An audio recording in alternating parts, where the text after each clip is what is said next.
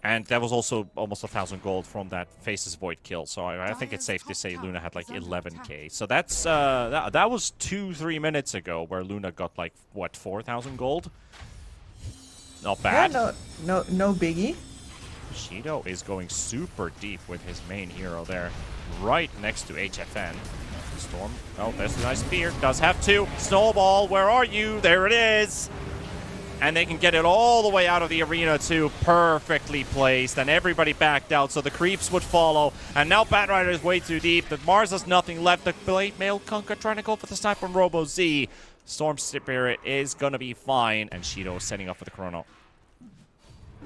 Lovely, lovely movement. I was like, is that Snowball ever going to arrive? It did just in the nick of time because it was inside the arena. Grab the guys in. Lock it in onto the creep wave. Everybody else moves out, so the creeps have nothing to hit, and the closest enemy is on the low ground, so they start running away. The snowball brings all the buddies to the yard, and then they're safe in the low ground. Looked very good there, and Die back on the bat. yeah, dieback on the bat. And this Mars, in that fight you can see he would love to have a BKB, but he simply can't afford to go it. Like right now they need to do something about the immense amount of right-click damage that's coming out. I think that this Halberd will mostly have the name of the Faces Void on it, but at some point the Storm also becomes a right-clicker. Problem is, of course, that with the Witchblades and after at the Parasmas, that first most devastating hit is always going to land. Yeah. Evasion, not much use there, only the disarm.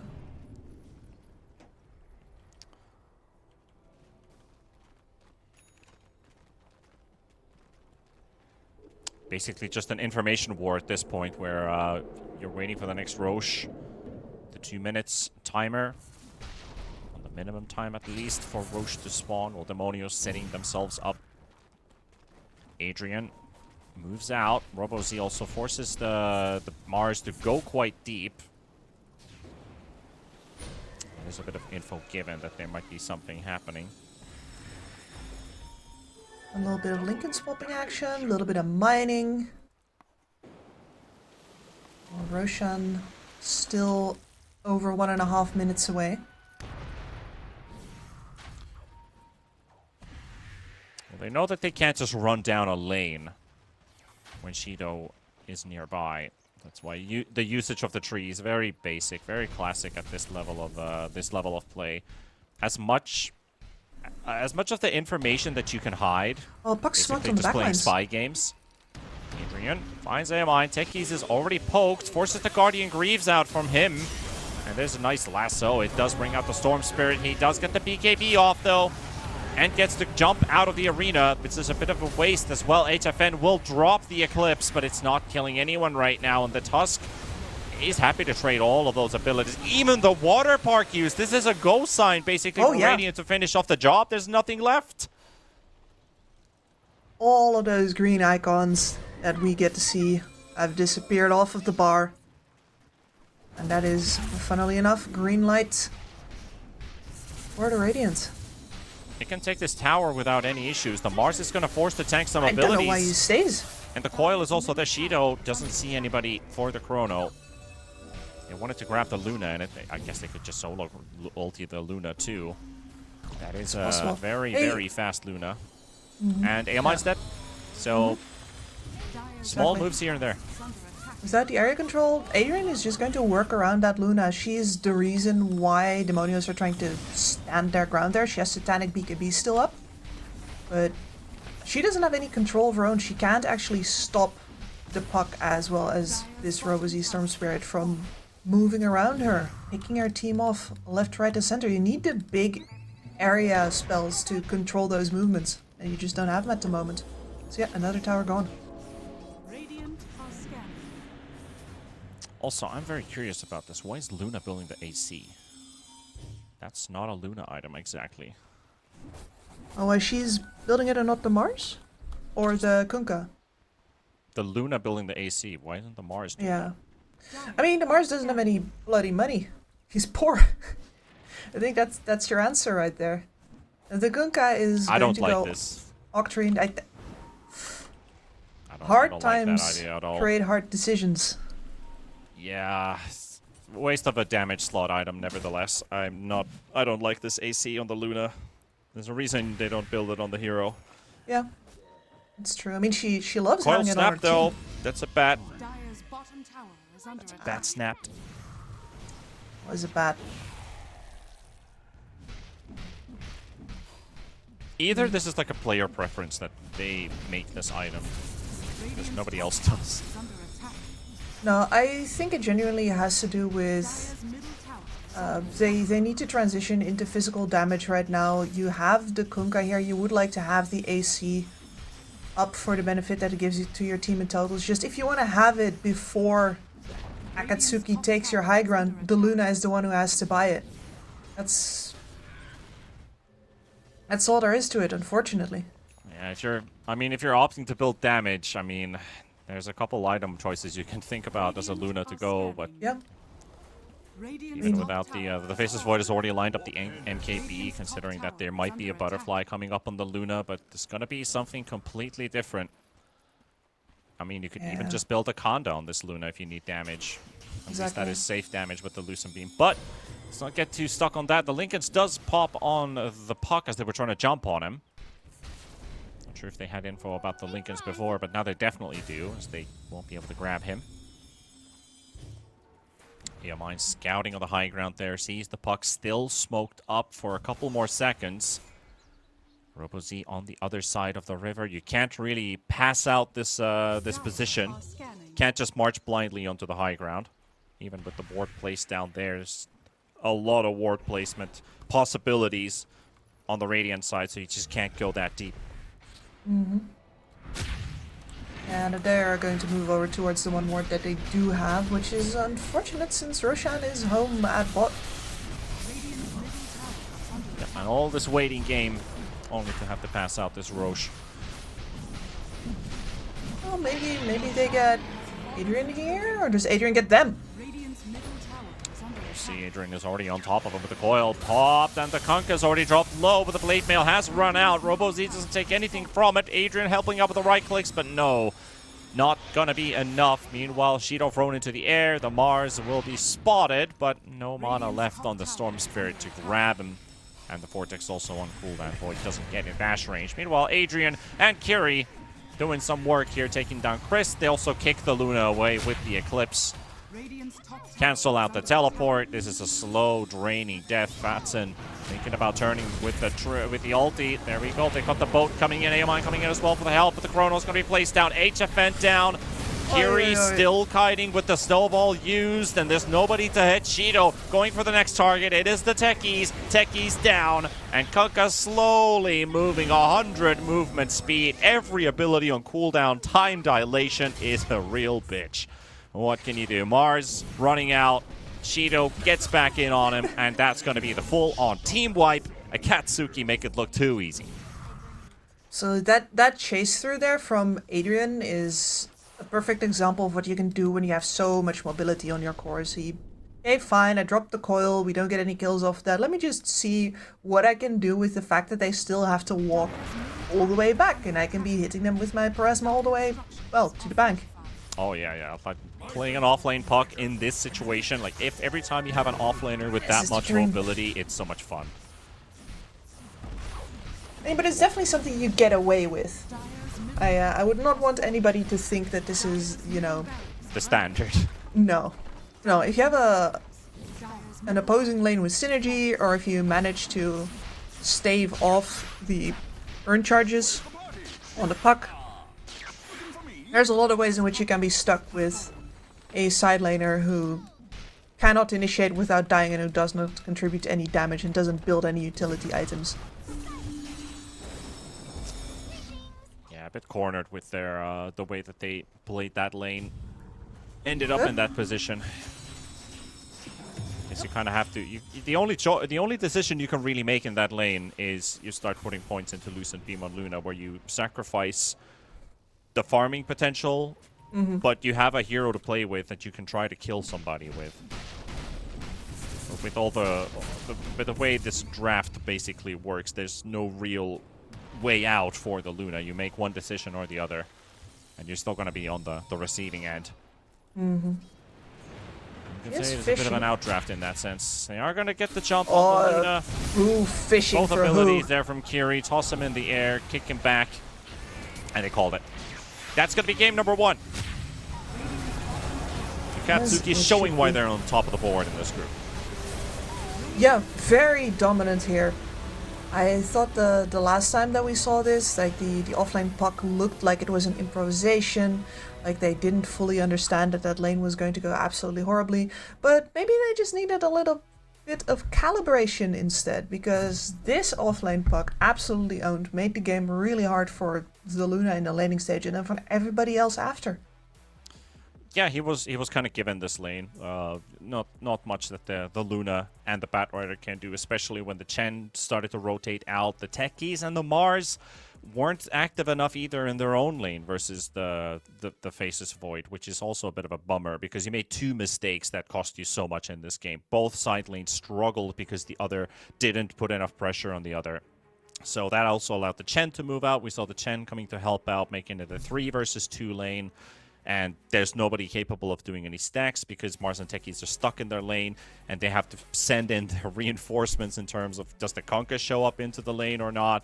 And then RoboZ also helping out. So Acatsuki not only doing a tie in their mid lane, they're tying the bot lane, which is already a win for them, and they're absolutely dominating this top lane. So even if Faceless Void has a bit less of farm, the real goal was to shut this Luna down so hard that if she's at this level, there's no comeback mechanism for this hero. It's going to take us a lot of mistakes if this Luna is going to be coming back into the game. So smart understanding and smart plays from Acatsuki, just the faster team.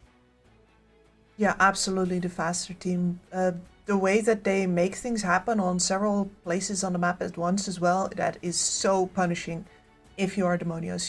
Because you have no way to communicate your way out of that. It's already happening. Both your sides. It's a brutal beatdown, and this makes me feel pretty confident that Acatsuki is probably going to walk away with the win here. But it's, you know, I can feel like that, but that doesn't mean it's going to be true, now is it? Well, we'll see what the teams still have in store. We're going to take a tiny break and return for game number 2 of this series between Acatsuki and Demonios. 1xBet and Eva Alfie present betting on all esports events on the website and in the 1xBet app. 1xBet. Play with Eva.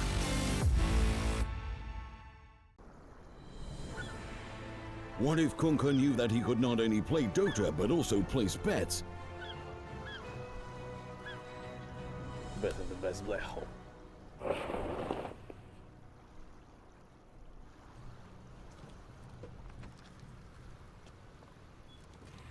1xBet bookmaker company.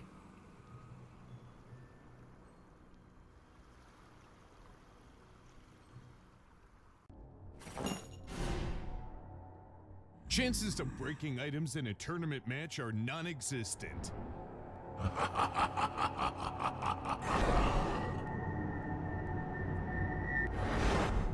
Chances of winning at 1xBet are always real.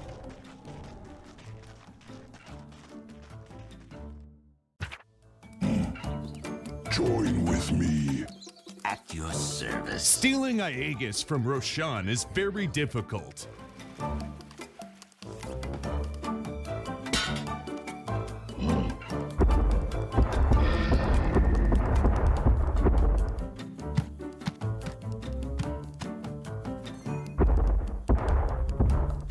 Winning at 1xBet is super easy.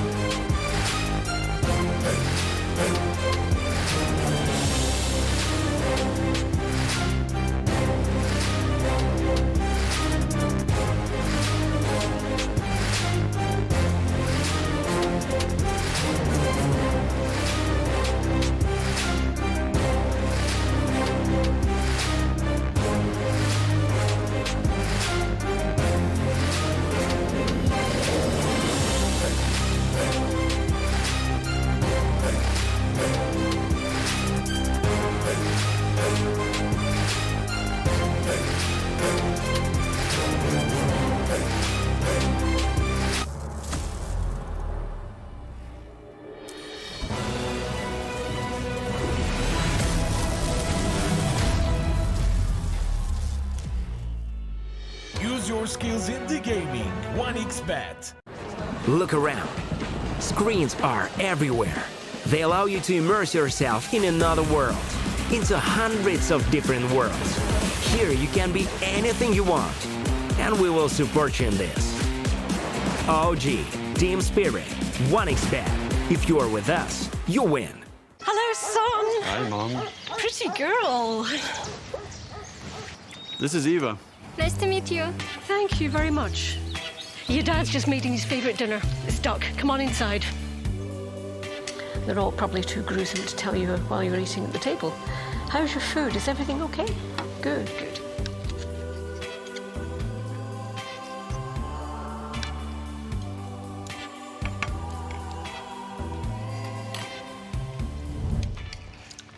You seem to know each other. Yeah.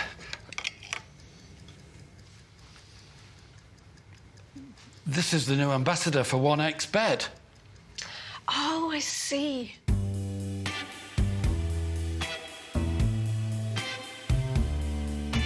Everyone felt good when Eva Elfie became the new ambassador of 1xBet.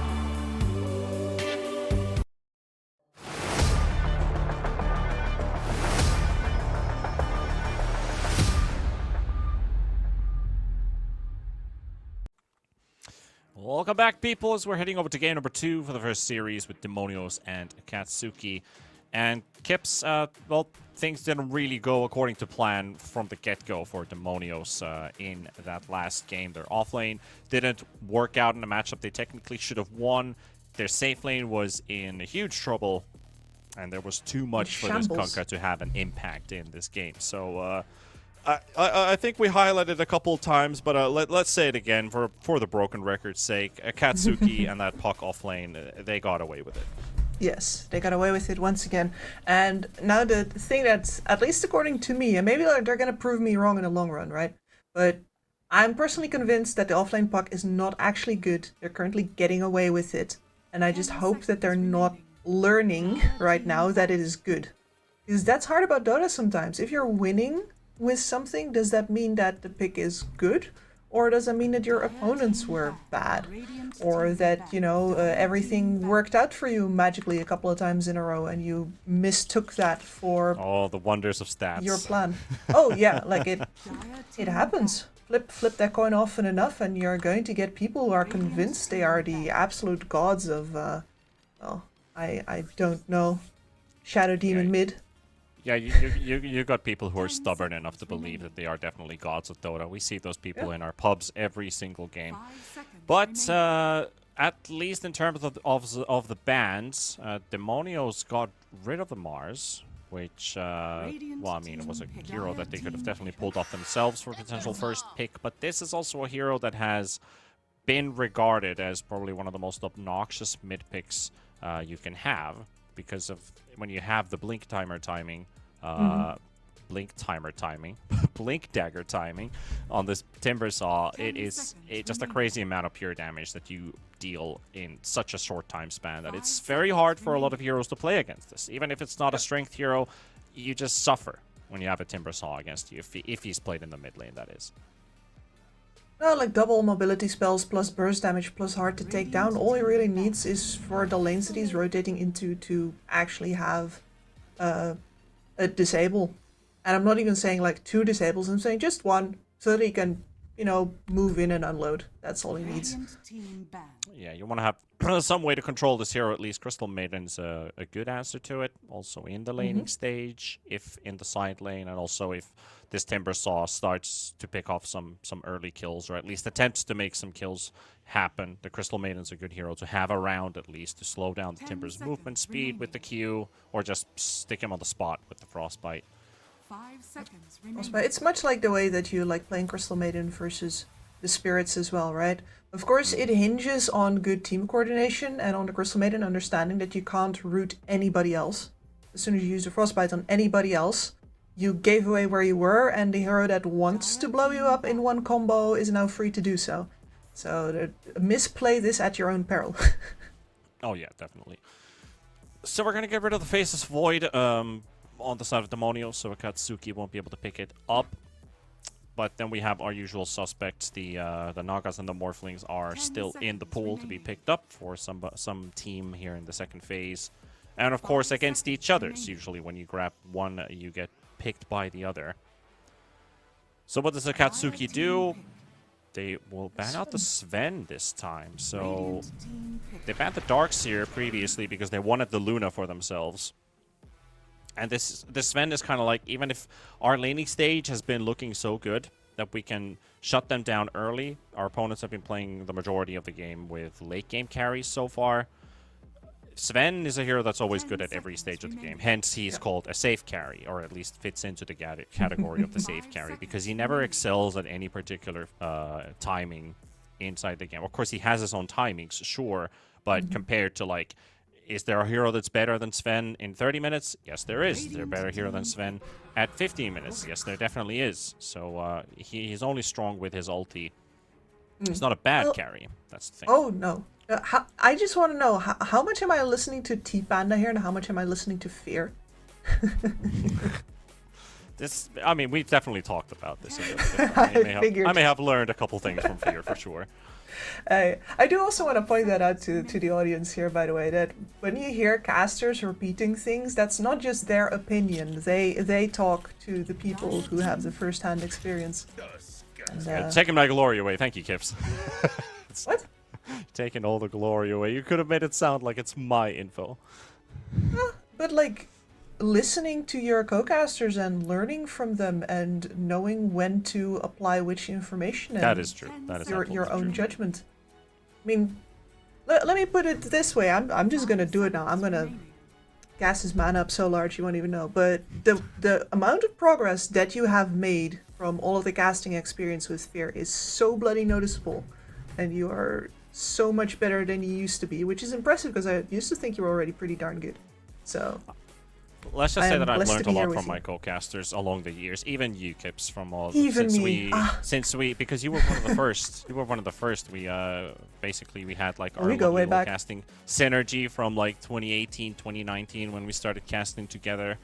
When I was casting with Harry for the DPC before, Harry is such a blessing. We spent time watching clips of wards. We were talking about wards and how they work and what they achieve with a particular ward and what's the goal of this and what does it mean for one team and from the other. And he's just explaining to me like for 45 minutes every now and then, like, take a look at this ward. What do you see? It's like talking to an oracle, you know? So yeah, I've heard everything from a bit of everyone, let's say. I mean, and the relog tournament is kind of funny as well because now that I've cast the game with Milan, I've cast with every one of the casters basically in the talent here basically that we have. I've worked with you. I've cast ESL with Bowie. I've done DPC with Harry. I've done like maybe 50 tournaments with you. And I've been an analyst for Rob, I think, once. So that counts. I've done the double analyst cast with Bowie. I mean, Bowie's play-by-play is also getting there. It's also getting there. So the only one I still need from that list is Milan actually, which would be very funny. I mean, we can always try at some point. You were mentioning the Luna earlier, by the way, when you were highlighting the Sven. Here she is. And then we have the Morphling. It's interesting because once again, this is one of those duos where you see people pick the Luna into the Morphling and the Morphling into the Luna. And of course the Morphling will be a better Luna than the Luna if he actually gets to be farmed in his game, whereas the Luna is going to automatically out-economy him pretty darn hard.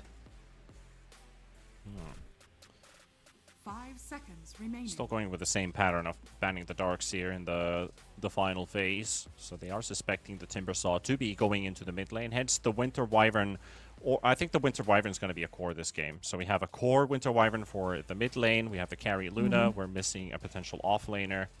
But if the matchup is not optimal, because Acatsuki can still flex the Winter Wyvern back to support, put the Tiny in mid or into the offlane role, leave it completely open, where we would have 3 Tiny, 4 or 5 Crystal Maiden, carry Luna. They don't need to decide yet. They have their options open, basically. I'd like to see a Winter Wyvern mid, if they want to play it versus the Timbersaw. I feel like it's completely fine. Does it really slow down the Timbersaw? Not really. So the Timber does get a pretty free lane for himself, hence the Viper ban, and now they're considering something else as well. Maybe a Monkey King could make sense, but Monkey King Luna feels a bit iffy having them both in the team, plus then a Tiny on top of that too. But at least they have a ton of armor. Sadly, there's nobody that does full physical damage on the side of Demonios. Morph is mixed damage, Timber is mixed damage. Well, morally magical and pure, so I wouldn't say really mixed damage, but different sources of damage at least on the side of this Timber. So I think we're very likely looking for a mid, but I don't think they're going to ban the Monkey King. Demonios, they could still also flex this Timbersaw. Yeah, they have to make the decision it's first. so good. I do think that that would make your lineup pretty darn greedy here. At the same time, though, this is a Luna lane. Timbersaws have been known to get some really good lanes out of that from time to time. It depends, right? Because Crystal Maiden Luna, the amount of harass that you tank early is absolutely monstrous. It is really hard to deal with. But if you manage to get through that, then afterwards both of these heroes are rather low HP. And they go for the DK at the end here, so we don't 100% know yet. Well, DK to add something into the mix. DK could go up against the Luna, have a fine lane. DK could end up versus something like, let's say, an Ember Spirit, for example, to the mid lane. You could have the Ember DK matchup. Even versus Timber, the Ember is going to be fine.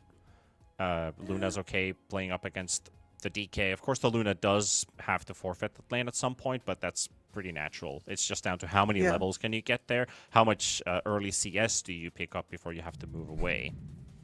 How many levels? So go Coddle instead. Okay, nice. That changes things a little bit. That pushes a potential Timber in mid, hurts the DK too, has a better timing, and is able to open up the pressure from the side lanes as well with those early magic damage rotations. So I've completely forgot about the Coddle for some reason, but I really like this pickup here.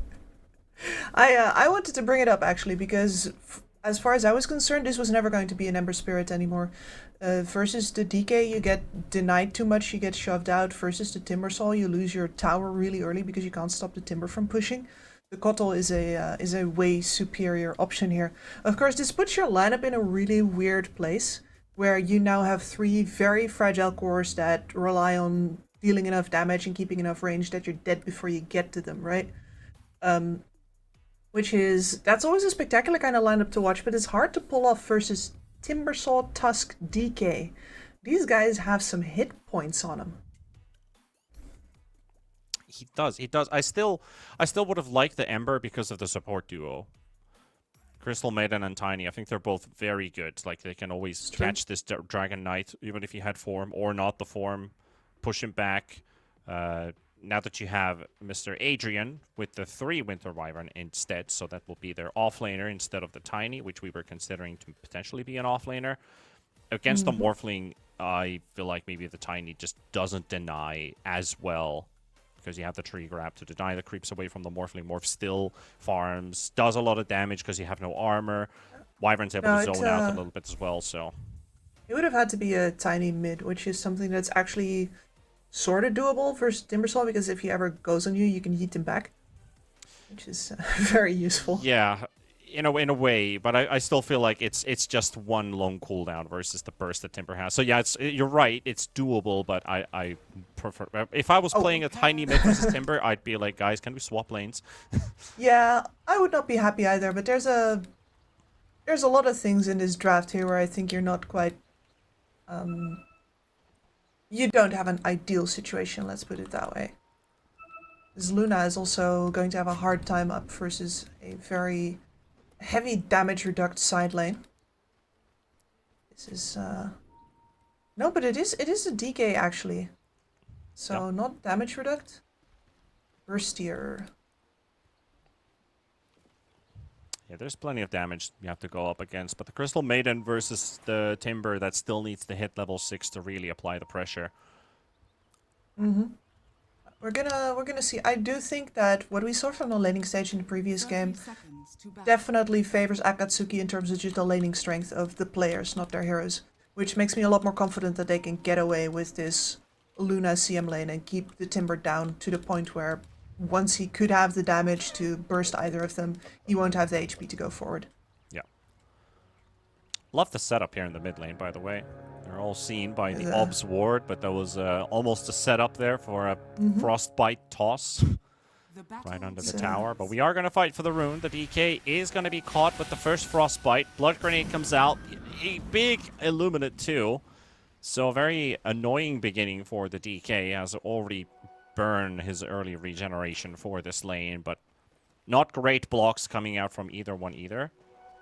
Like maybe the DK has a tiny bit of an advantage. Nice movement there from Mr. Jeans. So even if he lost some early HP, okay, he's actually got the creep wave all the way under the tower. The range creep was a bit too far away. Blocked a bit too much. Yeah. The deal with the Kotl is that he's going to farm and you're going to get shoved under tower, and it's all about how many creeps can you get that he shoves into you. And you always like talking about the Radiant Kotl. This is not a Radiant Kotl, so RoboZ does not get as much farm out of the jungle as he would over on the other side. Nonetheless, though, he is going to outfarm you. I mean, yeah, of course I talk about the easy camp that is basically for the Radiant side, located with the tomato and the potato right there. But on the Dire side, you can stack both of these camps with one lineup. You just need to stand at the right spot, maybe cut one or two of the trees down. So you have to move away from the lane, sure. Meanwhile, bottom lane, big fight with the Windsor Wyvern looking like that's going to be a first blood potential. And it is. So HFN, much better start with a different hero, of course, this time. Gets himself the first kill of the game. Very happy to pick up that extra gold right there. And this Winter Wyvern here is... She is very fragile. She will remain very fragile. And this is also not a game where you're going to get anything out of the Cold Embrace at all. So you really have to... Well, I don't want to say go damage mode, but it's your only option. A lot less mobile than a Puck as well. So Adrian has looked impressive on the Puck as an off-kilter offlaner, but I wonder how he's going to get away with this one. At least a couple of Winter Wyverns I've seen, it's more of a greedier offlaner. Like most of these untraditional ones work on a bigger item timing. Like this one, for example, in terms of the damage output, Winter Wyvern with the Revenant's Brooch later on this game, especially since you have the time to farm it up, is very dangerous for the Morphling, because you basically, what does all of your high agi armor do? Well, it doesn't do anything versus a Revenant's Brooch because you're doing magical damage. So you have a Witchblade on this hero, tick damage, high damage output, you have good slows, you have team fight turnaround abilities too, which are also very handy. It's funny, a long time back I helped Hiko and Co and Estini out a little bit, and one of the things I noticed about their team was that they did the best when they had turnaround team fight ultimates, and I was like, yeah, you should do more of those. Make it easier for your shot calling. And I talked to Hiko again 2 days ago, and he was like, yeah, you know that time when you told us that we were so bad that we needed team fight ults to reset because we didn't know when we needed to fight or not? I was like, wow, so that's how somebody remembers. Something that I thought was like, here, this is very helpful, and they're like, holy shit, she's flaming us and she's right. It's like, I hate to tell you that I told you so, but I told you so. No, I mean, they were, like, it was very fun to work with them. It is just remarkable how especially competitors take a message like that, right? You're like, hey, I see something that you do well, you could channel that. And they see, holy shit, we're using a crutch. And she noticed before we did. Yep. That can happen for sure. And if there's something that helps you notice it, is if there's a resemblance to something that you have spotted before, or something that you specialize in. Basically, let's just put it that way. That you could be the specialist of counter initiation. Exactly. You've seen that happen plenty of times. It's the only thing you really think about that will stick with you for a very long time. You'll always remember how that works out. And it is a key component of Dota too. Like we see all these fake backs running at the high ground, waiting for them to chase, turn things around. We got our spells up. You have a draft Oh, that yeah. has short cooldowns that are used in like a quick burst, and then you do this hit and run style Dota. It's a core mechanic of the game. You put people in out of position, play them under your wards. Meanwhile, in the top lane, Shido and Prada are actually attempting a kill, while Chris does go down to Kiri. But Timbersaw does not have a Timber Chain. Another Lucent Beam available. Not enough mana for a Frostbite. That would have been just what they needed for the kill. Even though there is a Lotus and some stick charges, it still could have been enough. So the Timbersaw punished pretty hard for Aomine going off to fetch the rune there from the mid lane. That's... Yeah, that self didn't really do all too much for him.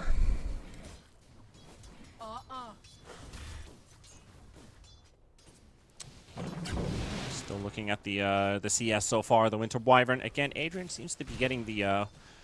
I want to say seems to be getting, that's actually the wrong term. Adrian is always putting himself in a difficult position, and he's done so again. But is going to be catching up in farm, at least now that the situation has stabilized a little bit, and the aggressors have been aggressed in the top lane. The sexy Fatson gets Prada.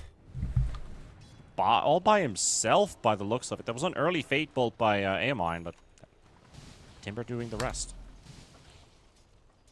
And this is the point where the lane could get out of control, much like with the puck that we saw in the previous lane. Luckily, Timbersaw's offlane do not go Urns here, otherwise Shido and Prada could be in for a little hurt. Well, they're at least trying to hurt Fatson instead, and it's attempt number 2. This time he has a Timber Chain in the low ground, but just enough range for a Lucent Beam, and no chance for a second Lotus, because Luna was the one to steal it away from this Timbersaw. And that's because the Coddle is being punished in the mid lane. Sorry, there's the DK being punished in the mid lane, of course. Luminous Blast doesn't quite connect for a second time by RoboZ. And look at, he's made some stacks for himself as well in the Coddle. Like, look at this. Both of these two camps, you got these nice tri-stacks here. You throw an Illuminate here, you can farm both of these camps. One go, one blast just cleared one camp, so... Coddle already topping net worth with all of this extra money going his way. And he might be able to clear it just in time. 3 seconds. Oh, the skeleton spawned. Oh, yeah, there you go. But the timing is good for him to exactly catch his wave as it hits tower again, so it's all good. And that was also, he was afforded time to go for the camp because they successfully fended off the first DK form. Otherwise you might lose too much tower HP for clearing your camps. Yep. D-push whenever you can. Blast your way into the heaven of farm. Yep. And has finished the vessel at 7 minutes. Exactly. That's heaven right there. Now all he needs and is the rotation coming in with it mid. as well. Rubik is also right next to him with the lift, but won't get to use it. Vatson does get hit by that blast all the way to the final pixels, but now making a run for it towards the mid lane. So no refill, no vessel charges rewarded for Mr. RoboZ. Also bottom lane trying to kill the Morphling at the same time, but the toss and the burn not quite enough to kill a Morphling. No, the percentage base damage is never going to do the trick for you, unfortunately. That is current health. Morphling always has more current health where that came from. Maybe an attempt number 2. Try to surprise him.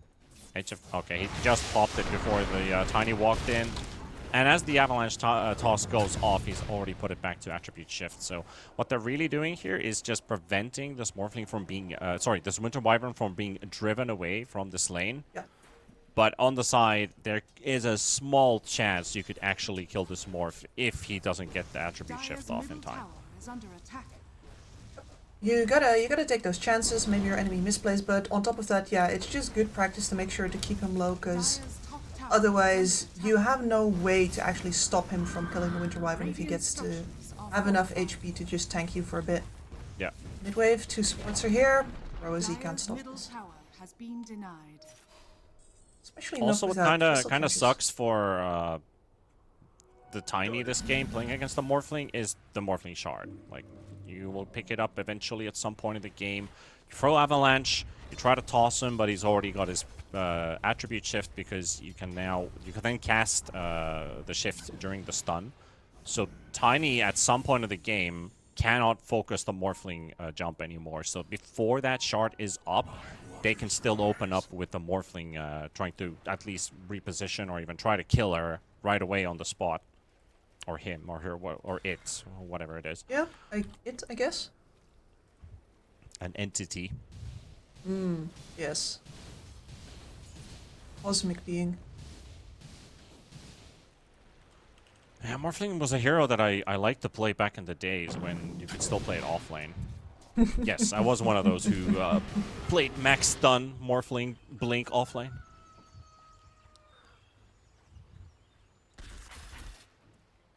Good times. I mean, that only was viable for like a year or so, wasn't it? Yeah, well, I think we have to go all the way back to like 2017, 2016, 17, 18, somewhere around that area. It's usable.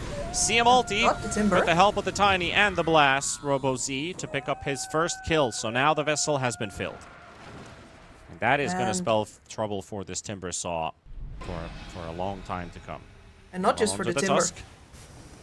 It's the Snowball, dodges the first blast, goes all the way deep in.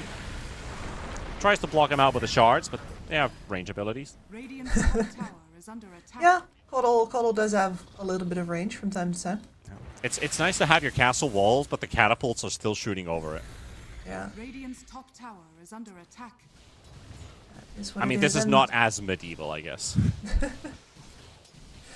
No, I mean we have whole artillery units and everything else here. This is, I mean, late medieval. Late medieval tinker, you know. Dire's middle tower is under attack. What is continuity anyway? And we're taking it pretty easy for now. I do think that both sides have a lot of item requirements for their cores here. The Timbersaw really wants to go for the Blink Dagger build-up still. No Veil before that. Interesting. Sometimes you do see that even for the offlane Timbers as well. DK, Mage Slayer in the works. We'll see more of him once that Mage Slayer is up. That's going to do a lot of work for us as well. Actually, everybody over on the Akatsuki side, the only physical damage that they're going to be dealing for a very long time is the Luna. And she's not going to be involved all that much. So the DK with the Mage Slayer, that looks like a really good tempo accelerator to me. What kind of sucks for Robo Z on this Coddle this game is that he didn't get to this absolute rocket of a launch of a game. He's only got, I'm saying this, he's only got 1 kill, when it could be like he could have 4. Or maybe even 3 kills, and he could be topping net worth. With all that farm that he got, Luna and Morphling and DK all have gone past the Coddle. Because those vessel charges came in so late. Exactly, and the vessel is so good versus all 3 of these cores as well. Those did not have to be support kills either, but instead they were none kills. That's a level 8 Winter Wyvern just put into a position he's not feeling very happy to be in. Morphling going in these big right clicks. The heal comes in, and mine does have the stolen freeze field.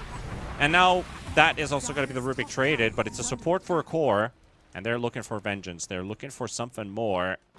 They are way too far out, though. So, nice go in. They were literally in front of the Tier 1 tower. Forced a 4-man rotation to save the Winter Wyvern. So, the whole team is here, and they got 1 kill for it. And now they're losing the top tower. So, I like the moves Demonios are pulling off now. Yep. I do think that they were looking for this opportunity on Akatsuki. You want the Luna to come down to the bot side of the map eventually, out of the threat of that Timbersaw. But at the same time, I think you could have held this stalemate for a little longer. So you're right, Luna could have held that top tower for a little bit more, and you could have perhaps squeezed a little bit more farm out of the laning stage. But the lanes are now well and truly over. Yeah, it's a play that they committed to. You sent all your heroes towards bottom, hoping that there could be a big fight. They're literally under the tower, but we only got 1 kill for it. We missed out because we don't have any blinks up. The Tiny especially he's got his Blink Dagger lined up. He's ignored the face boots for the time being. They have a Crystal Maiden in the team, so no mana boots needed. And 300 gold short, so Kiri's been, he's been on a bit of a receiving end of how this game's been going, alongside with the Coddle, who hasn't really been picking up any kills. The Tiny's also not getting his Blink Dagger pretty fast. And now Prada and Adrian cannot kill off a Tusk, but they get the chance to jump the Rubik again. And now Kiri's got his Blink Dagger money. That's huge. So that's going to help this Caudle a lot now. They're forcing the DK under the tower. Illuminated Blast is on its way. And he is regenerating at 23.4 per second. So this is... you got to fully commit to it if you want this kill. The poke is just not going to do it. Kiri, that courier is halfway now. He could grab the Tusk, and that could be a complete surprise for Demonios. Luckily, they have some vision here with that ward. But they don't see Kiri now. Tusk is also there. The edge of the high ground steps. DK shows up. Kiri, he's gonna go. There's your toss. Vessel popped as well. DK in massive trouble. Regular Illuminate when his ulti's already ran out, so no usage of... what's it called again? I already forgot the spell. The Solar Bind, that's the one.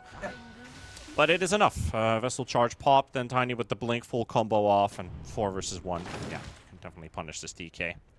This good timing on the Blink Dagger is so important. We saw with several kills here already that really all the rest of the lineup can do is chase. Akatsuki does not have a regular offliner right now. They do not have an initiator. They do not have a way to make that stick. So Kiri making up for... They just misclicked the double scan on the same spot. Yikes. So that's 2 wasted scans on Dire. Well, one used and 1 wasted. Let's put it that way. Oh, they still got the mid tower. Yeah, I mean they can't defend this really. It's a bit of a problem for Demonios now that the blinks are up.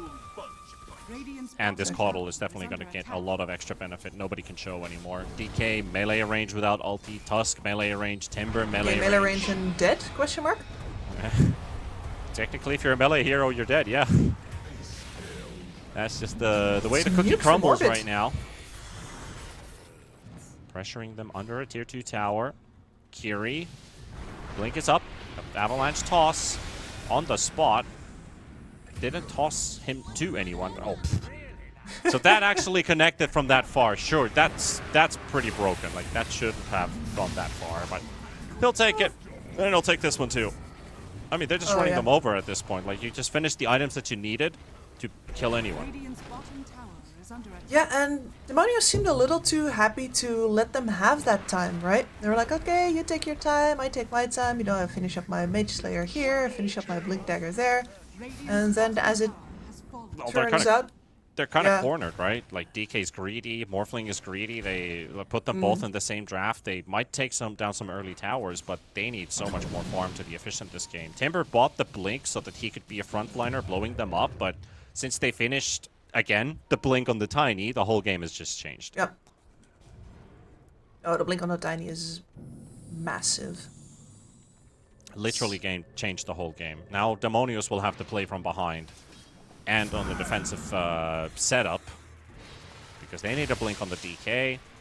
They also need the next damage item up on the Morphling. He's got his Yasha, Falcon Blade. The Courier is bringing in the Fresh Manta style. So that is his way of dispelling the Caudle debuffs and the Vessels, and actually sees a Luna. Yeah.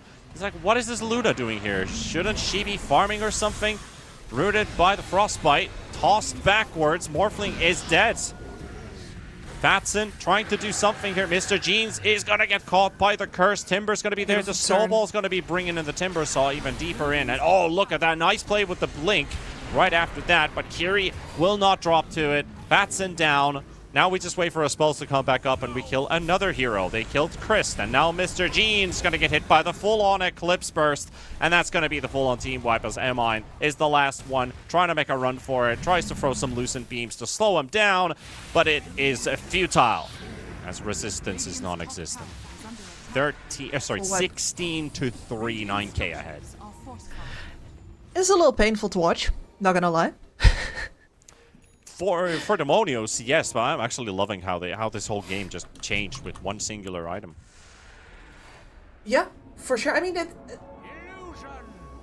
to me, it feels like a weakness of the draft that they're getting away with, because, like, sure, now that you have that Blink Dagger, it doesn't matter anymore that you didn't have an offlaner and you had an extra DPS instead, because you're getting your opportunities to deal that DPS. But if your Tiny has a bad game here, then you are rocking 2 cores that could get very easily blown up by a combination of, say, a Timber Morphling with a good game.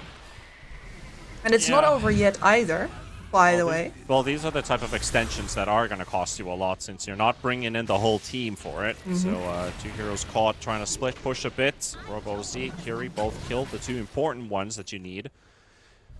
They are getting away with one fact. Adrian, honestly, he doesn't need to do anything this game. This is a 3v5 game that's still winning you the game pretty much.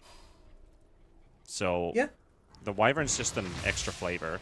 The Winter's Curse is nice. The itemization build. No, but that's what it is. I mean, he can pick any hero in the offlane, to be honest. Like, the Morphling is still going to be farming for 20 minutes until he has an impact. DK, pretty much same thing. It's a bit of a drafting issue here that you have Timber, DK, both in the same lineup here, where they can work, sure, but what you're playing up against, it's... what can they really do here? What can you do when you can do nothing? You're just farming creeps. You can try and mirror dodge. I think that's the one thing that if they want to buy some time in this game is cutting and split pushing, keeping the waves out, not letting them get away with too many pickoffs. But you got Boots of Travel Coddle. He's going to be all over the place. He's always with the Tiny. And the Tiny is going to be mostly in the trees. He never has to show himself again. All of his cores are fantastic at pushing out waves, and the Luna won't have to show either because she has that Manta style. The Coddle never really shows because he's so far behind it. And Winter Wyvern also has a ton of range, so the amount of vision that you get here as Demonios to act on is actually very limited. Yeah, and soon has a Conda too on this Luna, closing up on the level 20 talent as well. But they are pinging out Shido. They have the Timber, they have the Rubik in here, and there goes the Tusk for the quick jump in. Shido dropped a half, forces out the Eclipse. It is, I think it was stolen. Yes, it is. Stolen by the Rubik, but the nice zone up from Robo Z. Still not quite enough because the Timber chain does connect. Vessel popped on the Timber, Glimmer to safety, but the Tusk is going to have to bite the bullet. So good pick off there from Demonios, but how many heroes do they have to give away for this kill? That's both of the supports out. Timbersaw gets away. The DK seems to be getting away with it too. DK finishing off that blink definitely helps a lot with getting pickoffs like this. Killing the Luna, pretty huge. Rubik stealing the ulti. How much damage did the Rubik actually do? Well, he did just enough. 844 damage. Yeah. Now the big deal here is the Timbersaw. And this is something where Acatsuki is going to have to buy BKBs for sure. Going to see a couple of Force Staffs first, but if you're not dealing enough damage during that time, and it's... I think you're far enough ahead, but nonetheless there is enough chase over on Demonios to punish you for the fact that all you're buying is distance and not magic immunity. We'll have to see really how well HFN can play this one out, because he is the one source of burst damage that we haven't really seen leverage yet. He could also be a Kanda enjoyer if he wants to. Yep, that's the hero they're making this game for. The Morphling to tune in. At the same time, bit of a stack up in the top lane, and now teleporting towards bottom. I think they have Roshan on their mind, but this portal looks a bit dangerous, especially when the Timbersaw just walked past it. I don't think he saw the portal being activated, so the Twin Gate will let the Dire team slip away. Acatsuki already in the Roche pit. And the scan is now connected, so like, yeah, okay, well, I think the only thing we can do is just push this tier 2. Hopefully we get it down before Roche is dead. Actually, not even that. Fearing maybe some rotations, some Morphling just farm. Exactly. It is entirely possible to get Winter's Cursed out of the fog, to get Tiny tossed out of the fog. That would buy enough time for the rest of Acatsuki to come in. So they would rather not take the risk, because yeah, here's the Tiny. Yep, and Morphling has an idea, but doesn't get the shift off in time, and is low and blown up by Shido. That's your Conda Lucent Beam. This does get the attribute shift off at the last second, but it's already too late. That was way too late. 757 damage from one Lucent Beam. Seems balanced. Seems balanced indeed. Early Conda timings are deadly. Yep, and it's gonna get even more fun once we hit the level 20. Here he's just having the time of his life. Radiant's middle tower is under attack. See? You Luna toss. enjoyer.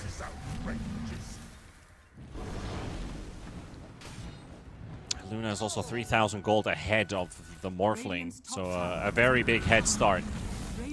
Starting to push out the waves, start to destroy some buildings in the base. As tier 2 is down, the protection of the Aegis. We made the siege begin.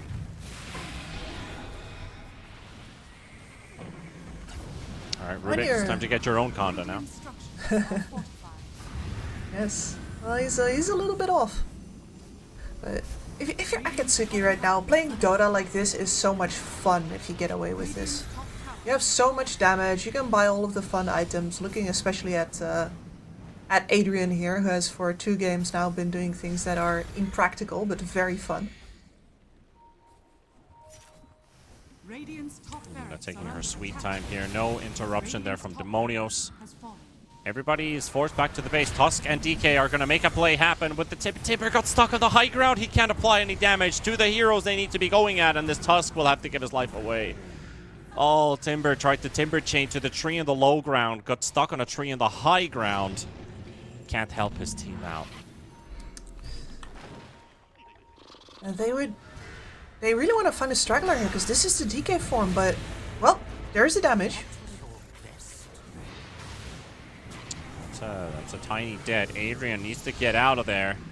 Morphling already on top of him. Has no vision. Can't actually see him on the spot, but the Crystal Maiden not very happy there with HFN just pummeling away. Meanwhile, Christ will drop low. They got the Luna on their sights right now. Lucent Beam will finish off the Tusk, and HFN right on top of him. But this Morphling will have to run away for the time being. There's still all of the cores alive. Oh, that's a nice turn. Aomine with the curse. Might be able to take down the Caudal there. Healed up. Timber tries to snipe him down. No, he won't get it. Not at least in time, because he will drop too, and HFN to fight it all the way to the distance. Aomine will drop, and Adrian and Shido versus HFN. Rubik trying to come back into action and try to turn things around, but HFN, he's shown in the trees. They know where he is, and that's a triple for Shido. Aomine is trying his everything on this Rubik. All the extra control is coming from your opponent's spells, and he's using them accordingly. But it all started with that that low ground initiation. They could get everybody out there in time. You lost the Tusk early, and then trying to force out another fight on the low ground, which looked a bit iffy to start things off with. I mean, the Morphling got on top of the targets they needed to kill, but this Luna was just way too strong. And now Shido, has he overstayed his welcome? He's gonna drop, and that is, of course, the man who bought back to take him out as well. Aomine for the kill, but Kristen Fatson will both drop to Robozy and Adrian's burst. Radiant's middle tower is under attack. Radiant's middle tower has fallen. DK, that's another toss from Kiri, brings him a little bit closer, and he's going to drop as well. Radiant's middle barracks are under attack. Yeah, man, doing what he can, but it's just not enough. And this is... You can see here that this is a very vulnerable draft. The Luna dies here. It was entirely possible for the Morphling to get out in that previous fight if he didn't overengage for the Luna. Yeah, Timbersaw coming with a buyback as well. Fatson trying to make an interruption here. Adrian, good positioning. Still applying our Arctic burns, and Morphling just kind of sacked. They don't have the numbers for it, so they're going to call it GG. Akatsuki styling their way in this game number 2. And I have to say, I'm really impressed with how they kick things off as they got the items they were looking for, because Caudal could have been so much more further ahead. Yep. Of course, that's based on games we've seen the Caudal just pop off. But the moment the tiny blink shows up and they have a couple charges of Vessel on the Caudal, full on steam ahead, kill anybody that we can. And Demonios was basically just shock and awed by what was going on by Acatsuki. So really well utilizing those item timings that they had and just going all in at it. I love to see that. Yeah, like the biggest part here for me for like the punch through is the fact that they got the Luna involved as well. Before she even got the phylactery up, right? Because, you know, you do have a massive amount of extra magic damage in teamfight if you bring that Eclipse in. And we saw several kills finished off from just a toss back into Eclipse. And that was when the Morphling was simply not ready to fight yet. So that gives you the manpower needed to actually take the second ring of towers away from the side of Demonios. And after that, it was all Luna all the way. Yeah, nicely dulled the efficiency from Demonios as well. The Timber didn't really get to do too much. The DK Blink Dagger, should they have thought about maybe going Blink first on the DK? Debatable at this point, since the of course the Mage Slayer is a great item that you want on the DK, but was this a game where you potentially needed it first to combine it with the Timber Saw? Could have maybe changed a couple things around with their DK ult, because in the end they ended up being kited a lot by Acatsuki, where they get the slows on you, they have the full initiative to do whatever they want, and they will get some more kills. But that is the first series basically in the bag, Kips. We have 2 more series of Dota coming up, and the next one is going to be with South Team versus Infinity. Infinity, of course, who do have a win and a loss under their belts, and South Team, they have tied both of their series so far. Will they go for a third tie in the third day? Well, we'll find out after the break. 1xBet and Eva Alfie present betting on all esports events on the website and in the 1xBet app. 1xBet. Play with Eva.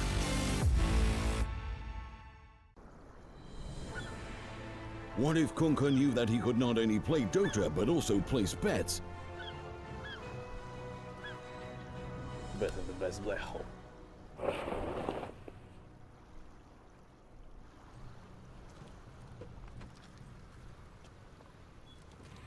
1xBet, bookmaker company.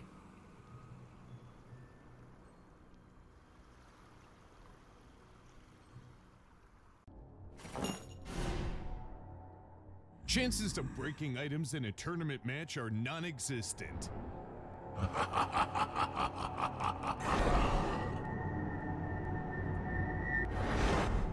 Chances of winning at 1xBet are always real.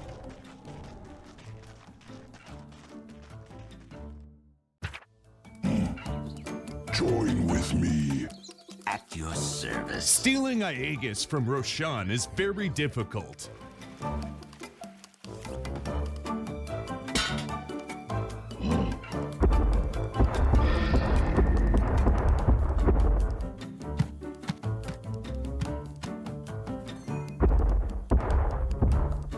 Winning at 1xBet is super easy.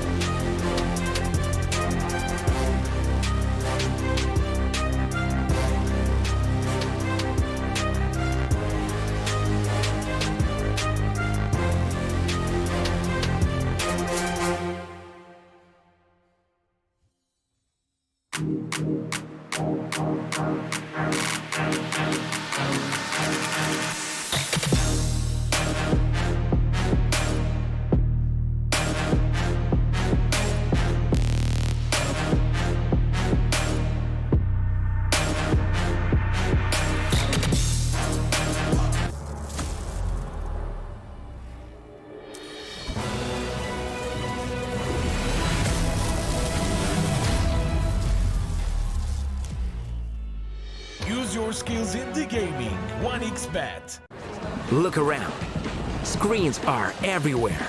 They allow you to immerse yourself in another world, into hundreds of different worlds.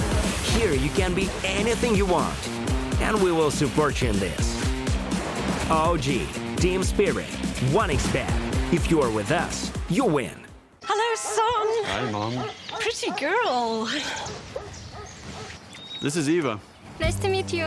Thank you very much. Your dad's just making his favorite dinner. It's duck. Come on inside. They're all probably too gruesome to tell you while you're eating at the table. How's your food? Is everything okay? Good, good.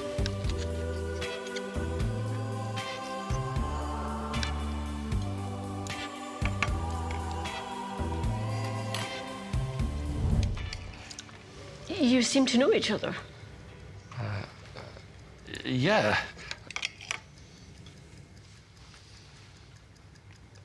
This is the new ambassador for 1xBet. Oh, I see.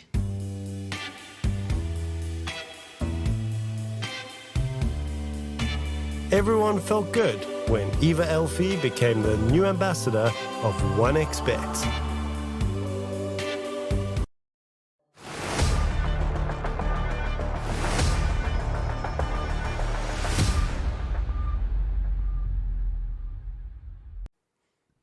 Toodaloo, people.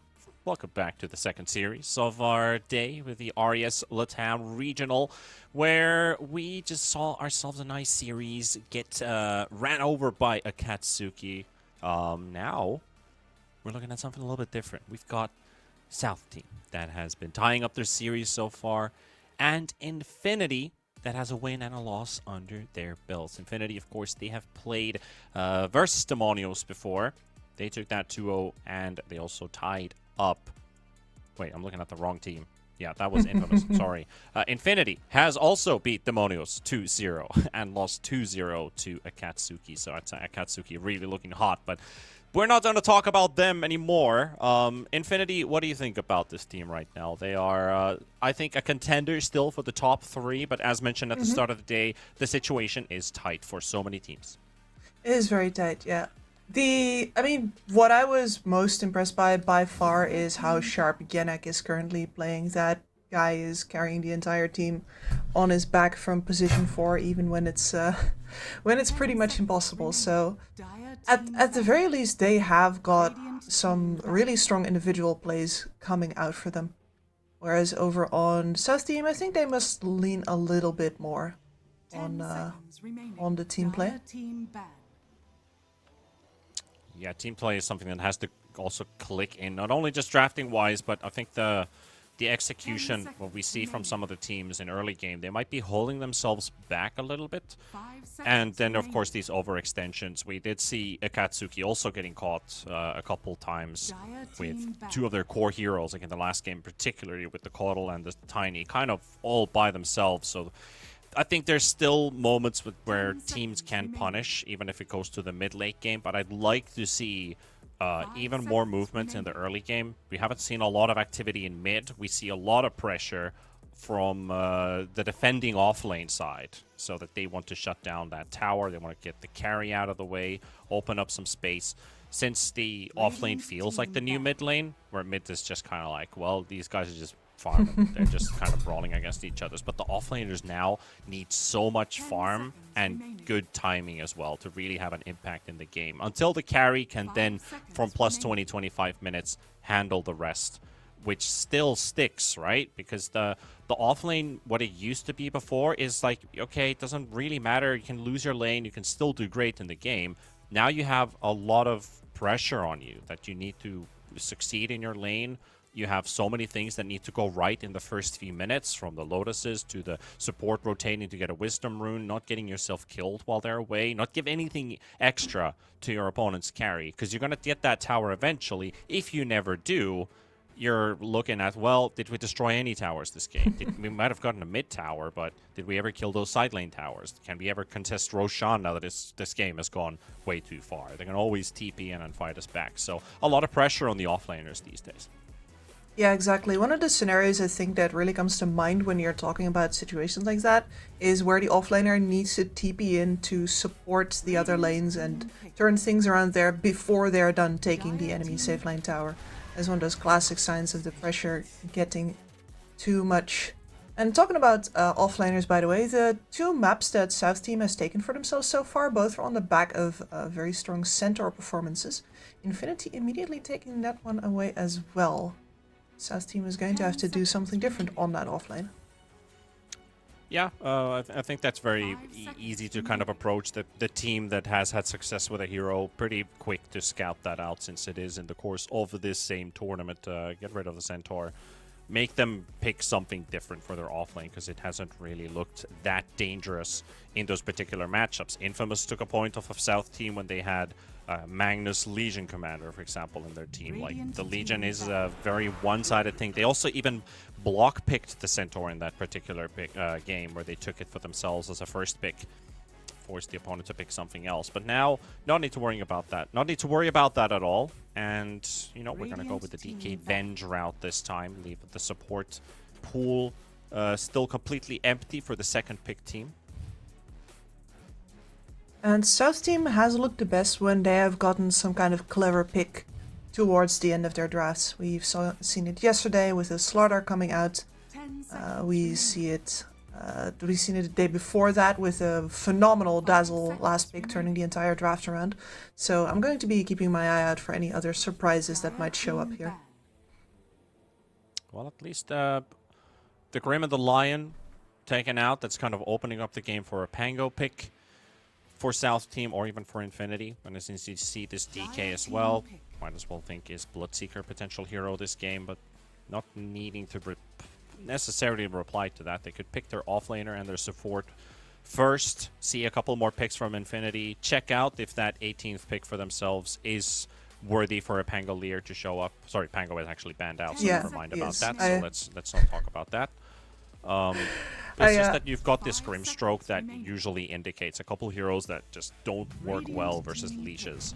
They just get completely countered by it. So even a lot of mid laners are a bit worried when they see a Grimstroke show up in a team fight. The Storms, the Embers, they can't get out. They hate it. They hate the leash. They hate the spirit of his dead wife as well. And on the opposite side, of course, the spirits do synergize very well with the Grimstroke himself. Jumping in with Inkswell on top. Anyway, he is not appearing in this game, so I don't have to elaborate on that, as Infinity have themselves... This is such a classic pairing for a team that wants to take terrain fast, play fast, have short cooldowns, right? CM, DK, you're going to get towers with the DK, then sustain the pushes forward and his farming with the CM until he has a Blink Dagger, and then you go for the second round controlling that terrain that you have just gathered. Yep, so what you're basically saying is there's nothing special about Infinity's draft right now. This is this is meta. This is the meta opener. Not the meta opener, but one of them at least. And since Hoodwink has already been on the list for South Team, they're going to continue to pick that up. There's your support duo. Now it's really down to, are we answering the DK yet? Nope. We are picking up a Magnus. It's an answer, right? The Hoodwink. Normally we do see people ban it out when they pick the DK, just because that break can absolutely cripple your game. Up until very later on in the game, where a lot of the benefits that you get from your Aghanims are still passive, and Hoodwink break takes everything away from you, everything that you hold dear. The sharpshooter's good, and the bushwhack is annoying for the DK to do things. Of course, you pick up a Mage Slayer usually on the Hoodwink too, so you apply a debuff on the DK. So yeah, it is an answer. Maybe I should have emphasized the fact that I'm looking for a core reply to this DK, because this is what you're looking at as a potential matchup. If this is a DK mid, do you want to show your mid yet? Probably not. If it is a side lane DK, do we just open up with an offlaner and not tell what's going into our safe lane yet? Because there's only a couple bans to finish off after, and you still have that 18th where you can really counter somebody from the side of Infinity. Wonder if Gimmick is thinking about the Rubik right now. DK Rubik's such a classic combination because of all of the damage. Yeah, there we go. No damage for you. Yeah, a phenomenal player for the Rubik, and you get to steal RP in this game as well. If you do it right. Well, you got the Morphling, very likely versus the Magnus. Morphling still gets a good amount of farm in this lane, doesn't really worry too much about it, and we just saw the effectiveness of a Coddle before Morphling picks up a Manta style. So the pressure is coming to you. Infinity is gonna. They're in a similar situation as Demonios were just moments ago. DK Morphling versus Coddle. Versus a fast vessel versus all of that magic burst coming in. And supports that don't need blinks. Nope. Absolutely not. They've got great engagement range already, and that Magnus, I think you can probably just get away with building scaling on him this game because your supports are going to do so much of the enabling of this Coddle for you. You don't have to, do the desperation Axe build that we've seen before and go fishing in the dark in hopes that you can fly some... Axe on Coddle? Oh, yeah, Axe on Coddle for sure. I meant the Magnus. Right, yeah. We both remember that sad game. We don't want to see Axe on Coddle either. That thing sucks. I mean, eventually you're going to have more money than God, right? So. Yeah, you can build it and make a ball of light, but it sucks. 10 seconds Ignis has been really underwhelmed. Yeah. I wonder if they're gonna change Ignis, give it more HP, make it flicker faster, or have a shorter cooldown or something. Because I feel like it's one of those things that in a future patch could potentially be affected by. I'm not sure. I think that Kotal is... His problem is, of course, that he is in a good place right now. And it is normal for heroes that have really good farming abilities to scale slightly less well with items, and especially for the casters that farm fast to have slightly worse agonyms. So I'm not sure. If I was Ice Frog, I'd probably say all according to Keikaku and leave the old man right where he is. Well, let's see what our final phase is looking like. We've already got the Ursa and the Slark out of the pool, and since we have the DK and the Morphling, are we looking at a potential Alchemist added into the mix for Infinity? Then you could put like a 3 Alchemist, for example. They don't have to pick and decide yet, as it is going to be South team picking up their hero first. They are banging out a couple mids. Yeah. I think Alch would be wild. Too.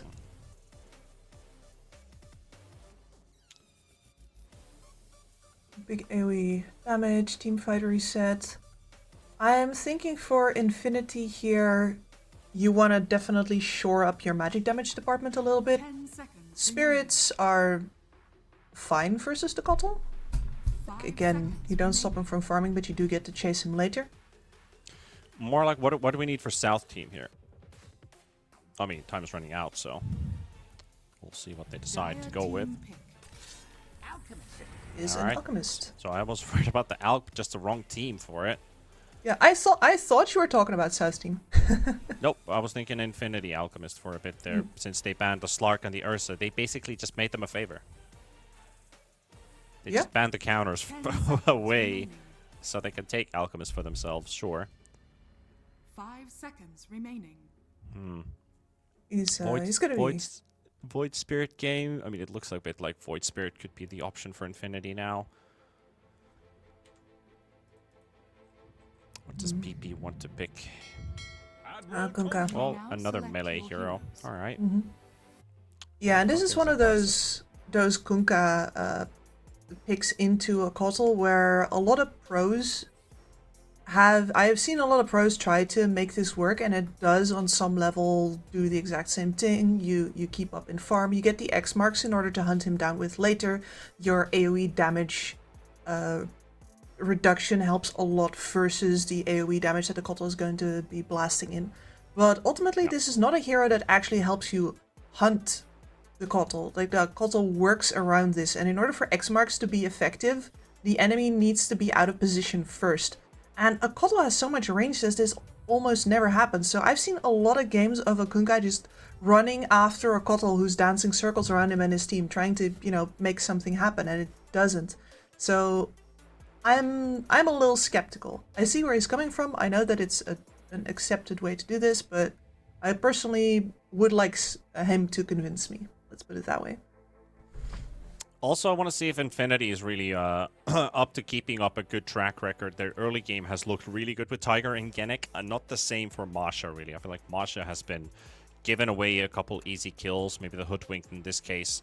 The right positioning could be the way to change things a little bit. They're not going up against easy lane matchups, even if they have their own duos for good damage output. The Hoodwink and the Magnus, for example, really strong with just one quick setup. You are overwhelmed by damage. The Magnus is really good in the damage department early on in this game. So just got to avoid giving up those extra kills. You don't want to let this DK have a free time in his lane. If he gets a kill or two, the DK becomes really difficult to deal with. Will pop his ulti even sooner. Also have the items that he needs to not even force a Blink Dagger early. They have really good catch and setup on the side of Infinity, so you gotta be careful not to feed. This is one of those games where you really gotta keep those deaths to a limit. Keep the lanes simple, and you're going to be, well, I don't want to say off to the races, but this is a lineup on South Team that can farm incredibly fast. All three of these cores have their own farm app built in. Never mind if you also get the Empower given over towards the Alchemist. It is nuts. Infinity, in their turn, if they can't find any good kills in the lanes, it's going to be hard to push towers into Magnus Kotl, into the amount of reactions that will be coming out from these supports. And if you don't take terrain away from South Team here, you're going to get out-farmed. They have good heroes to contest, at least. Like, if you want to take away the stacks in the triangle of South Team, because they have Alchemist, they have Empower for the Alchemist, they have Mag and Kotl himself, who are also capable of clearing them pretty fast. Infinity would like to get a deep ward as soon as possible, or at least try to smoke gank, maybe even after the 6-minute rune right away, as the DK is in big trouble. Oscar gotta get first blooded, and we talked about Masha dying first. He gets the first blood on the Hoodwink, so early bracer. Hoodwink getting that extra tankiness. Very nice for a hero who's otherwise made of paper. That's going to enable her a lot in being able to actually trade with this Crystal Maiden. And that bottom lane, that kind of sucks with HP regen, so bracer is actually a smart choice. Yeah. She got nothing, man. All she does is damage. That is all there is. Axel also working on protecting Aldair as much in this bot lane as possible. Level 1 is a good timing for the Alchemist and the Venge to deal damage. Keep this Rubik at a minimum. But Oscar has already got the creep wave in front of his tower, so really smart early pull. Exactly what you want to do as an offlaner is, if you can grab that first creep wave, you sacrifice the range creep. This case, both range creeps are alive, and he has got the entire wave already there. So this is a fantastic start for the DK. Yep, that's absolutely win, and he needs Dragon Blood in this lane. There's so much minus armor coming out between the acid spray and the wave from the Vengeful Spirit that you can't actually afford to go for the greedy build here. You're going to melt.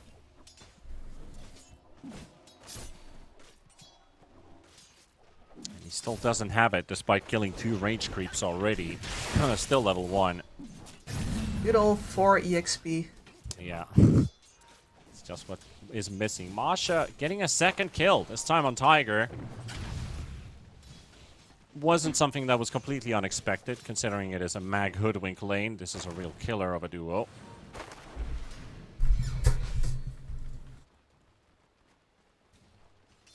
They have really solid damage output up here. Now the Magnus will finish up the first Wraith Band as well. What I was going to say as well is you have a range support, so you don't have to tank Crystal Nova with the 2 of you, but that's it wasn't quite relevant there. You took your time to not say it out loud. You think before you say. And then you do it anyway, of course, because you know I have to. Can't help yourself. No, absolutely not. This is why I'm not in the big leagues. 12 CS already picked up for the off-lane, safe lane duo.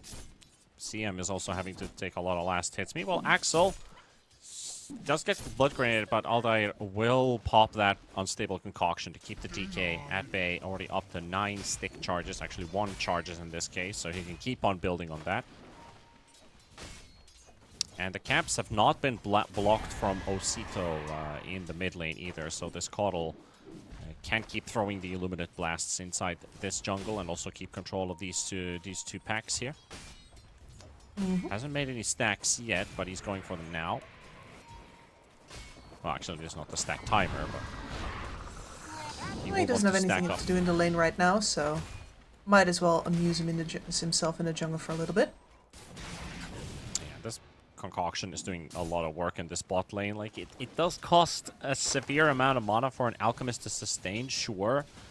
But the Rubik has to stay back now, because he's afraid of challenging the Vengeful Spirit, and they know they can't do anything to the DK. Well, they can, but it's going to cost a lot of resources, and it's not going to be worth it anymore. So technically, they can't do anything to the DK. They're at least keeping the Rubik away from this lane, who fails to make a stack there. That was pulled a bit too late. Urn is ready for the Coddle. And that is one of the things that we're going to look at immediately after the, well, I don't even want to say after the landing stage, because we see these vessels so early sometimes, but Osito can take control of the entire game with an early vessel and the right rotation.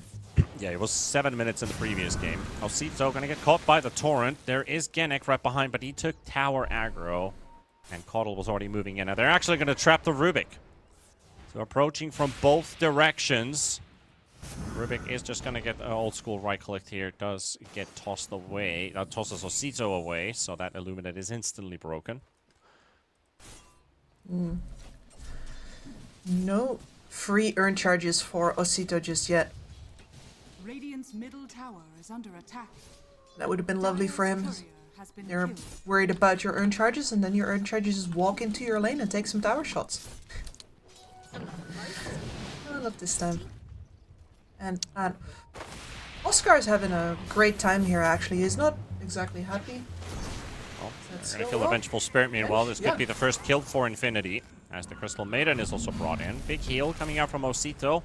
Does have the Solar Bind on the Crystal Maiden. The Blood Grenade comes out, and Masha has rotated in behind. Genic is low. Hoodwink doesn't get to hit either one of them, and he's actually already down to half here. Does get the Acorn shot to kill off Genic. PP doesn't have eyes for the Torrent, also slowed by the Solar Bind. So Osito does get some benefit out of that first level 6 ulti. He did talk about Oscar having a great time, yes, because they really don't have much on this DK. No. Rubik has already done what is enough. While in the river, there goes Masha. PP secures the streak. Very nice for that Kunkka. Gonna bring his bottle back in. And the Kotal, yep.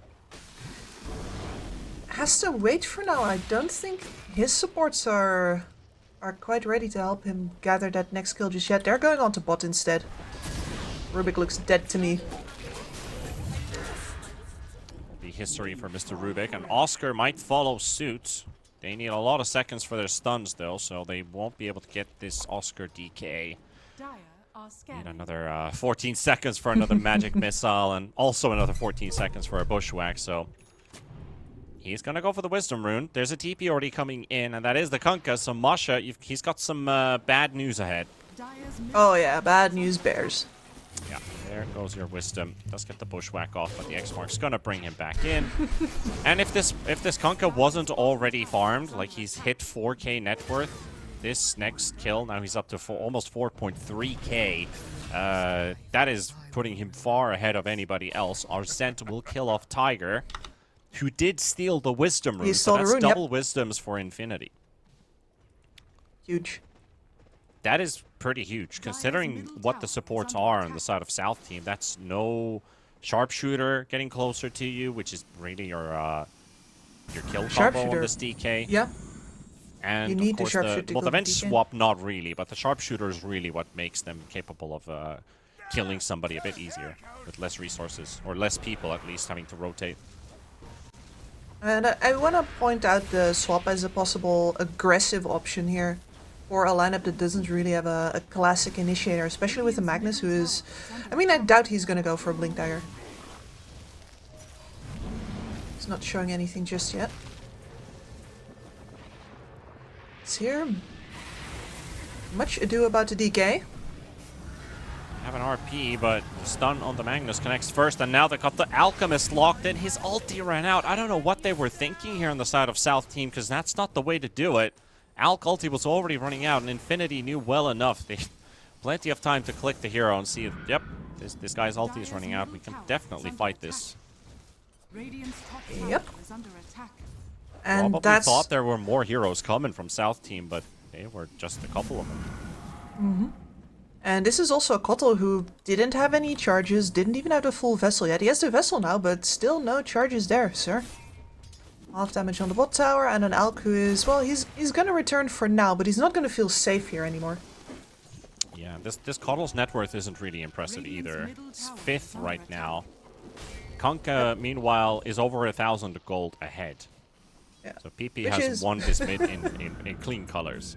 I mean, I don't even think that he won the mid, necessarily. It was just a bunch of kills came waltzing into his lane. And he's happily mopped all of them up. Oh, he definitely won mid. The way the Caudal was positioned safely and hiding inside the tree line, afraid of a rotation, that already spells me enough that, yeah, this Kunkka, uncontested. Let's see now. Now they bring the numbers into the bottom lane, recognizing that we don't have those level 6s, but the enemy almost does. Ooh, so God, Witz has also brought in with the Morphling. Osito, he will get smashed by the boat, and a PP double kill is a certainty. Alc's ulti already halfway, and so is his HP halfway. PP still chasing him up. Frozen, the Tidebringer, does a nasty amount of damage, but Aldair just a couple more seconds for the stuns. There's the Frostbite into the DK stun, and that is 3 heroes dead. Your bottom lane, completely a dead lane at this point. The tower will fall, and Witz is protecting his in the top lane. So this is just a clean victory for Infinity. Infinity read them like a book there. They were sitting in the trees with 3 heroes just waiting for that DK to be gone on again. Everybody counting down to that ultimate. South team, okay, he popped it, we're going. Infinity, he popped it, they're going. Oof. Now it's going to be even more towers in peril. Like the next DK form they can use for the mid tower if they want. They can invade that triangle. The stacks are being made, but Osito is also clearing them currently. So with all the forced action from South team twice now in the bottom lane, they haven't needed to contest this this triangle area yet. So, which I was talking about that they should, but they haven't had the need to it. No, exactly. Why would you go there if there's nothing to contest there yet? It's a triple stack of Ancients now, but... And Magnus in trouble. Spells are on their way. And your Rubik. We'll just wait for the Skewer Steal. There we go. RP will be used too, and he just flies in with the Rubik, you know, just do a bit of witch cosplaying. But PP is a bit deep too. Osito will finally get his vessel charges up with this kill. That's the first assist for him. He had charges before, but I think he also already spent them again. It's but it's been a drought for him anyway. Like, this should not be the first kill where it's absolutely clear that he's contributing. Let's put it that way. Yeah. Having a sad life, and the reason why that pickoff is so easy for PP here is because now we're at the opposite side of the medallion for South team, where you have 3 cores that can farm really well. You also have 3 cores that need to farm really well, as this Morphling is, yeah, not really all that good of a target. Yeah, not at all if you don't have that RP, especially that was used in the previous fight. But Genek, however, stolen sharpshooter, throws it onto the Magnus. Only broken for a little bit, but the Morphling should be fine. Stick also in 3 seconds. And Oscar's here, Tiger's here, PP, they want to target the Caudal first. Of course they want Osito out of the way. Bushwhack and a nice Acorn shot does finish off the support Tiger. He was the soft one. And PP does have another X mark available. The boat to connect onto the Magnus. And Arzent is also down. Oscar for the double, and they can instantly start bashing that tower down. This lineup is so good defensively. You have so much HP to chew through as South team, and if you don't land your spells initially, then PP as well as Oscar are going to turn this game around on your head. And the same goes for the Morphling, right? Really hard to kill, as we see demonstrated there. And it's hard for South team to get a grip on who exactly they need to be targeting. It's almost the same draft as we saw in the last game. It's just that the execution has really changed this game more than how the draft worked out. Of course, there's no Tiny in this case, but Infinity, the way that this Coddle hasn't had any impact this game, where in the previous game, the Coddle actually did get those early kills. And now that Osito has been killed a couple times, the Alchemist has been slowed down with those couple deaths. This is an Alch game where your opponent is ahead 2,000 gold. So you could technically say this is like a 4 or 5k lead for Infinity in terms of economy, at least. Yep, absolutely. It might be worse than that. This Kotal, this Kunkka has an entire BKB. Just sitting there. What kind of damage do you deal when you can't deal magic damage here? It's none. PP. A little bit of magic damage. Yeah. Just a bit, just a tiny bit. Just a bit. Yeah, I guess I still feel like it shouldn't it's not do enough to anything. kill him. It's not enough to kill him, that is for sure. That we can both agree on. There's the contest on the stacks. Too bad that this time they were, in fact, in time to get those. But Masha looks tasty. Trying to juke as much as they can. They can see small glimpses of the hoodwink, but that Scurry runs out. Scurry all you want, but you're still gonna die in these trees. Scurrying Rubik is such an annoyance. It's phenomenal. It's a great way to set up for your next steal. Go in, yoink. Scurry away. Also, South team is looking to fight this. There's the Blink on Mag with a Blink RP. They are going to lose the tower, but if they stay for this creep wave that is looking tempting to kill because the Fate Bolt was just used, it might just be enough for this Magnus to show up in time. His TP is already finished, and he's in the action. And Kunkka stayed, but they didn't go right away for the play. So I think that pause might have actually messed them up a bit. It might have done something there. Yeah. And it's a scary go still, because you have the Crystal Maiden with the Freezing Field waiting in the back, for example. And they don't know about the Blink yet, because the wards are placed in the triangle, and Magnus isn't there. No, he already blinked on top before. Oh, okay, so he has actually shown the Blink. Yeah, I he didn't has. see that one then. No, he. I mean, that was the kill on Morphling, or the attempted kill on Morphling that didn't happen. So it was a nothing burger of a reveal, unfortunately. Right. Well, in that case, PP is farming some stacks on his Kunkka. Ancient stacks, that is, so that's a lot of money for him. And he's just gone past the Alchemist again. With a Radiance, by the way. Leapfrogging. Yep. I mean, if they don't take too much more terrain on Infinity right now, we'll probably see Aldair stay ahead of his opponents, but that's just all space that is not being taken by the Kotal and the Magnus, and they're going to start dying. This DK has Blink Dagger Mage Slayer right now, and it's time for the scheduled second round of aggression. Yeah. And it's really important for this Morphling too that this action is happening, because they've already contested pretty well so far. They've kept this game in check, so the Morphling is still up to a strong appearance, but it's not like we're behind and the Alchemist is going to be the big threat that we have to answer, because this Alchemist hasn't had a game so far. So when he gets his power spike, Morphling is up for the challenge. They took the portal to find the Morphling here, but he gets the waveform out and he's 70 HP. The stun coming out from Axel. A couple right clicks might do it, but the stun pushes him away. Marsha's on the chase and trying to get him with the Acorn shot. Another wave of terror available. They never got him. Osito's already dead. This is unbelievable. He should have died. With all parameters, in every scenario, this Morphling should have died. But Infinity come back in force, and just a couple good jukes. And this is really, these are the margins we talked about, Kips. Yeah. They could have had this Morphling kill if he had a worse of a game. If this Alchemist had a more of a game. Yeah, no, that's exactly how it works. Sometimes this is the difference that, I don't know, 500 gold, 300 experience can make. More damage on one spell, more tankability on a support to go in under that tower harder. It's... And the consequence is that the Morphling gets out. And also, Genic playing around with Masha a bit, having that bushwhack, catches the hoodwink with his own acorn shot tree. Yeah, you know, when I was a kid, I would sometimes stay up late to watch TV, like sneakily. And I would always be looking for a TV program called I Shouldn't Be Alive on Discovery Channel. Okay. That's what that Morphling right now reminds me of. Oh yeah, I thought you were going somewhere with Genic here with this, but No, Tiger no. swap saving him there. Oscar is the one that's being left for dead, so the DK has to tank the majority. This is how much they value their prized Rubik player. Actually, he was the one who swapped Tiger. Actually, never mind. The Venge is on the other team. They do have Osito locked in, and doesn't take too long with that amplified damage. That's one out. Masha lifted up in the air by Genic. Is he going to steal his pushback again? No, he's going to keep on holding on to that nether swap.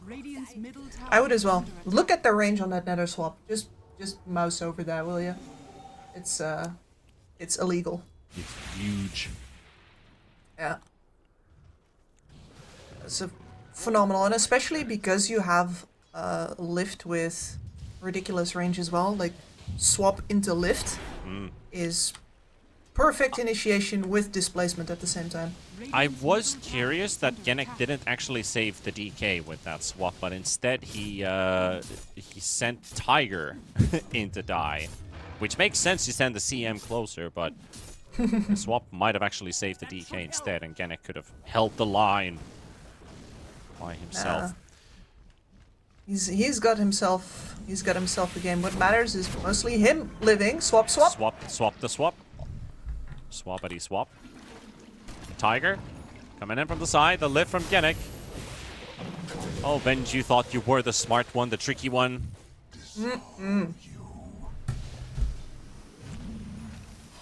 Gotta love to say. I mean, this is...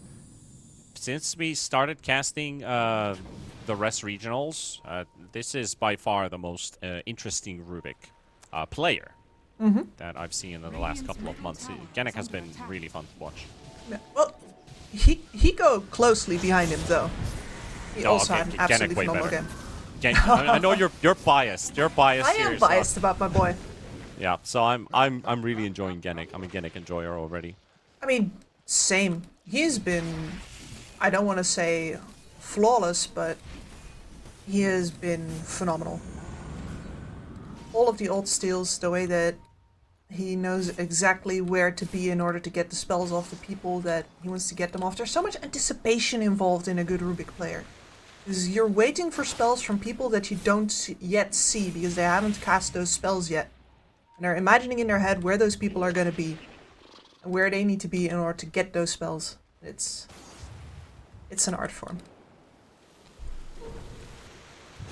That is well put. Art form is definitely the word we're looking at here. While the Masha Hoodwink didn't actually go for Mage Slayer this game, he did decide to go for the Maelstrom first. I think the Gleipnir is going to be very useful instead. I mean, I do like the Acorn Shot debuff, but really the majority of the damage is physical. But probably not the best of best Mage Slayer games out there. No, it's not. There's a bunch of physical out there, as well as that in this game, you're probably... I mean, you're on the defensive already, right? So what you're looking for is they're going to come into you, you're going to need to deal damage. What have you got? And Hoodwink is a very good damage dealer with that Maelstrom.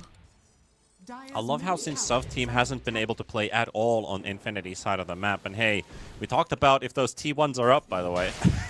They're all up on the side of Infinity. There was a double Wisdom rune that the Morphling just casually waltzed in to pick up his level 16. You know, 2 Wisdom runes for an instant level.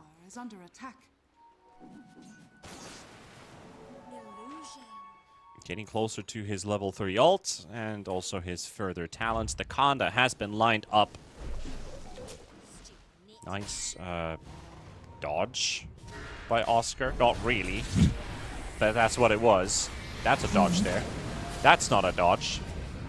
I got him broken, but that's oh, Genic! Genic!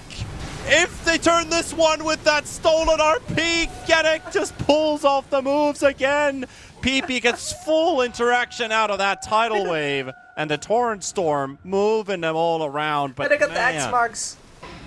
They've got the Alchemist brought back in. Aldair, he might have his Chemical Rage up, but he's not moving anywhere. Nowhere at all, but this is all thanks to this Rubik. Please tip this man. Tiger already gave one, but he deserves more. Oh yeah, he deserves applause. This is the kind of player you want to see on a LAN, man. Audience goes nuts. Well, if they do well in this tournament, maybe Infinity could potentially be a team to play at a potential international stage. Yeah, Our circuit points being grabbed up for some particular reason. I'm sure those are just for show. Yep. Show points. I mean, I guess you could maybe get like an extra prize pool winning, dependent on how many circuit points you've grabbed. Good boy points. Good boy points. Come on, Gibbs.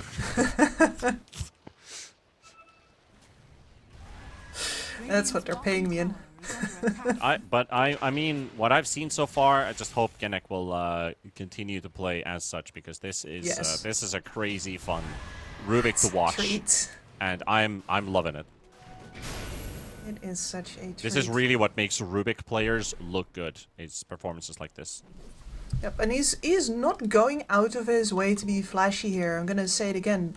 So much of why he's so good is because he's anticipating. Like, both of us were kind of startled by that RP being spent right there, and Genic sees like he's been waiting for that opportunity.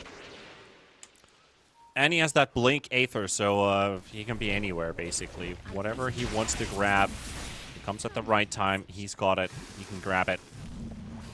Currently, he has the acid spray, so he can farm a little bit with it. That does do a nasty tick. Even if it is physical, it is definitely a good farming spell for Genic. Plus, it helps his whole team that we did mention before is very physical damage based. Radiant's top tower is under attack. Minus 6 armor. I'm watching this DK fly in most of his Aghanim Scepter now. That he can't fill in his inventory because he has a raindrop. Yep. Drop your raindrop. Drop your raindrop. Oscar. Oh, he's sending it to the secret shop. Gotta go to the secret shop, exactly. Triangle has been taken over. Well, hey, one of the tier 1s is down now. It's a start. It's a start of something. Is it a start of something beautiful? We'll have to see. At least Caudle has lined up the full-on Dagon 5. That could be something. Yeah. That is going to take a while to finish, though. It is, and we have seen so little of Osito this game. He has just been shut out. Yeah, I mean, first all of the accidents around his spirit vessel not working out, and then by the time he finally got his feet back under him, there's just BKBs up on that Kunkka, and you're not going to touch their front line anymore, and the game gets so hard. Also, Roshan is going down for Infinity at the Dire Pit. So that Aegis will now be secured for the Morphling. Wits will have his second life, and they're TPing instantly to mid because who's there? It's Genic. He's found Axel.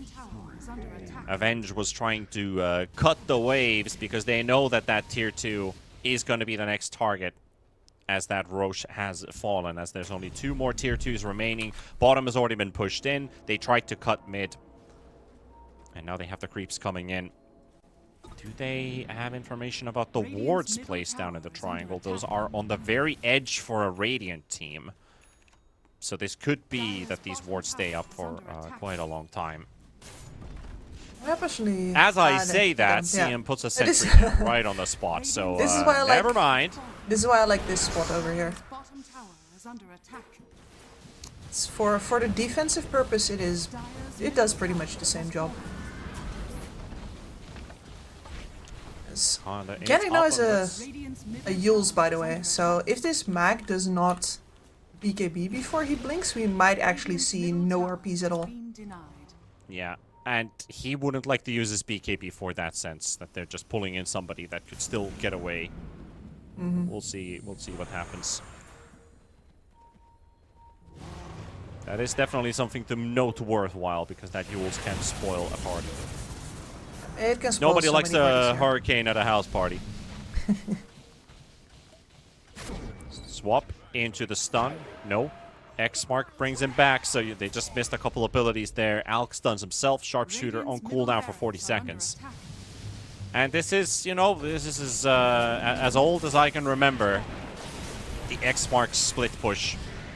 And Arsent is trying to make a play, but he got lifted.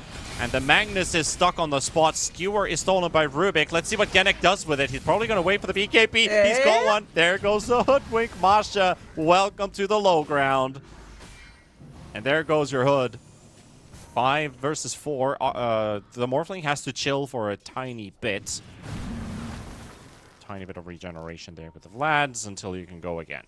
More X-Mark push.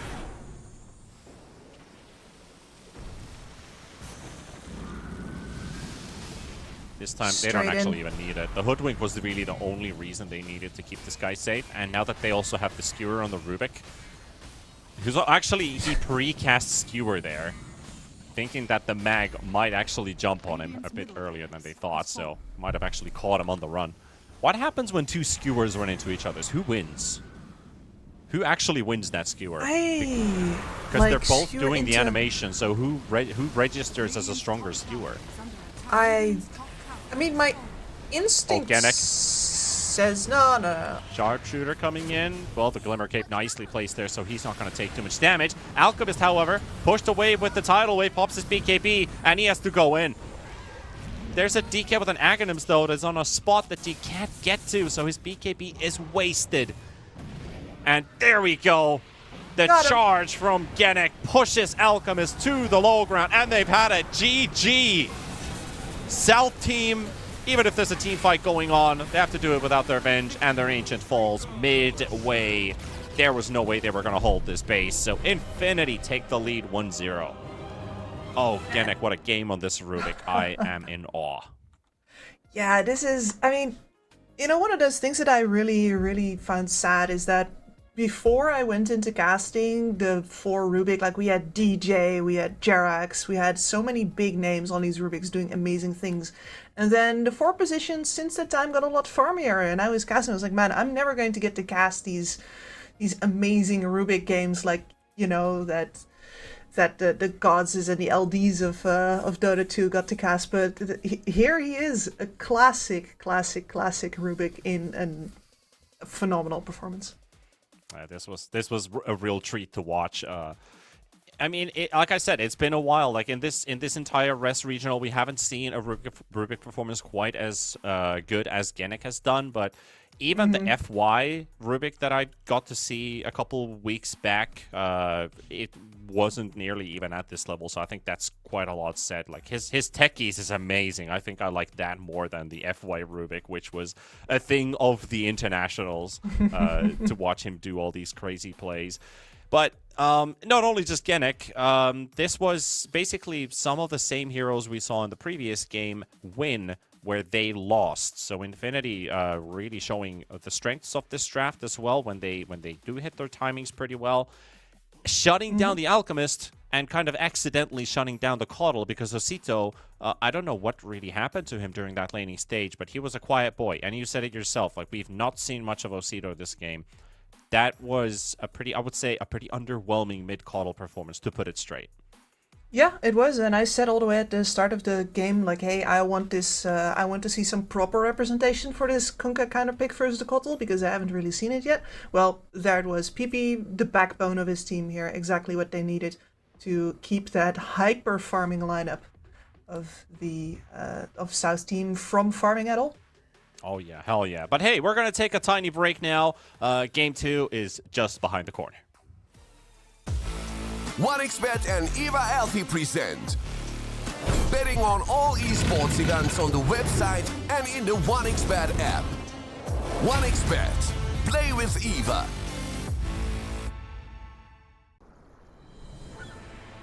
What if Kunkka knew that he could not only play Dota but also place bets? Better the best black hole.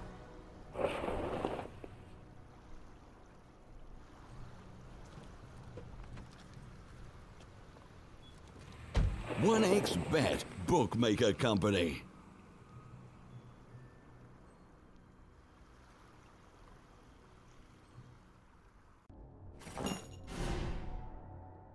Chances of breaking items in a tournament match are non-existent.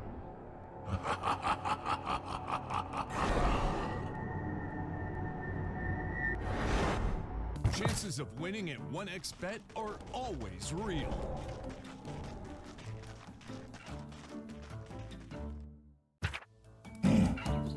Join with me.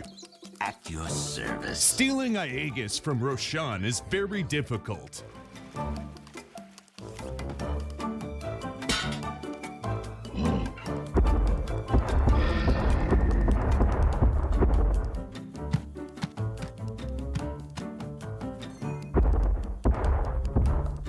Winning at 1xBet is super easy.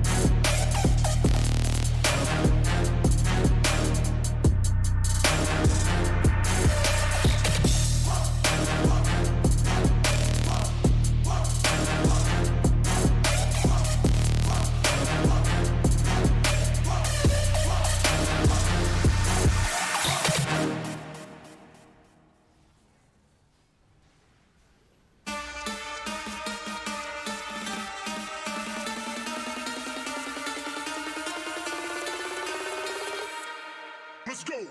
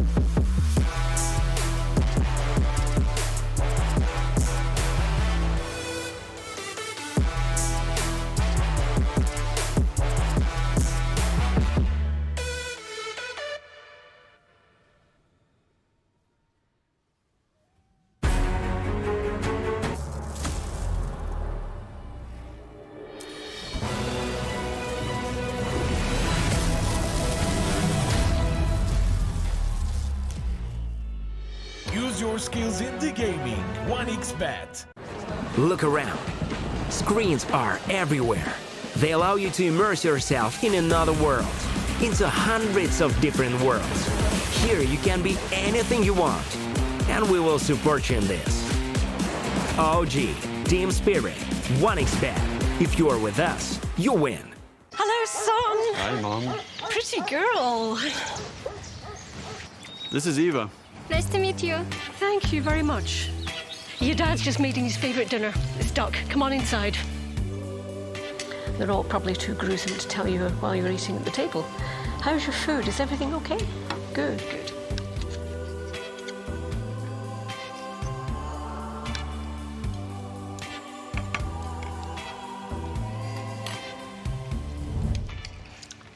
You seem to know each other. Yeah.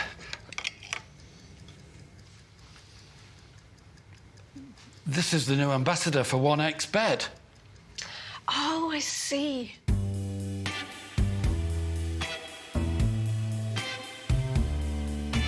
Everyone felt good when Eva Elfie became the new ambassador of 1xBet.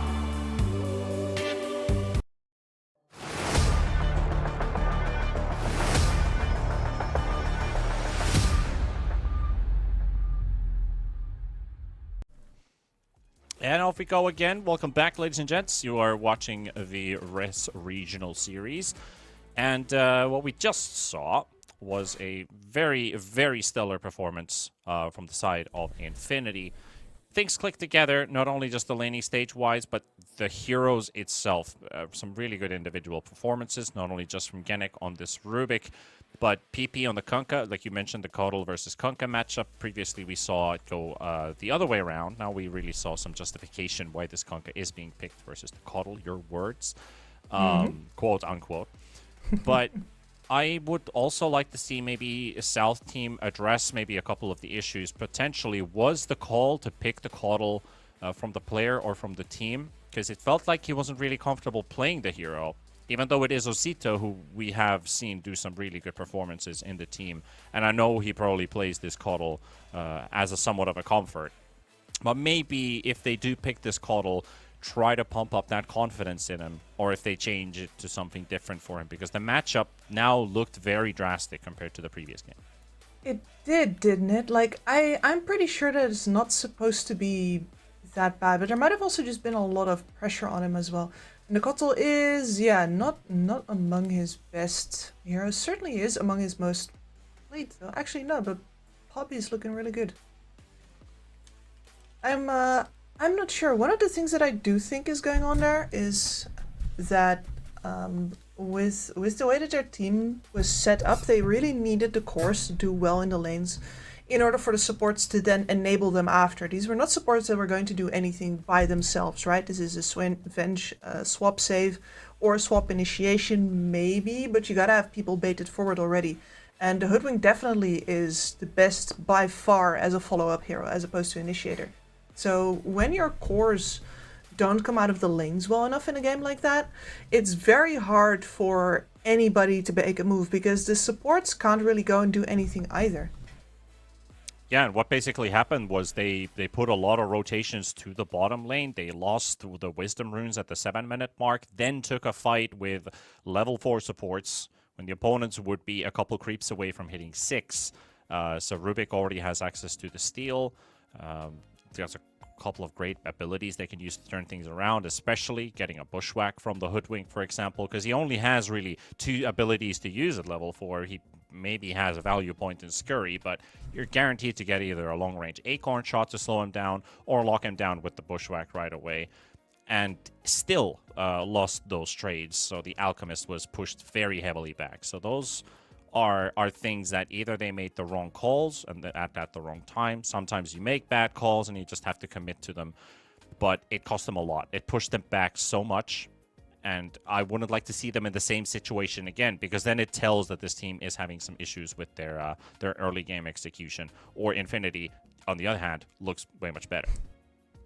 Yeah, it's always one or the other, right? And in this case, I think what they can do for themselves on South Team here is set themselves up with more flexibility. They opened with double support, which we don't really see a lot of anymore, because it really locks down your playstyle and your lanes already, and then you have to figure out how to make up for that with the cores. Whereas everybody else has been starting with a support and a core, and the South Team themselves usually start with a support and a core, or a support and a flex pick at the very least. So let's see what our openers are going to be. Looking at that previous game, the bans basically for the first phase, we did see the Mars, the Timber, and the Pangolier from the South team, and Infinity. They got themselves rid of the Primal Centaur, Ember, and the Bat Rider. They also had the last pick, so... Do they also have the last pick this game? No, actually South team is the one that has last pick, so it's only going to be 3 bans versus the 4 on South team. Swapping things around a little bit. That is going to adjust this first phase a lot. Because you have one team that if they get to ban 4 heroes at the opener, then you go into game number 2 and it's the pick order is swapped. You're not going to get 4 heroes, first of all, and secondly, you have to adapt and change a couple things too, because you've already played a game. There might be a hero that you need to get rid of, for example. And South team, since they lost that game, they now have access to more bans on heroes that they just played, and that is, for example, the Morphling that they can now get rid of and still stick to their plan of getting rid of the Timber, potentially the Mars and the Pango, but they decided to get also the Kunkka out of the way. So this is already paving the way if they want to look for the Caudal or that security towards their mid lane by banning these heroes out. And Primal Beast was left in the pool, which Infinity banned previously, now get to pick for themselves in the first phase. Yeah, you know who's really, like, who I've always seen as really good at hunting the Caudal? That guy right there. Now, of course, there is a period in the game where you get slowed up really hard. If the Caudal is the one going on you, you really don't get to do anything with the Spirit Vessel as well as the Solar Bind on you. But if that is not the case, then you are absolutely just picture perfect to take down that pesky old man on his high horse. You also see the Grimstroke, which was banned by South team when they picked the Vengeful Spirit. And also, this is a great counter towards this Primal Beast. Yep. Doesn't really like the bug, doesn't like the ulti at all. And there's only one ban left for South team because they had the 4 in the first phase. They had the Lion Grim last time. Both supports are still open, so I think if you are looking at... Well, I wouldn't say Timbersaw, but Timbersaw-like heroes that are really mana-heavy, need mana early on, you could just ban the Lion here. 5 seconds remaining. Lion could be a good ban. CM could also be a good ban. CM Primal Beast is a pretty nasty combination to be fighting into. Lots of team fight. But CM is good versus Primal too, so she is good as well, yeah. If you do want to play 4 Grim and put the CM5, you could also do that. True. Would put you in the same position of picking both of your supports first phase again, though.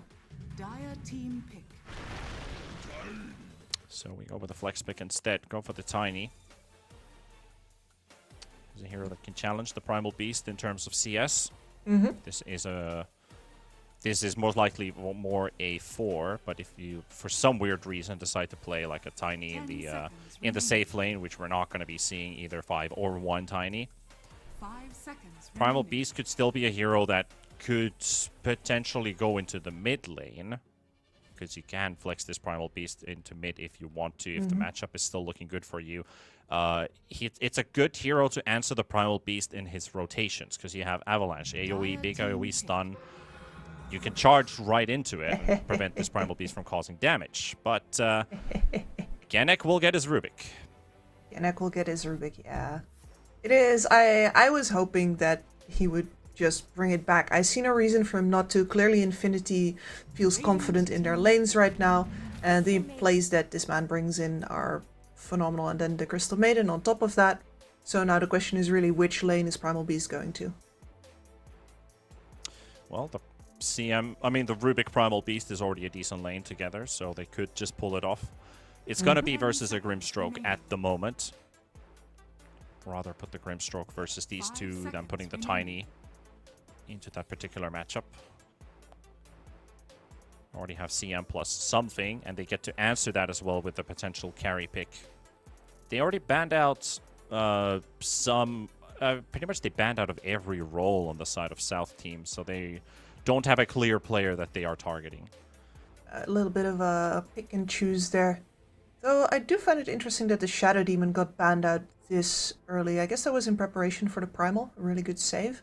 But it also opens up some other possibilities of heroes where the Yeah, really mainly esteem the it being a really good primal beast. Definitely, if you have first pick, you take the primal beast for yourself. If you ban the shadow demon, that's a good idea to do that.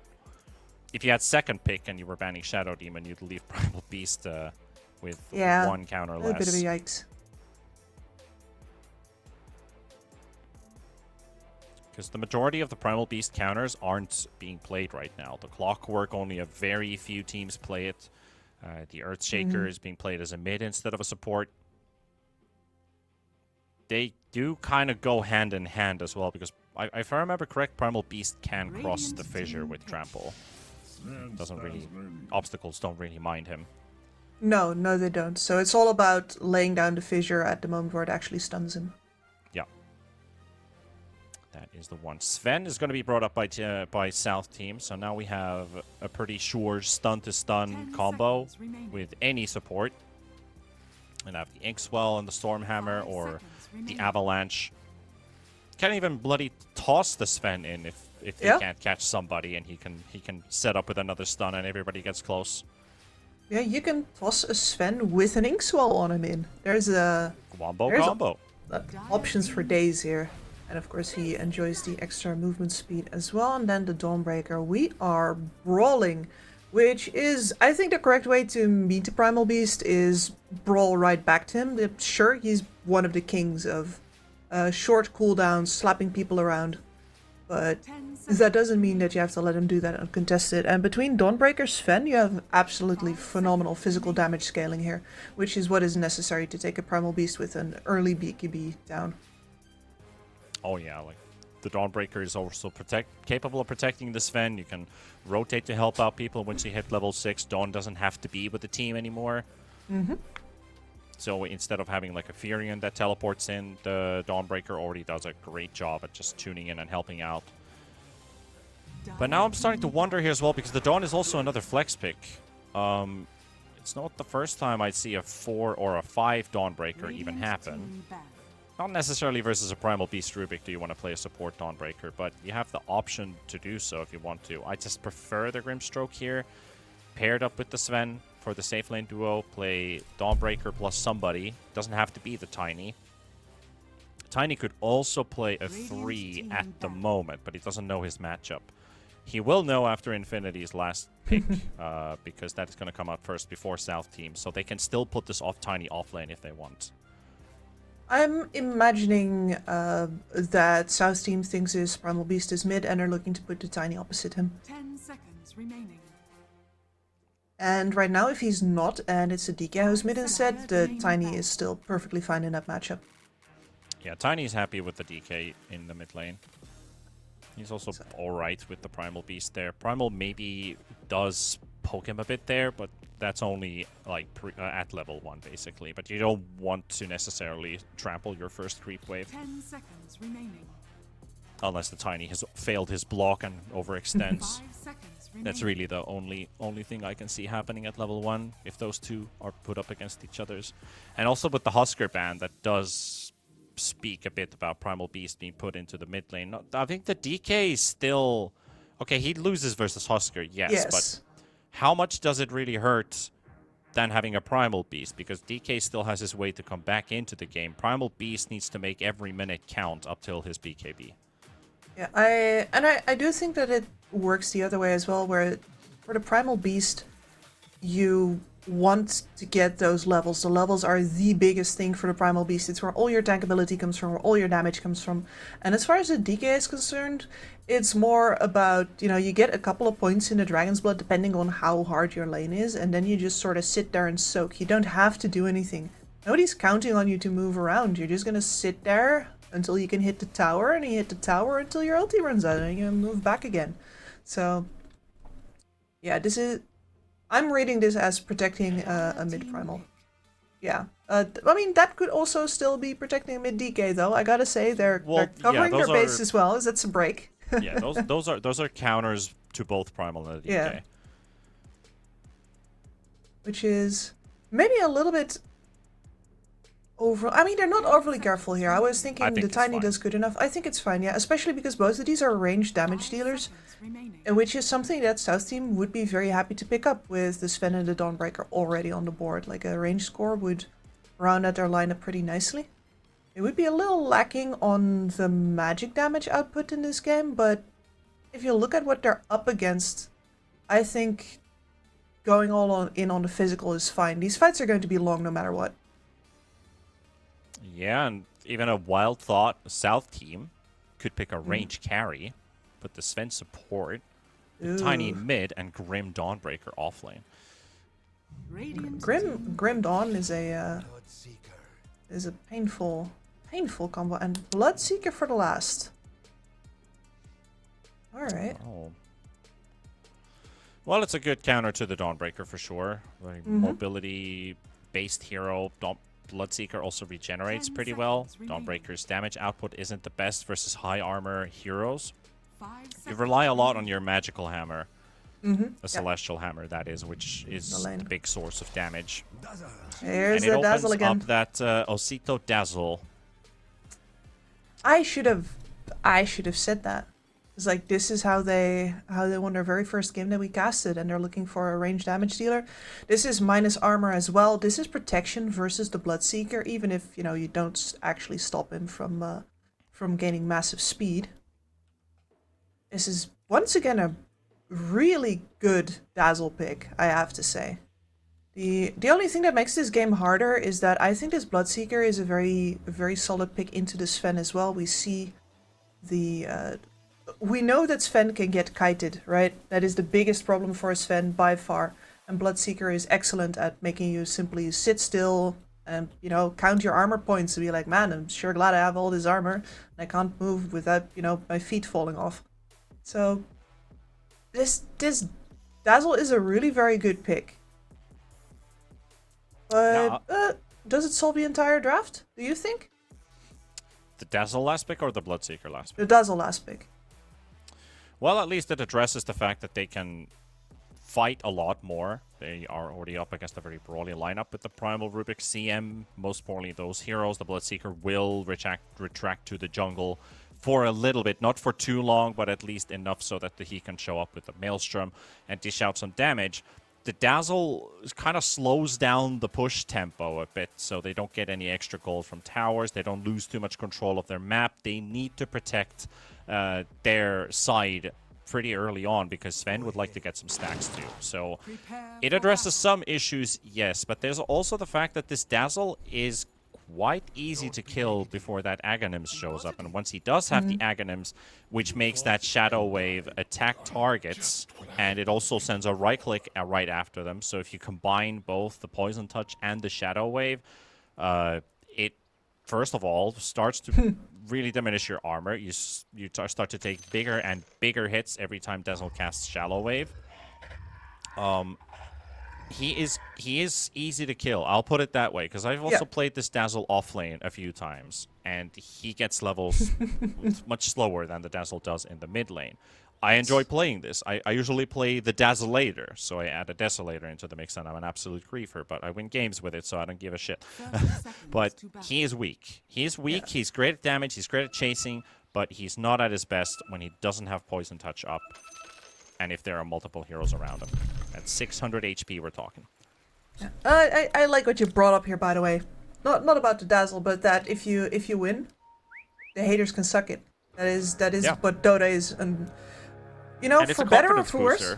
Yeah, I mean, you're playing a hero that you've already won with, a hero that you've had a great time with. You were pretty much uncontested in that game. You had frontline protection. Now we have the Dawnbreaker to heal you. You have the tiny blink that we're looking forward in this game.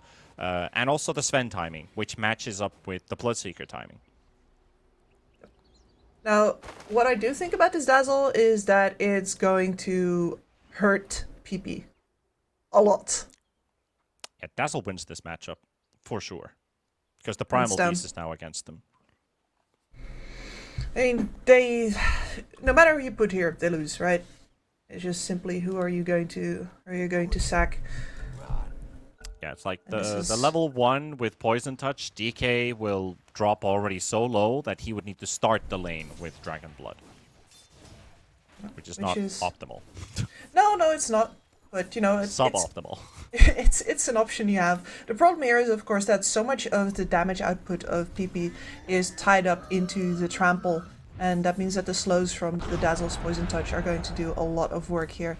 And he has taken an Onslaught first here, actually, which is... He's going to have to rely on that to get out of the way once the Poison Touch is on him.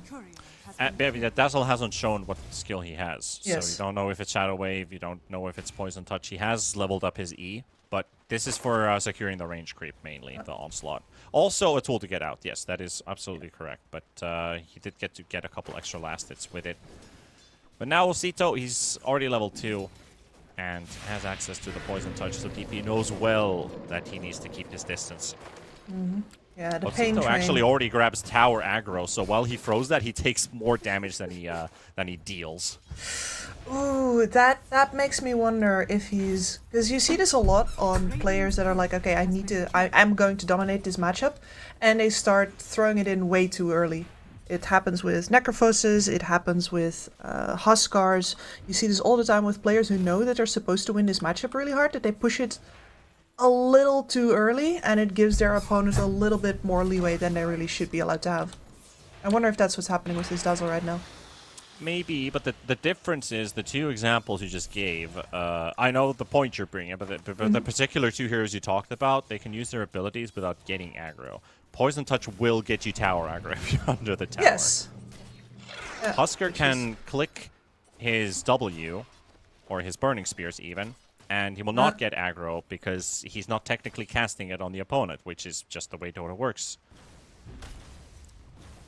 No, but that's what I mean is, for example, they lose those lanes by Huskar loses it by going aggro too early. Necrophos loses it by emptying his mana pool too early. Is definitely where they can throw their advantage. Yes. Exactly, by being too overeager, and I'm just wondering if that's what we saw from Osito here. That said, he is 13-3. PP is 6-1. Even if that was suboptimal. Yeah, he is Tiger not exactly is dying losing at the this top lane for a first blood pickup here for South Team. So this Crystal Maiden, they're trying to get this wave out of control from Arzent in front of his tier 1 tower. But unfortunate for them, they end up costing a Crystal Maiden's life with it. And Tiny is already level 3 with the Dawnbreaker. So even if the CS is tied, this is already a disastrous beginning for Infinity, considering that the lane was in such a good place. They've given them 2 levels already to start things off with. And now they got 2 kills. They also killed the Bloodseeker right after. Very, very scary lane duo. Anytime you put the Dawnbreaker with a hero that utilizes the damage output the Dawnbreaker has, now 2 points in Celestial Hammer. This is the for power trouble. spike. Yeah. Aldari going to be attempting there with the Inkswell stun on the bot lane. Genic by the first stun. There's the second. Axel secures the kill, and Axel will be traded here. Genic gets the kill. So that was probably a blood grenade. That's the only thing I can think of here. Yeah. Must have been. Has to have been. How else do you get a post-mortem Rubik kill? And PP? Yeah, it just takes the fight to them. This Dazzle hero is such bullshit. He just turned around, 2 versus 1. Fun when you're the one playing it, I mean. Oh yeah. He's enjoying. Noted Dazzle enjoyer here. No, and I think any of my worries that I had about him pushing the tempo a little bit earlier, he has completely adjusted and he is now exactly where he needs to be. Top of the network charts, shutting PP out. Yeah, when you're 4 times the CS to your opponent, I think you're doing fairly fine. I'm just loving how big the margin is between the two. Right. 24-7. He's got more denies than he has last hits. One on the top lane, Arzent versus Tiger. The show-off, or the standoff even between the two. There's a nice dodge with the Celestial Hammer. Committing to the Bloodseeker and dodging the Blood Right. Show up. Stand Spell off. that used to be pure damage. This was PP's second trip to base, and he's rotating now. Genic. Hello. Big stick for Oscar. Loads up that extra mana pool. And here's your Mr. Primal Beast. Cuts the onslaught short, but at least he's not going away from his position. Sadly, Osito had the same idea. So now you have the Dazzle here as well, who will take the kill. If he can't kill him in the lane, let's kill him in another lane that he shows up in. No, and they've been ready for this. Osito pinged the previous time already that the Primal Beast went base, which was on level 3. Osito was like, alright, this guy might be desperate enough to rotate on level 3. And well, he was nearly correct. They're saving this for Osito. We'll get this one as well. Make that 2 kills for Mr. Dazzle. And, you know, look at the last hits denies chart. It's a very green. Dude, this game is so over, dude. It feels like it, doesn't it? It is Jover. Man. One of those Jover games. Like, Primal Beast's game has been destroyed. I guess last pick Dazzle really, it strikes again. Yeah, last pick Dazzle strikes again. And this is exactly like once again, you have empowering supports here, not playmaking supports. This is not a Tusk that we're looking at here. This is Rubik CM. They're meant to enable these brawling cores, but the Bloodseeker losing his lane. Well, maybe they get a kill here with the rotation of the supports. She's tanky, dude. She is tanky. And the Inkswell is there. PP is coming in for the turnaround. He'll get his first kill. The Primal Beast that has been in an absolute slump. Wits and PP both getting kills to give them some extra net worth. But Osito, he's also in for some action. Frostbite is there, but there's nobody to help Tiger out. Absolutely Well, not. Genic. Dire's middle tower is under attack. This Double wisdoms man again. For himself. Yeah. This man is a top tier yoinker. He needed that XP badly too. He was level 3, now he's level 4. Not the highest of support levels, still behind his Crystal Maiden, but been busy doing other stuff as his lane hasn't really been nice with this DK. At least Oscar is now finally getting some control with all the movement happening in the top lane. Movement, yeah, especially from this Bloodseeker just running away from Arzent. Yeah, and a smoke squad in mid. Osito, Masha. Tiger's made some juicy stacks, and oh my, it's an arcane rune. It's an arcane rune, Kips. On a Dazzle. Yeah. I think he's about to burst out in song anytime now. He's having the time of his life. Also, he never felt they this way see all before. these stacks. They see all these stacks with the wards that they've placed down, so they fully know what's going on. Now the TP bottom. Genik's running away. Oscar's running away. Good information given. Nice call as well, because there wasn't a lot of information to go with, but I think they might have saw a glimpse. Actually, they did have the cliff ward, so good call to instantly retreat. If they took a half a second too late, that poison touch would have connected and someone would have died. And Wits that is also here in bottom. Has Rupture. Exactly. Oh, they were... Okay. You're hoping that you see the Dazzle reappear in mid a little bit after, right? Because then you know that he doesn't have a TP, but instead he's here. And that means that, well, you have to go for the Dazzle himself. That's not a kill you can get. He's a Bloodseeker. Moves out. But he was waiting there for the opportunity to dive the tower for the Sven. Well, Dazzle TP Osito down. will show himself with Masha. There's the Dawnbreaker coming in with the ult. Oscar will throw with a quick stun in, and Arzent is there to help them out too. So Oscar will drop. They really set themselves up for that DK kill, and they will get it. Genik's running away. Tiger's also here, and they're going to push the tower by the looks of it, with Aldair already popping the God Strength. And he's protected by armor. He's protected by a Dazzle. No way they can lose this brawl, and Masha's already trying to grab Tiger, a bit too far away. PP sitting on the high ground with the Primal Beast, and now the Bloodseeker TP's in, and we're going to get a bit of a fight. Rupture, they're onto the Sven. Remember, there's no grave on the Dazzle.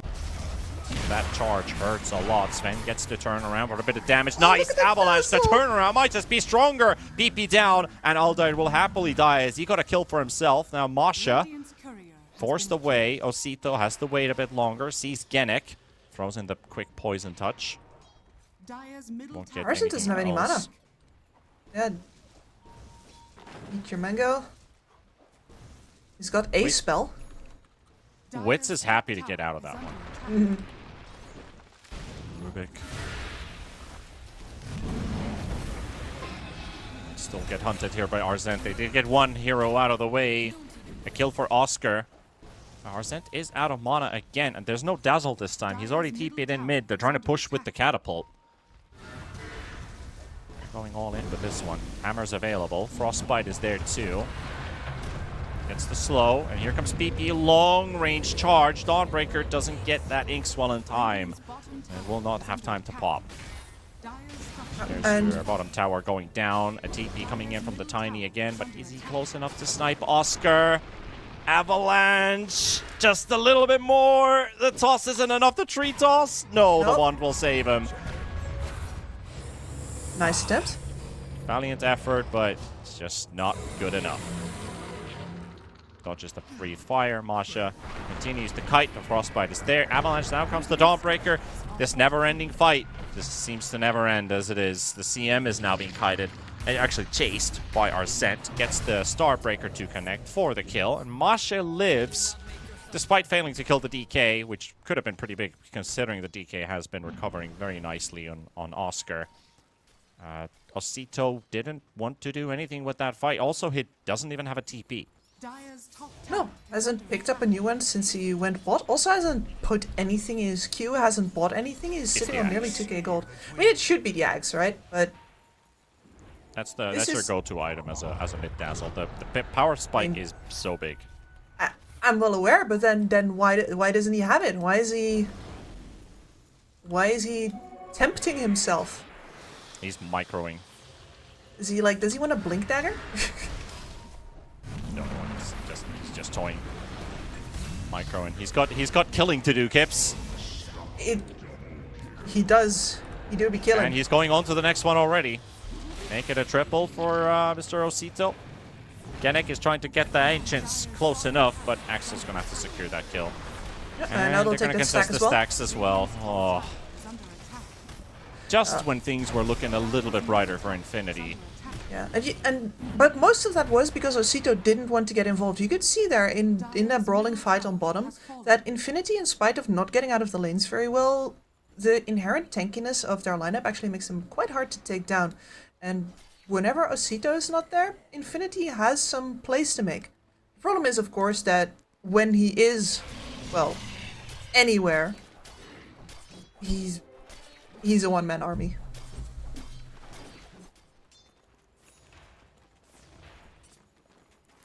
Well, Osito is in the top lane. PP doesn't know about this one. He just teleported in. Pig pole away. All there, just frozen the stun. Genek on the other side. Oscar hunting for the Dazzle. Witz is coming in too. Axel is in between for the silence. There's a nice toss play. And they will get one hero out. It's just a Grimstroke. Dazzle still surviving. Rupture on the spot. Osito needs to grave in a matter of seconds as Witz is coming in. And he's got no tools to fight back. Needs Masha. Masha's got no spells. Tiger will drop and Witz is running away. But they got that big streak on the Bloodseeker off of the big snowballing Dazzle. Nice dodge on the first stun, but not much you can do against God's strength. God is good. He certainly is he is a god, right? I don't think anything about Sven is about religion. It's just he is strong like a god. Yeah, all these bloody Swedish heroes in this Dota game. You have Magnus and Svensson. I love Finns doing Swedish accents because they are like 100% on the money, but also just a little bit more whiny to show off how annoying they find the Swedes. It's like, it's correct. You can't complain about it, but you can hear. The Swedes are the Italians of the north, aren't they? Yeah. That's the one I haven't heard before, but I absolutely agree on that. Italians of the north. Yeah, they talk a little bit more singing-y, and their men get all the action, and they're a little fruity from time to time. Every time they speak in English and they try to pronounce the letter J, it just sounds so weird. It's like when, say, somebody goes to jail, they say he went to Yale. Like, the hell is a Yale? A Yale. A Yale. I mean, you should try it sometimes. Sorry, Scurf. It works on the ladies. We'll have to see. Oh, you mean going to jail? No, I mean going to bad Yale boys. works on the Going to ladies. All the way Yeah, on sorry, but bad not sorry, Swedish Scurf, the boys.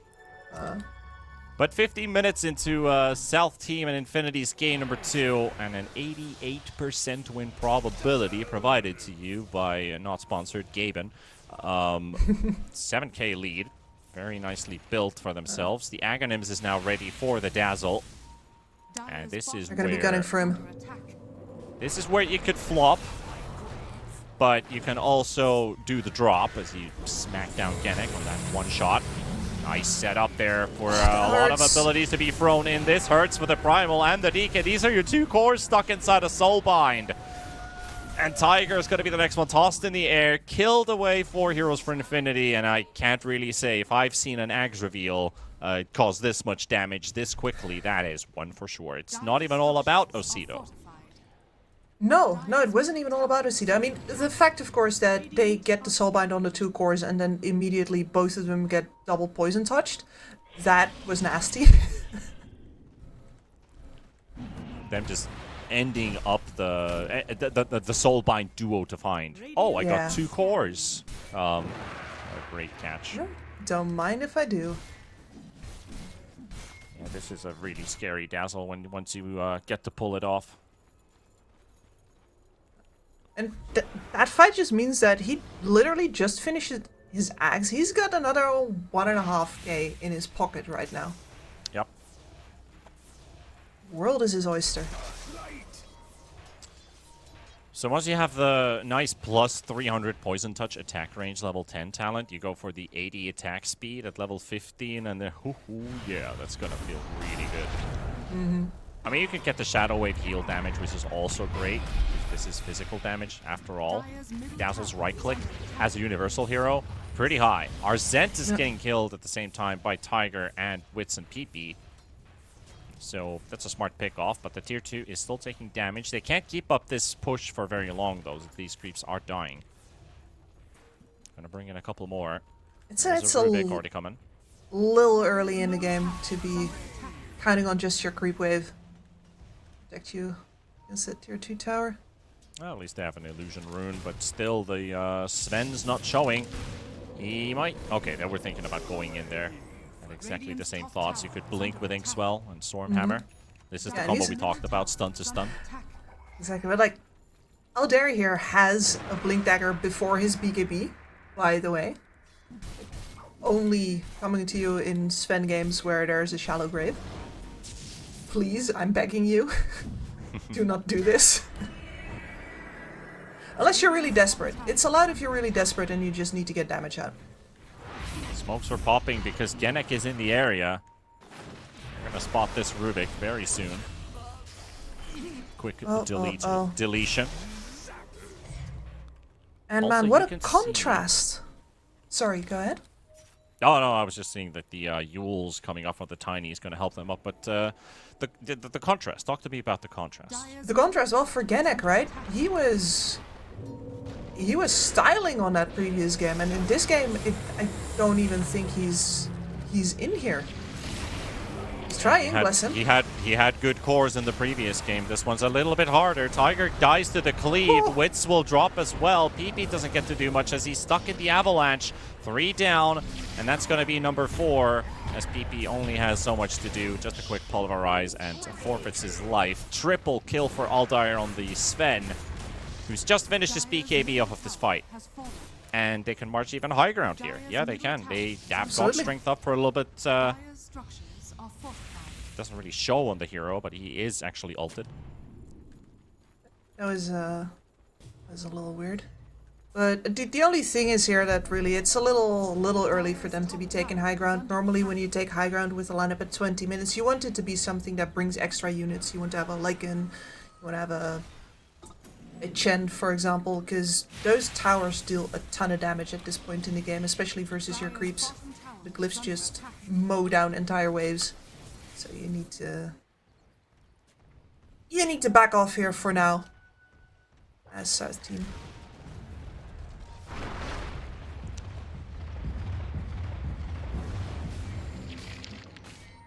And that's going to be is- Dazzle BKB pretty much instantly as well. It's incredible. Every time this guy buys an item, he wins a fight and then he buys the next one. That's usually how the economy works in this game. Oh, like that's how you'd like the economy to work. Don't kid yourself here. It's the one where people dream about. Like, Yes. wish I could just get an item for every fight that I'm taking. But it is true. He is always getting something fresh. Well, at least a couple engagements he's had, and now he has that BKB finish. They can also take away the enemy's tormentor. There's a nice wisdom rune for Mr. Sven to get closer to his level 3 ult, which is at this part of the game a pretty massive buff. Gennett deciding to steal the wisdom rune, but we know what the end result's gonna be. Sure, but he remains committed to theft. This is his... That's the right thing to do. You gotta make something happen on the map. Exactly. And he's a Rubik. He lives for this stuff. Steal Once a from the burglar, rich. always a burglar. Mm-hmm. Not like how the Scots say it. Because I think they've had it with those purple barclay alarms. Oh, I'm not even gonna attempt to follow you there. I will not. This is a That's all right. amplify damage. It does sound really good though. I have to commend you for that one. Thank you. Amp damage Dazzle. God strength Sven. Dead Roshan. Easy equation. Wish we had maths like that in school. So much easier. Dude, I'm gonna take this SAT again next week. Get a higher math score. I don't want to think about it right now. I wonder what the teachers are talking about. What is this Sven in your equation? It's all science and co-science. Like, Yeah. God strength and science in the real world. Like, does not compute. Yeah. Computer says no. Infinity trying to split the map a little bit as much as they can. Also spotting Arzent in the mid lane as the Dawnbreakers trying to keep that wave pushed out. There's the one thing left is basically just splitting 2 lanes, but they are going to have to face the inevitable of a high ground defense. And their high ground isn't exactly the best either. You can throw a Blood Right. You can throw some Rubik spells. You can throw a Crystal Nova. But there's no real big threat generator here. Because the one that is the threat is South Team just being able to dive this deep, but you can punish. And they're trying to do exactly that. Masha's already low, but PP at the back line with that level 3 Sven ulti. He's not feeling too happy. Arzent will come in to save Masha. Masha is low, and look at Wits running about, but he's soulbound, and he needs to keep running because the DK is not moving anywhere. But they will take the Sven. Sven is a split kill, That's and huge. 2 heroes down. The Dazzle with the Aegis going to be running away. The vision given by the Blood Right. Oscar, no blink, has to do it the old-fashioned way. They're gonna Throws in turn. the stun onto the Grimstroke. There is a nice catch. They've got Osito low. Gennett with the toss, has the stolen Avalanche in between. Now goes for the Celestial Hammer, throws it in between. Wits has already died as they don't have the damage output. Oscar cannot kill these beefy heroes, and it's really just down to Gennett to try to do the deed himself. And unfortunately, he can't even get rid of the bug because the moment he pops his Glimmer, he's going to get dusted. And Osito, he'll make sure of it. But PP's coming back in. Tiger also bought back for this so that they could get at least one hero out of the way. Gennett will live. The Dazzle low on HP. The Pulverize on the Hammer will finish him off. Gennett is low. Arsent is looking for the snipe. And he's going to not get it. But there we have it. Masha with the tree toss. That will finish him off. That took long enough. That took long enough, and oh, that Bloodseeker. It's just such a sad game. You have to go in. You need to hard commit. I mean, it is the Bloodseeker life, mind you. You always have to hard commit at some point to get all of your health back. But this is one of those games where you know you're not getting out anymore.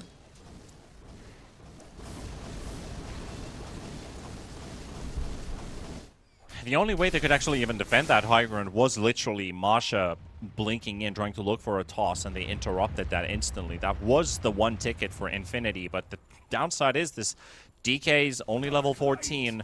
Yeah. He doesn't have damage output. He'll do damage in like 15-20 minutes, but not now.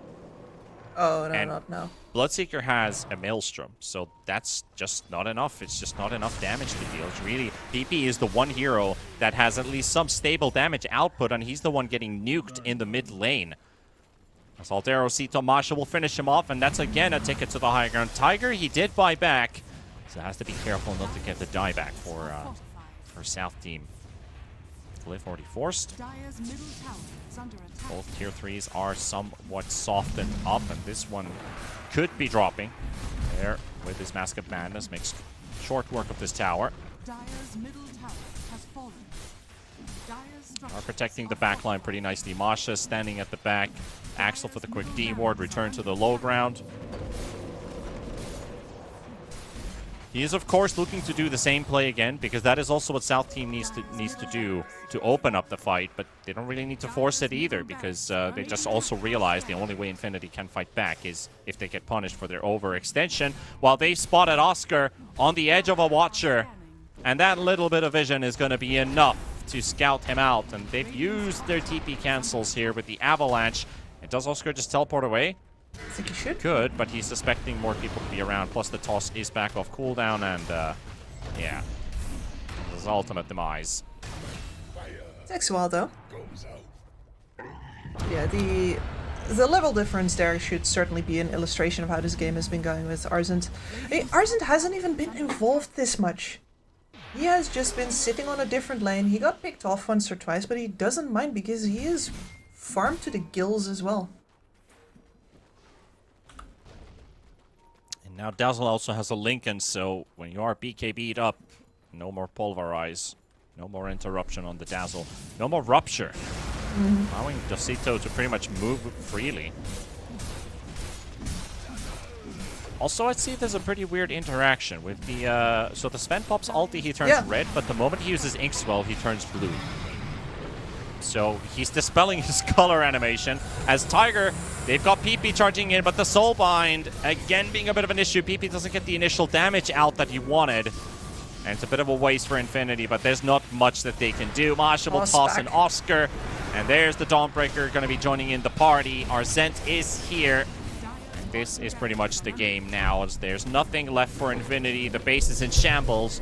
The bot lane will fall. The mid lane just has a Ranger Axe, and the top lane should be completely open to 40 seconds for the DK to come back. Does have a buyback available, but what good will it do without an Elder Dragon form? Barely anything. You don't have a Blink Dagger either. You don't have anything to initiate with here, but Bloodseeker. Well, he has a Basher. I suppose they're gonna try one more time.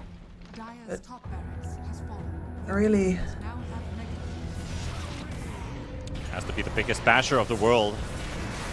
We'll go in, try to go for the last huzzah. Arzent dropped to half HP, but there's the initial burst, which doesn't take anybody out. Forced behind the tier 4 towers. Oscar also back in action. Now the Crystal Maiden's going to be spawning. Arzent will just TP home and return with Solar Guardian in 6 seconds. Yep, that Solar Guardian there from the Rubik was, you know, it's a nice thought. Once again, stealing an ultimate, but that wasn't enough to actually keep his Primal Beast alive. And Masha has really been playing a fantastic Tiny game so far. Doing the job that he needs to do, and also having the items that really help them win this game too. Yules and Force Staffs. Not a single right-clicky type item on this Tiny. Supports are some doing work Tiny here. players might be thinking, but the Tiger... Crystal Maiden ulti does do some work. They got rid of the Sven, but still have to worry about Osito. This Dazzle is still up and running with Arzent, and they will nuke Oscar, and now it's PP versus the world. All by himself. But there is the GG call. And now you can sing the song, kids, the All By Myself. I will live, but the game is over. I subjected everyone's ears to that once already. I will not do that again. No need to, just a reminder. But the urge is there, though. He's certainly alone, and you can feel the drama coming in, because that was definitely something worthy of a Greek tragedy. Infinity, it's the horror scenario. They've banned out 2 heroes that would definitely wreck any of these lanes if they went to the mid lane, but they didn't actually ban out the one that South Team was already on record with as looking phenomenal with, and that is exactly the one they get presented with. It is the Dazzle, and it is Osito running roughshod over Infinity. And a very different Osito too. So compared to the first game where he was a bit laid back, maybe a bit too laid back and turning into a bit of a fearful mouse, this game number 2, complete redemption story, getting the hero that he has 100% win rate in this tournament. 35 KDA as well for this Dazzle to finish things off with. 16,000 healing for his team, the most damage on the server in a 30-minute game, basically. So 30k in 30 minutes, that's 1,000 damage per minute that he's dealing against the enemy team. So absolutely well done by him, but also by Masha. I feel like Masha just got better. The Hoodwink game was a bit rough for him, but it wasn't really set up to be a success either. The Tiny performance, so much better. 8-2 and 26 as well on the stat board. Always being around. I feel like there was no silent moment if the Tiny was around. No, absolutely not. And all of that really enabled South Team to itemize for a game where all of these scores felt very comfortable in what they needed to do, right? There's no Aghanims from the Sven. He knows that the fight will come to him. Arzent goes for the Blade Mail. He knows he's going to be the only target that Infinity can afford to go for because he's alone on that side lane and the rest of the team is with Osito, who Infinity do not want to try. And that it makes everything so simple for them, and they read that book perfectly. So all in all, every time these guys get a good draft, I'm really enjoying what they're bringing. And then when they don't, it feels like it all falls apart. So you can basically say that even if these teams were looking somewhat level on the playing field, the Group B teams are really stacked together. Another tie, I feel like this is a very justified tie. We saw good drafts from both ends. And we are heading over to the final series of the day. It's going to be Midas Club versus Infamous to close out the day. So don't disappear anywhere. We are right on schedule for the last series to begin. We'll see you guys in a couple of minutes. See you in a bit. 1xBet and Eva Alfie present betting on all esports events on the website and in the 1xBet app. 1xBet. Play with Eva.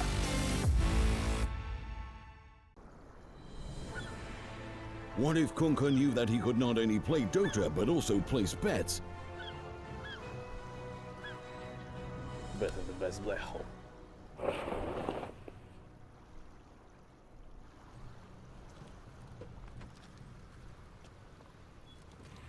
1xBet, bookmaker company.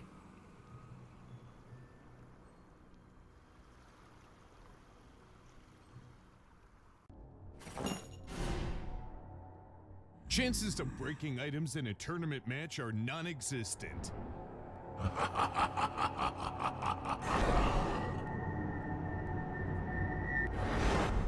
Chances of winning at 1xBet are always real.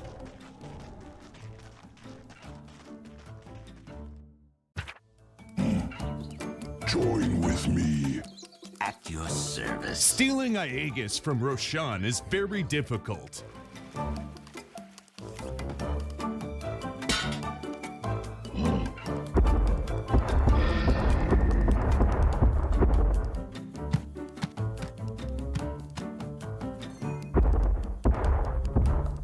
Winning at 1xBet is super easy.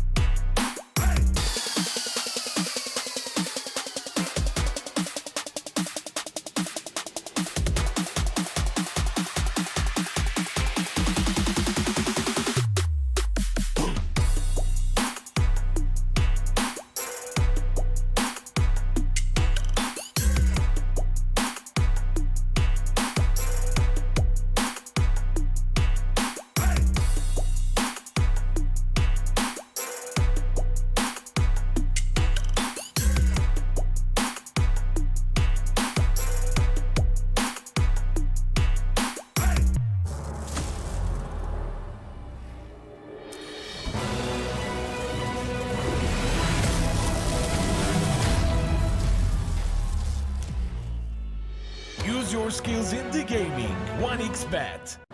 Look around. Screens are everywhere. They allow you to immerse yourself in another world, into hundreds of different worlds.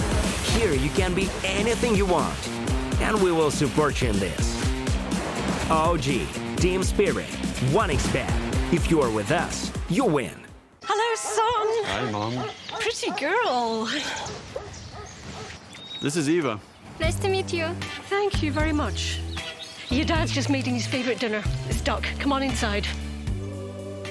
They're all probably too gruesome to tell you while you're eating at the table. How's your food? Is everything okay? Good, good.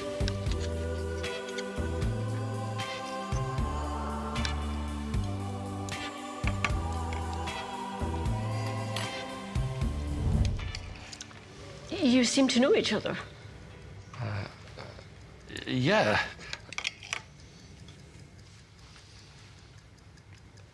This is the new ambassador for 1xBet. Oh, I see.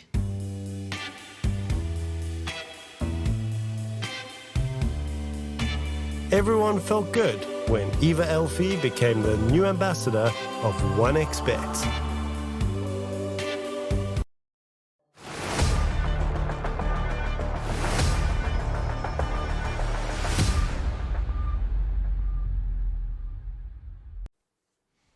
All right, so we're heading over to the final series of the day. It is currently 1 a.m. local time, and we are looking at Midas Club going up against Infamous to finish the day. We've seen a 2-0, we've seen a tie happen today, some high-action octane Dota also today. I also just realized as well that there was a stand-in in the previous series for the final game, but never mind about that. That series is already played out. This one should be with full rosters. And looking at Midas Club, formerly known as the White Dragons, there's basically a player org coming up with a lot of Brazilian color in the team, and of course Wish, the honorary Brazilian in the team. Yep, absolutely. Some very well-known names here, with the accompaniment of Astini as well. Definitely one of the preeminent coaches in the Southern American scene. So no lack of either experience or experienced guidance on these guys, but they are still struggling a little bit to get their feet under them, as evidenced by 2 1-1s. And then we have Infamous. Karwa. It's been around. Yeah, you look at Karua, you look at Pamplona. We've seen some good plays from Siren, especially on the Ember Spirit as well. Already when we went 2-0 versus the Demonios series. And of course the tie versus South Team. But South Team did surprise them with that Dazzle, which we also saw previously in that game number 2. So they're capable of matching up against even the toughest of foes. But Infamous, they're kind of in danger. If they cannot beat this particular matchup, it's going to put them a bit lower in the standings for the group. They are currently at 3-1, so 1 win, 1 tie. Very important that they at least score a tie for themselves, but a win is always welcome. That would put them in a tie with Acatsuki for the top of the group. While you look at Midas Club, I think they're the ones that maybe need to step up a little bit, because they are at the bottom end.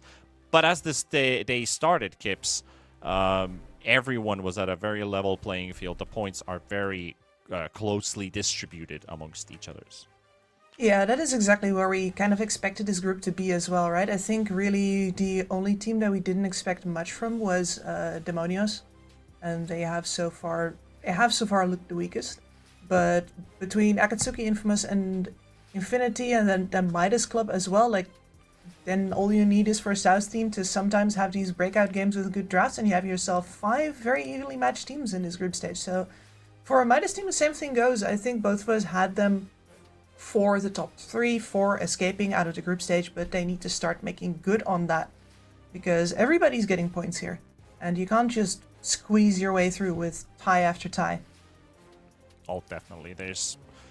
There's always room for some maneuvering, but you don't want to end up in a situation where you have to worry about tiebreakers or any scenario that could put you in a second chance. You want to make your way right through into the playoff stage, because when you're looking at the group victors, especially, if Infamous were to take this one 2-0, they would tie with Acatsuki, and if Acatsuki would drop a particular series, Infamous could win another, they would instantly lock themselves in for the prize pool, because of course the top 4 teams, top 2 from each group, already means that you're earning something out of this tournament, and that is not only just points, but also money going your way, which is of course every pro team's goal, to get something out of that prize pool share. But the Game 1 draft is open right now. Instant Meepo ban. No Pudge to be given away as well either for Infamous. So very, very different types of bans here from Midas Club. Yeah. Maybe I'm surprised at the Meepo ban. You've heard me say it before, but I think that the hero is pretty dead with the Disperser nerfs. So it's curious to see that Midas Club still does not want to do with it. It's a big impactor for sure. I still think Meepo is a massive threat. Well, Midas Club agrees with you. And then the Warlock as well. They're really going for some. That's the spicy one, right? Like, yeah. Warlock phase 1 ban. It's like, we fear the porridge guy. Like, it's like Midas Club inhabits a parallel universe, and I think they're also the ones who have been. Actually, no, they're not the ones who have been favoring this Murata the most. Acatsuki has played it as well before, but certainly seems to be like a flavor. Either you feel ready to take this hero through the laning stage, where she's notably weaker than a bunch of the supports that are available to you right now, and then benefit from all of the rotation benefits from her ult, and of course her very free itemization, her ability to take over the aura building, the defensive item building from offlaners, for example. And also a bit of an answer towards like the Enchantresses, the Chens potentially, since they're both still in the pool. The Arrow is always a tool to deal with those, especially when the Pudge is not in the game, so the Hook would normally kill them. But now you have Mirana that can already deal with those supports. And I think when I've been looking at Midas Club's drafts so far, they have been going kind of all over the place compared to like many of the other teams that have been kind of strict. I wouldn't say strictly sticking to the meta, maybe 1 or 2 surprise picks in each draft, but Midas Club going for stuff like, I see the Visage Naga in a same game. We haven't seen quite a lot of Naga, has mostly been banned a lot, but Visage not really a hero that's being played at all. They also unfortunately lost that game. You have like an Ogre Luna, there's the Centaur Mirana, which is usually Centaur is paired up with like the Techies, the Hoodwinks, Snapfires. Not that often with a Mirana in your team. Not even with an Ogre, of course, with the same synergy going out with the Luna. And then in their opening day as well versus South team, when they had the Troll Pucks, and of course their unfortunate Husker mishap versus the Dazzle, but that was a real Dazzle show, so not much that they could do there.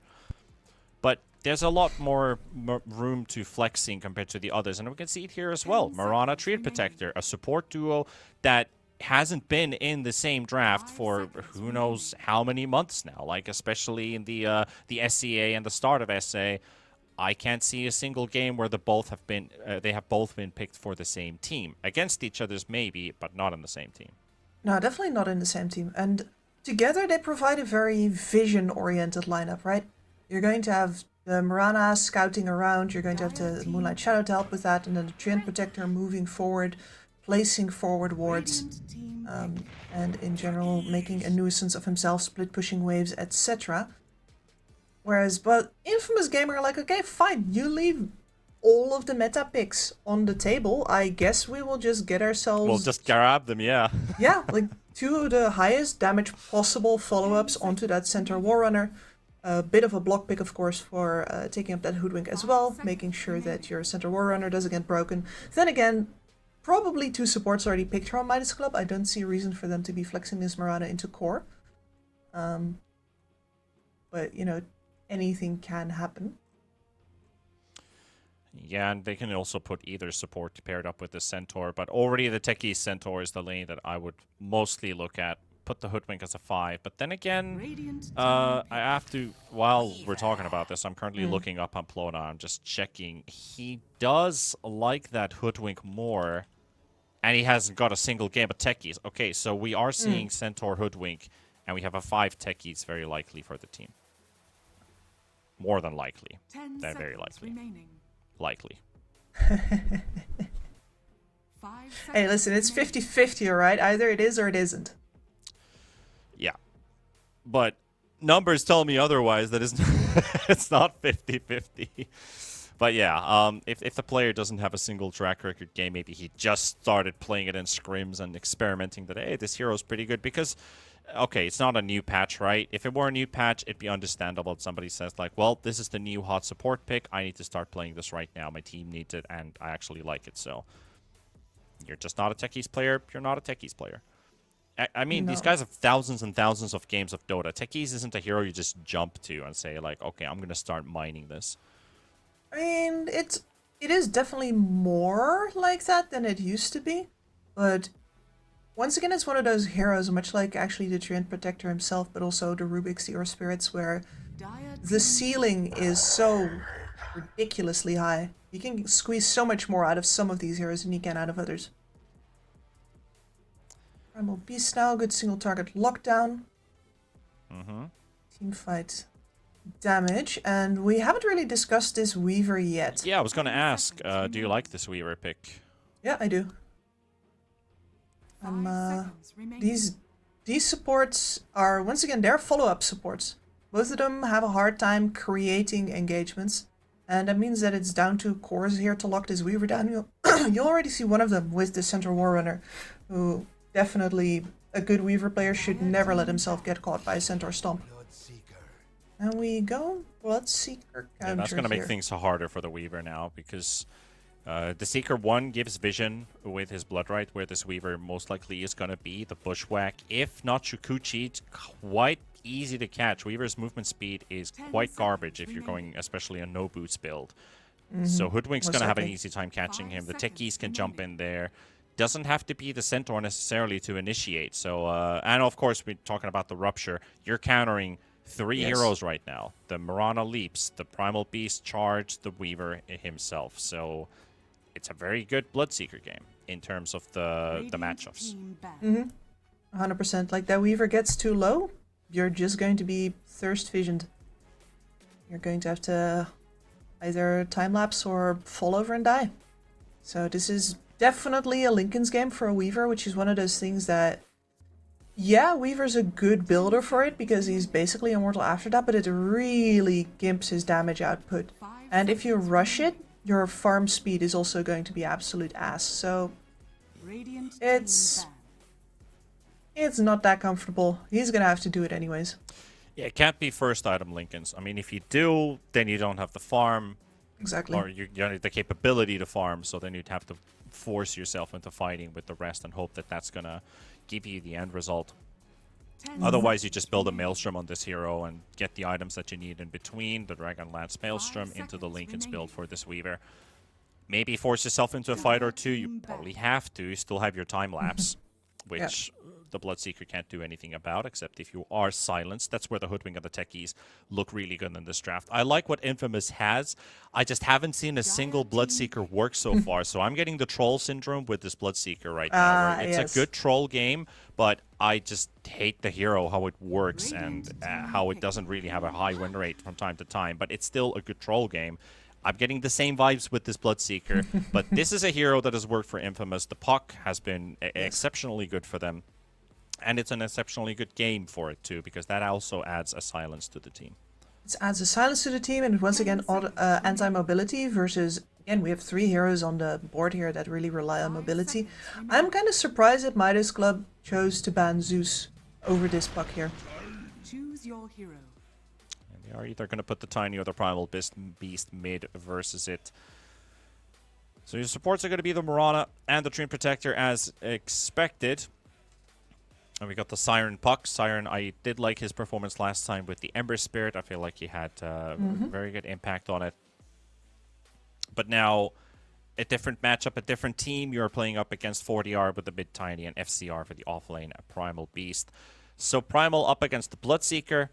I do like the way this lane starts for the Primal Beast. Like, the matchup is pretty manageable. I think the lane is good. You have the Mirana also to support. You've got Hiko pairing him up with. But at the same time, both offlane duos look good. There's a Centaur and a Hoodwink on the other lane, which is also very deadly. Very good damage output. Hoodwink, even if he's not the greatest at trading at all times, He's amplified a lot by the Centaur in his existence, because then the Hoodwink can leave the lane. You've got Hoodwink techies, a scary roaming duo when you put these two together. Absolutely. As long as they have cores that can create the engagement before these supports come in, or have them latch down in some way, like both the Puck as well as the Centaur are absolutely great for rotating into when you have a support duo like that. And the same goes for the Bloodseeker once he has that level 6. I'm not gonna lie, I'm scared for Midas Club here. I do think that Infamous definitely got the better of them in the draft here. Well, let's see if that's going to be the end result as well. If the execution goes along with the draft, since things can always change in the world of Dota. We've seen some stellar drafts also fall a bit short. But most of the time when we've seen a good draft, we've actually pretty much predicted the outcome fairly well. To be completely honest, we have been quite on point, which I'm fearing I'm going to jinx it right now. Can't predict everything. No, exactly. And when that's the thing, when you're overperforming, like, things are going to average out over time. Yeah. I wonder who hired these two casters here, you know? They're usually right. Yeah. Yeah. Thankfully, I'm wrong more of the time than I am right. I'm happy to carry that banner with me. Because in the end, if I was, I should be on the field, right? Like every Twitch viewer's dream, right? Yeah. Oh, listen. I would love to get paid basically nothing and have to play for my life every single time I'm on the field, and have to, you know, scrim 6 to 8 games a week while also averaging about 10 maps of constructive play in pubs a day. It's a very balanced life where you earn no money and get no time with your family. It's wonderful. Oh, hell yeah. I mean, you don't have to worry about holidays either. You're just playing. Yeah, you don't get the... you get one holiday, actually. No, you get 2. You get one after TI. Maybe, unless you're trying to get on a team. In which case, that's the moment that you need to be shining. And then, of course, you get Chinese New Year. Chinese New Year, yeah, that's the one. You the Lunar New Year. Year is the one. Yes. That gives you a tiny bit of a player break. But to be completely honest, like there's always a really big distinction between, oh, I can play 12 pubs a day. Yeah, but can you play 12 scrims a day? Can you play 12 official games a day? There's just so much more to it, but I'm pretty sure everyone can, right, Kips? Everyone can. I have, I know I hit a chink in the armor there. I have seen many people fail. It was not because they weren't trying or because they weren't dedicated. Anyway, we have ourselves a landing stage. Yeah. Where should we start? What do you want to look at first? What do you want to discuss first this time?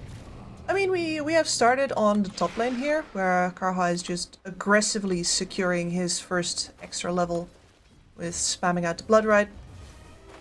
Very necessary, I think, here.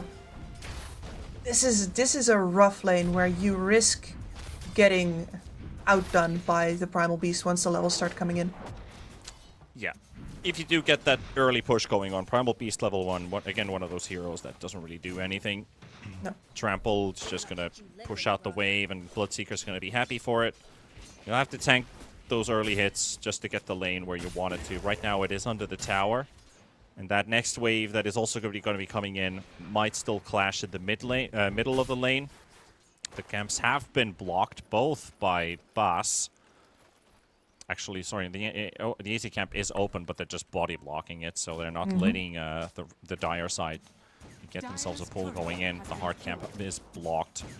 And Eva gets a little career snap. Huh? Dire's courier has been killed. And one of the things that's very important here is that there's a ton of damage on the supports of Infamous, which means that heroes will be getting low on the side lanes, and that will give the Bloodseeker thirst, which is very important in order to kite out FCR on the Primal Beast, who just deals damage if you're standing near him. So what do you think about the bottom lane here? Because, you know, you got the Hoodwink and the Centaur.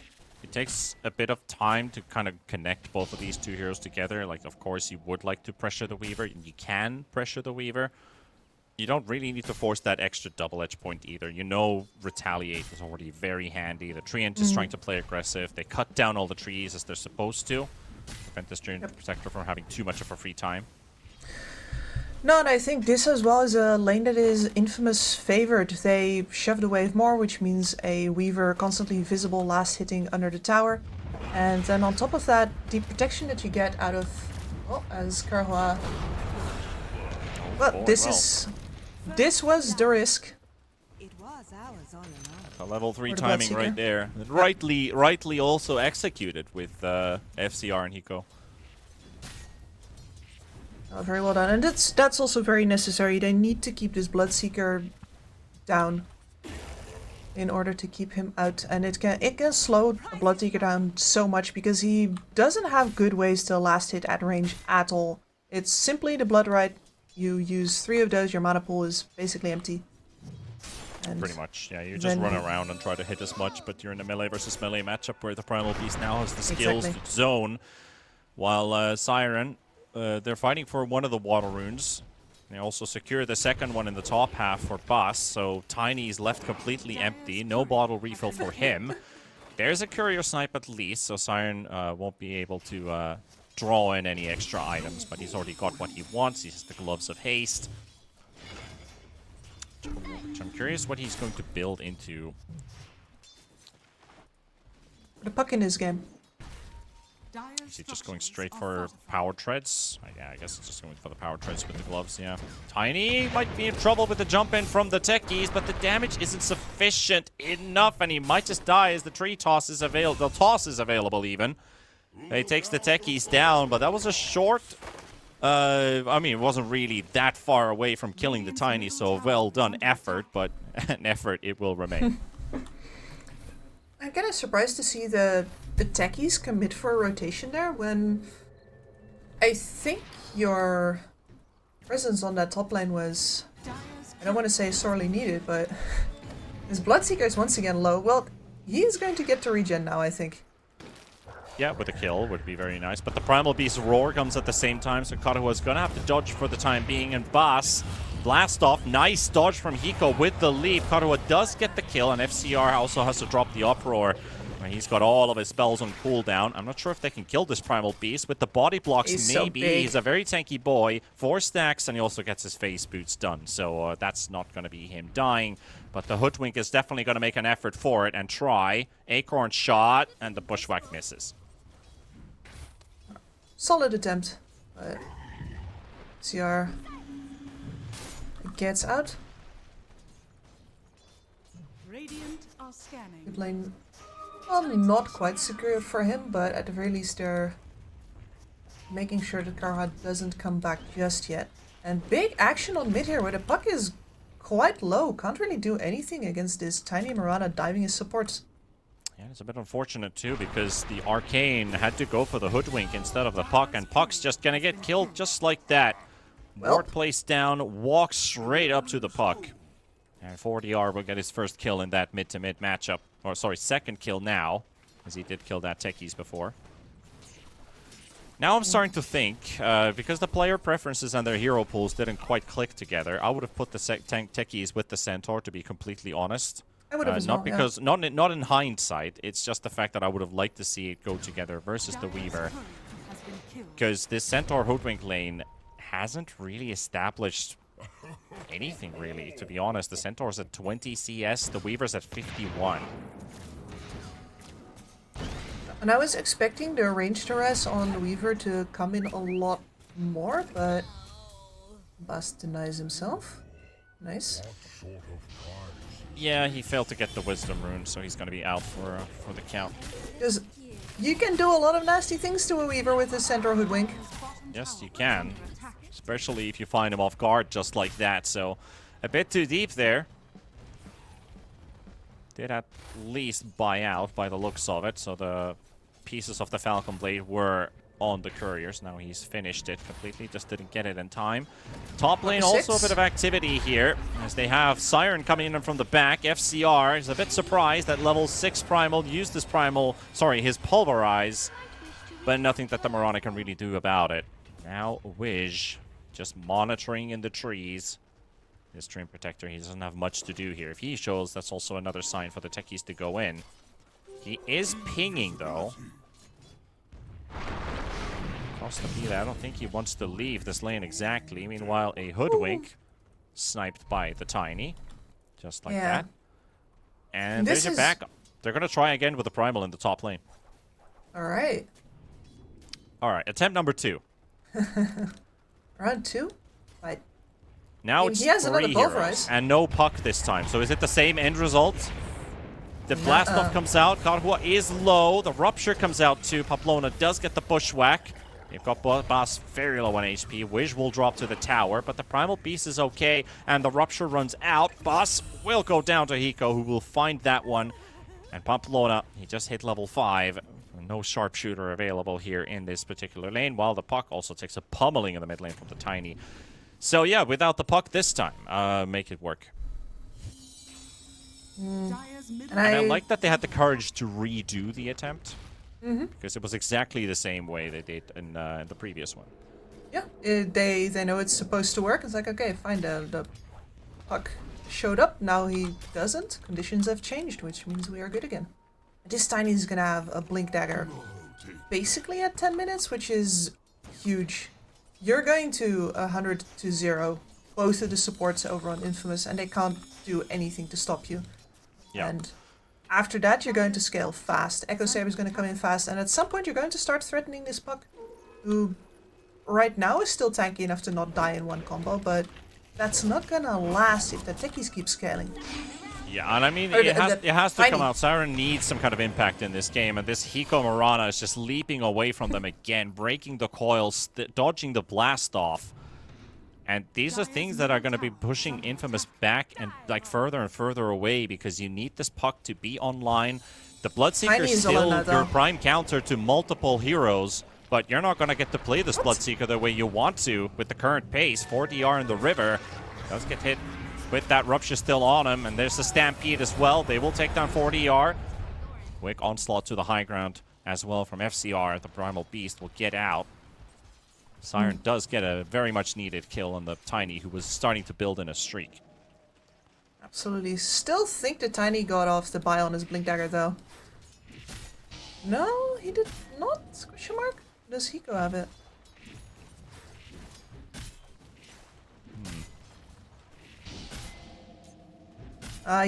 He brought it back to himself.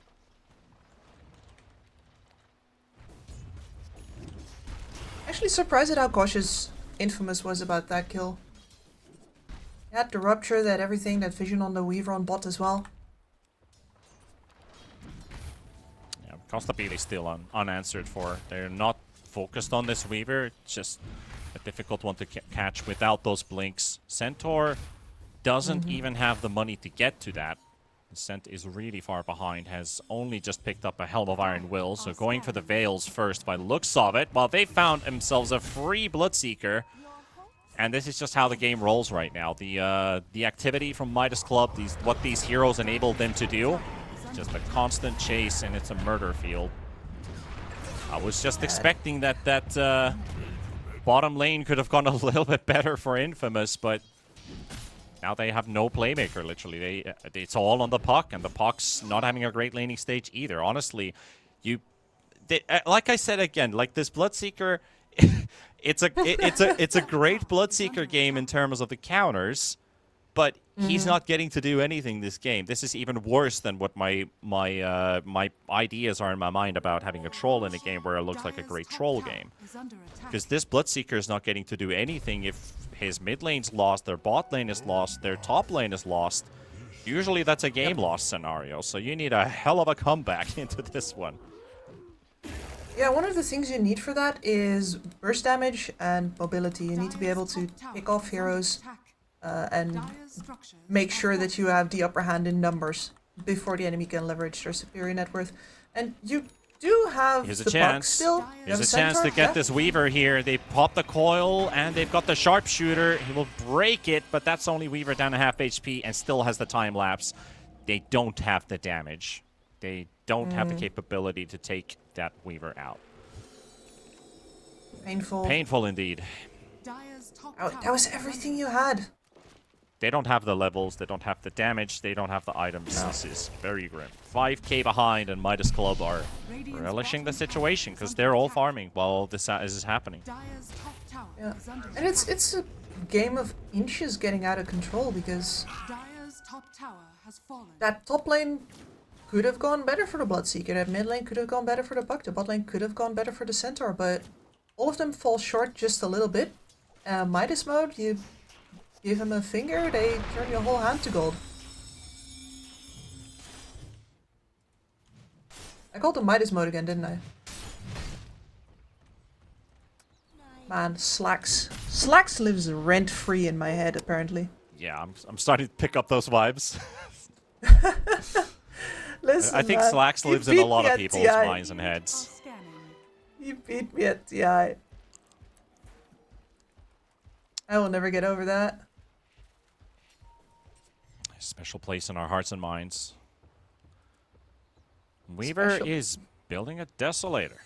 So if you want that extra pushing That's power... old school. Yeah, I mean, this is a game where one hero that is capable of always hitting an objective when somebody dies, or if nobody's showing on the map, this Desolator Weaver can destroy these towers pretty quickly. So it goes into the category of like having a Clinks, for example, which just shows up, cuts a wave, pushes another. The skeletons will keep the lane in place for a bit, and suddenly you have a tower down if one hero dies. Anybody, the whole team shows up somewhere in a 4 versus 5, and Clinks is not there, that's a tower down.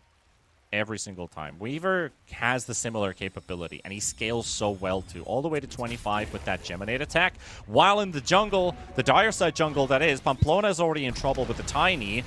Tiny will lose that movement speed. The sharpshooter is there, but the coil trying to dodge it, but the blast off, and he gets the connection. 800 HP, Stampede as well. Rupture, they're throwing everything at them, but they can't get anything done. They can't get the kill. The simple combo from a Tiny takes down boss. No way. And Hiko can just chill in the low ground, throw an arrow that doesn't even need to connect on anything. Primal Beast was ulted in the top lane, sitting in the trees, healing up in the Seeds of Serenity. The Verdurious Dale. The Verdurous Dale, even. Verdant. Ice Frog. Verdant is good. Verdant is good. Verdurous. Verdurous.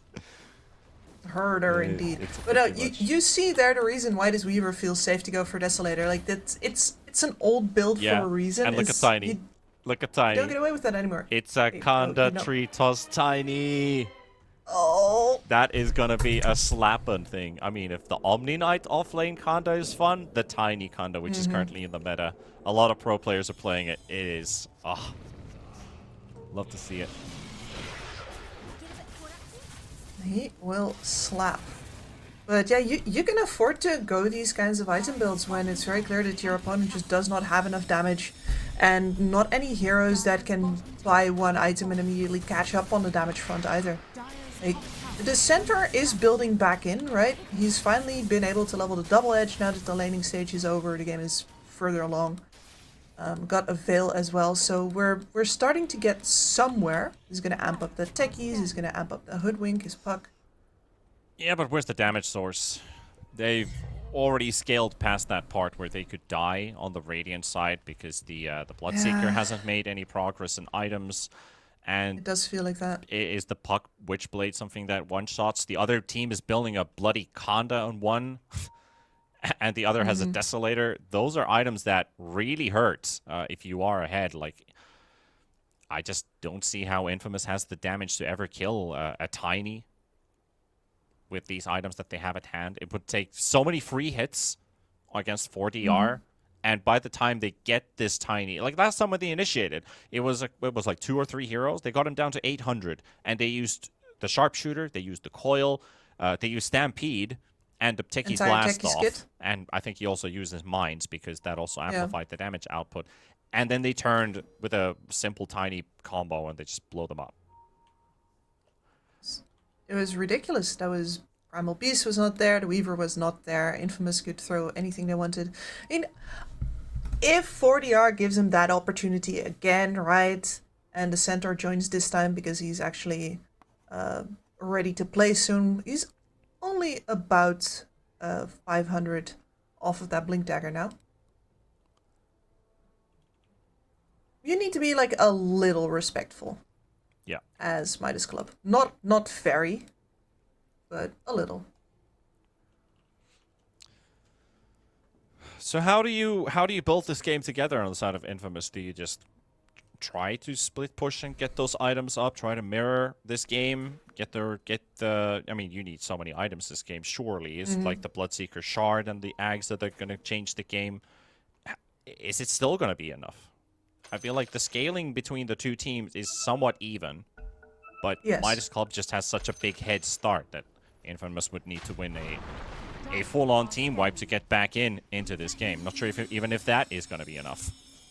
Was about to say, I think twice would be the ticket. Yeah, I think 2 would also do a the solid trick. turn.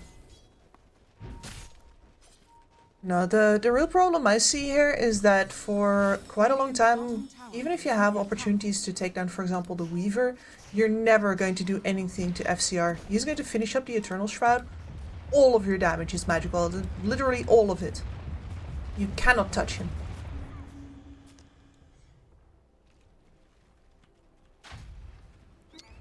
Net worth just continues to build. You've already got 10,000 on this Weaver before the 18-minute mark. Even the Primal Beast is feeling good. You have to use a Stampede defensively. Costabile hunting the Centaur, and that's a lot of minus armor with the bugs still up, but they are not in range for the Avalanche to cancel out the teleport. That was a very dead-looking Centaur if that did connect. It's just one Geminate attack away. So the problem here as well is that if you want to be able to split push, you need to have actual space for the creep waves to be moving. There needs to be dark space where there's no wards, where you can farm some camps in between. And currently there's none of that. Most of your towers are still up. Midas Club has just been out farming you on the lanes that are available. Yeah, now they're trying to smoke stack up into the mid lane with all 5 heroes. 4DR has already intervened there with the toss. The Rupture's going to be connecting as well. Wish coming in with the Overgrowth, connecting onto 3. And they traded 1 for 1. They do get the Tiny out of the way. Siren diving under the tower, trying to get Wish, and will get it. Nice. So Infamous finally finding themselves 2 pickoffs, but only because they all set themselves up for that. Costabile is trying to cut the waves in the bottom lane, and FCR is also splitting the top at the same time. So you might have gotten 2 kills and maybe a tower, but you're also losing HP on 2 at the same time. Tipping in. And now they're returning their favor here with a rotation into mid. Hyde trying to make a run for it. They don't get the connection there with the Bushwhack because there's an Invis Weaver just dodging it, and Hyde will go down. Still end up losing a hero after, and FCR, he just blows up the mines. He doesn't even care. Doesn't even mind about the damage that he's taking, and that's a tier 1 tower that will fall. Every time you get a kill, it's an objective lost. Yep, tower consequences with that Desolator, as you said. And that was the leverage that they'd built up on Infamous. The Veil does do a lot of work for this lineup. You can see it right there. But it's going to get harder and harder to get those picks as long as Midas does not want to give it to you. They very clearly presented them with the Tiny there. Yeah, I mean, at least God was trying to keep up and farm, but he's still 2,000 gold behind Costabile with that Weaver. And he still needs so much this game, so if Infamous can create situations like that, I mean, it wasn't really favorable, but I guess at some point you just have to opt the sacrificing hero so that the Bloodseeker has space to farm. It's a stay of execution, if you will. You'd love to get this mid tower down. There's a reason why the Centaur overstayed his welcome so hard. It is because that mid tower would give them a lot of breathing room. The towers are not just defensive assets for the team that has them, right? It's also an offensive asset where you can TP on in and make fast moves. Taking that tower down, slow the game down, and Infamous could really use some time right now.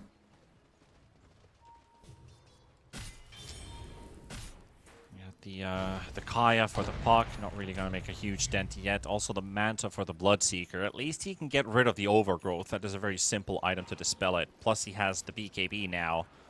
So you can get some use out of this BKB. But the downside is, if you BKB too early, a Treant ulti is still going to hold you rooted on the spot. This is the same thing. You play against a Treant, you need at least 1 or 2 dispels, because he's not the only crowd control in the team.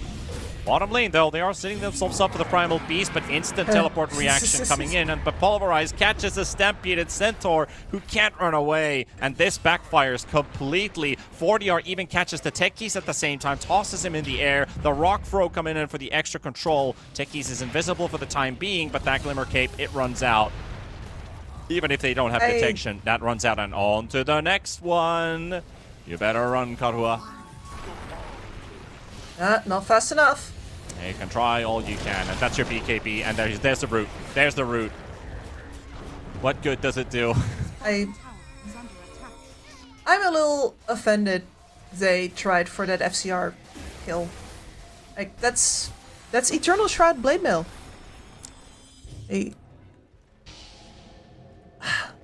Listen, I'm a team play analyst. I do the big picture, but I can see that you do not have the damage for that man. In fact, you're not even close to having the damage for that man.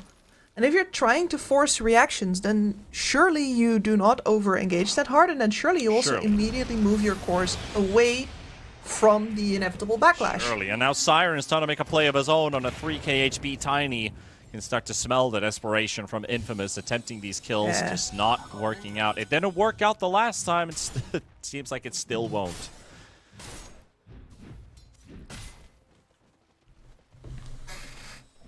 Yeah, that's exactly what it is. It is desperation. Oh, it's a pretty impossible situation Infamous is being put in this game. And I feel like Midas with the 80% win probability is, I think it's not even generous enough. I think it should be 90 to 10 at the moment. Gaiman's certainly underselling it just a little bit here. You wanna go 95-5?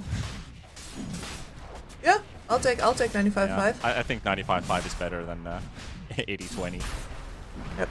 Because normally when I hedge my bets, and you know this about me, when I hedge my bets, it's all about sources of damage. And the problem here is just that even if you have that damage, the available targets are becoming, well, it's growing very slim indeed.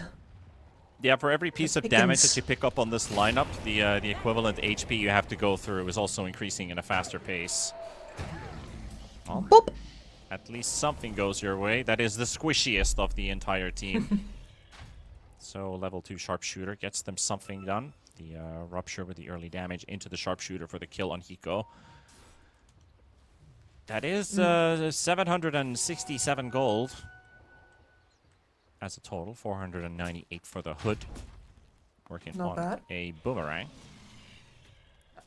Damage amp is going to do some work here as well.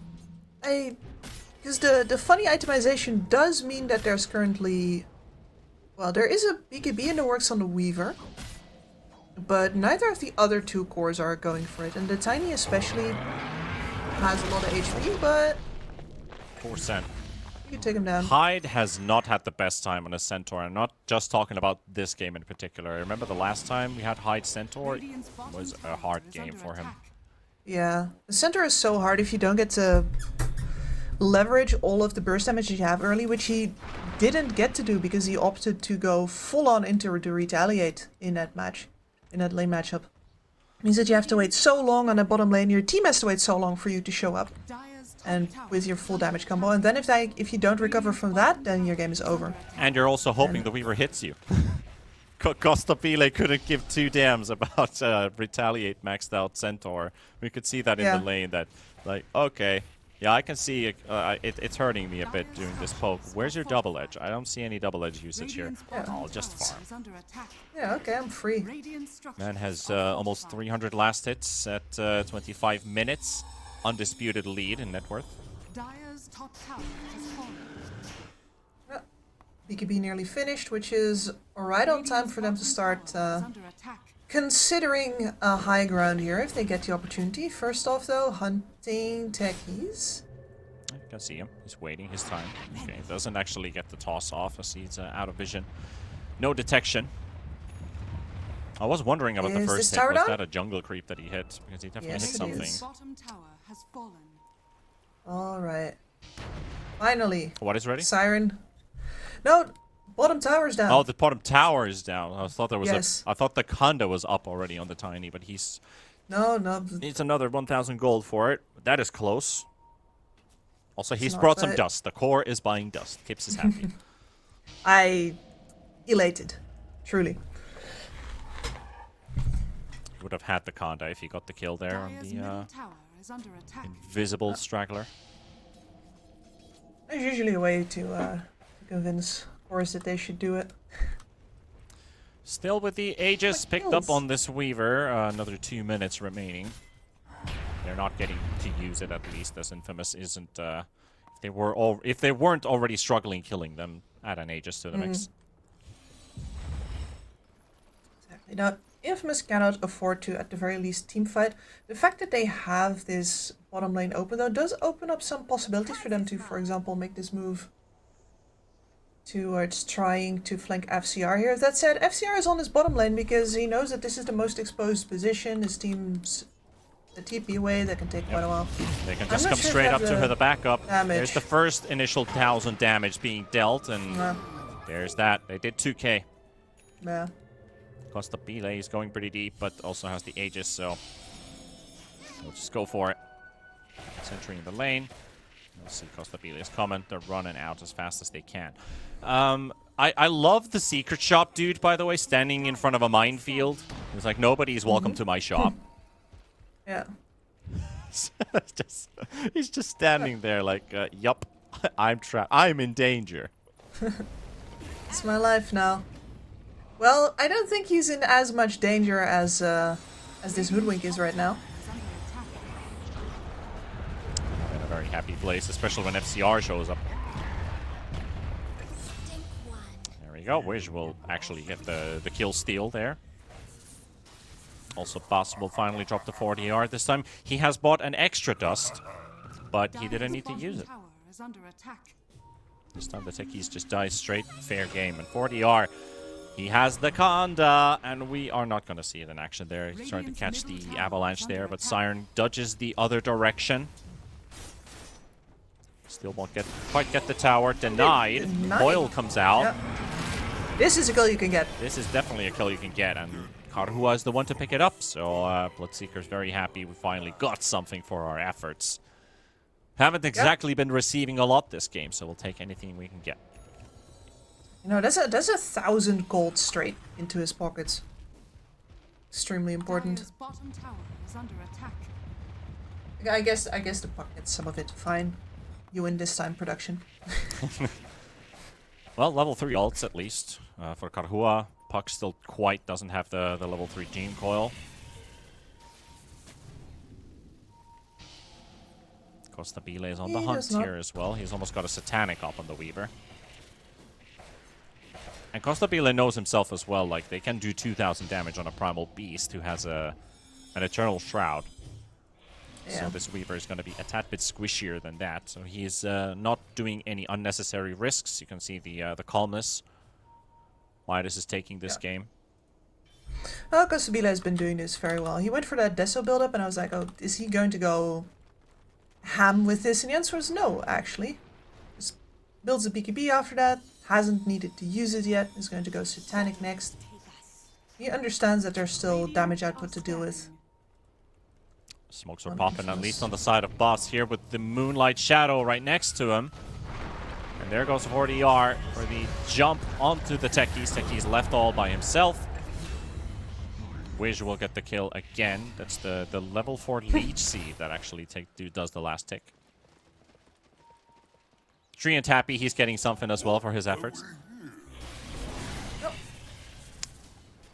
When we're leading this far and our team's doing this good, even the supports are getting their share. Even the supports. Thing that I'm curious about though is, yeah, I guess we're going to see BKB on this Tiny eventually. For At the some point. Primal Beast, sure. Tower has fallen. And we're just in this game versus the Puck, who is steadily living on, and he's going to be finishing a Parasma soon. At some point he's going to become a proper damage threat. I would actually have liked to see somebody go for a Hex, because clearly they have the money. But everybody's itemizing, I feel like just a little bit more for their own fun.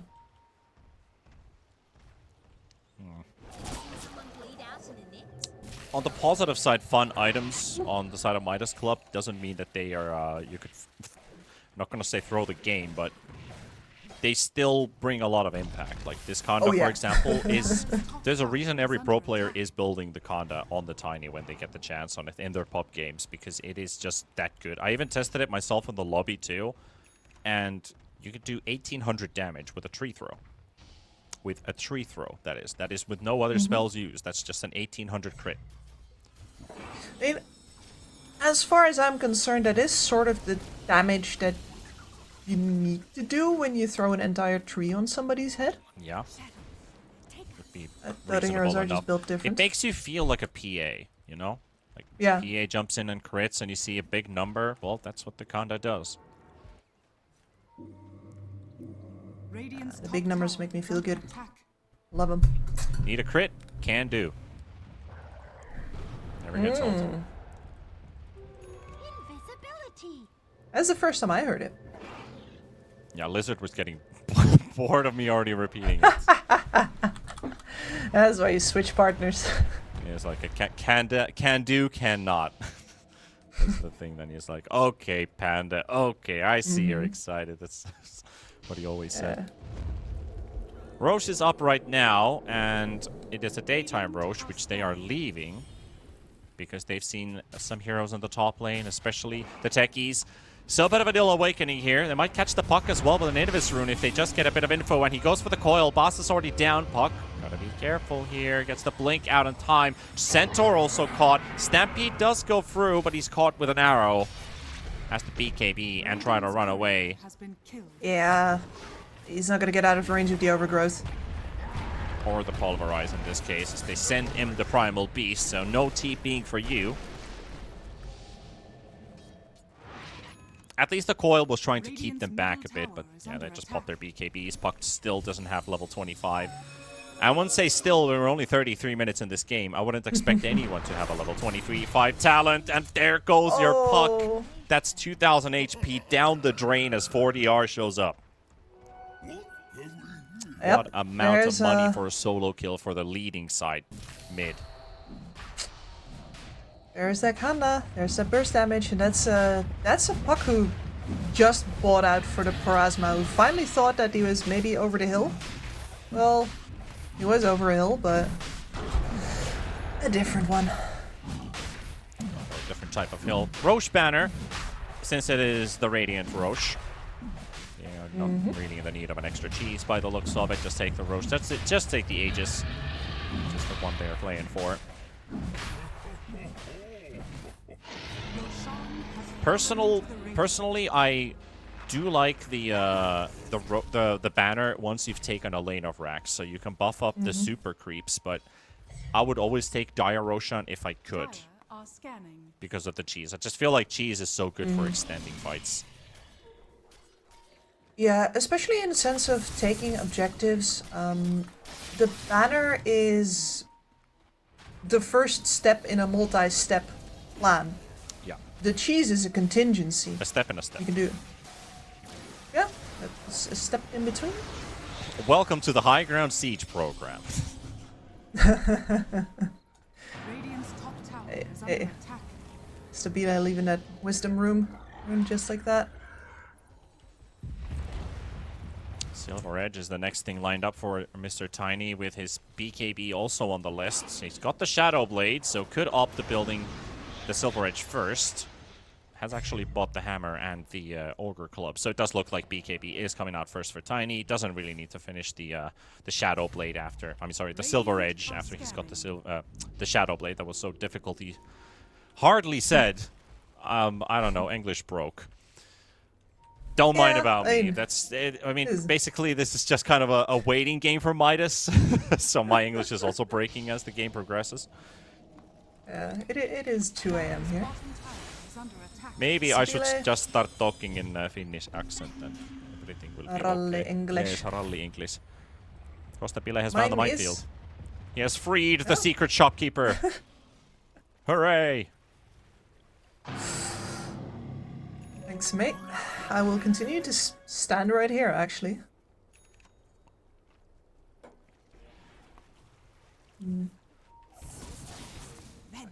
Full health. And this is... Infamous know they get one fight, right? We have the Aghanim Scepter up on the Bloodseeker, which does mean percentage-based damage. Yeah, the shard as well, yeah. Yeah. AoE. And you have the Puck Parasma. Like, technically, these are the items that you would have needed in order to, you know, get the game under control. This is your standard kit. You see Kostapile, and he actually shows himself up for a pretty easy pick here. The Aegis is gone, and the rest of the team is quite far away, but Infamous, they'll be happy with just getting rid of the Aegis, which was just freshly picked up. So that's the first time Kostapile has actually made a mistake this game. Absolutely assassinated. And moving into the Lincolns immediately. Rupture is going to be an issue the further the game goes. I mean, the only reason that it hasn't been is just because this Bloodseeker hasn't wanted to move forward and actually rupture anybody, because the retaliation meant that he would die. Yeah, and if he does rupture, it's like I can't commit to forcing them to actually move. It's like they're not fearing me.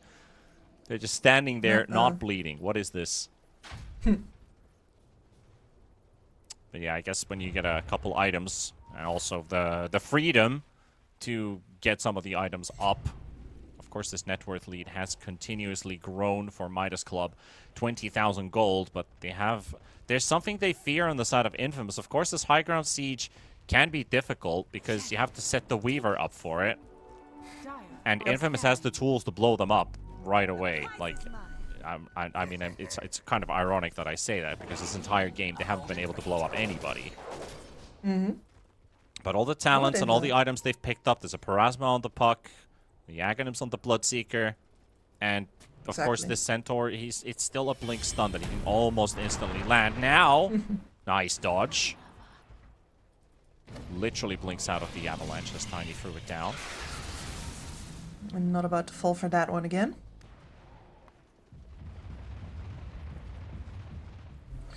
And yep, this is Midas mode. I keep saying Midas mode, my lord. I'm gonna punch Slacks when I see him. No, Midas Club. Waiting, they had that Aegis in their pocket. They were ready to smoke towards it. Just, you know, sticking the wheel of their bicycles. And it's hard now because if you commit to a toss back,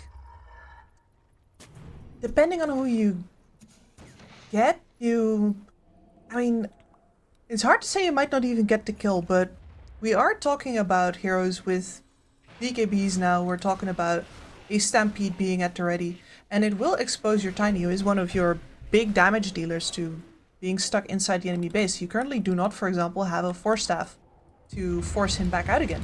Yeah. It'll be pretty high commitment. Well, they are definitely being super cautious because they've yet to try the high ground push.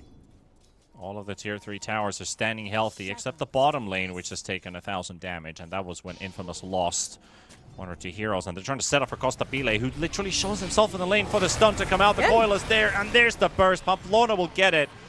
And Midas Club, well, it's been quite some time since Infamous has actually made a play, and it was in the same place here too.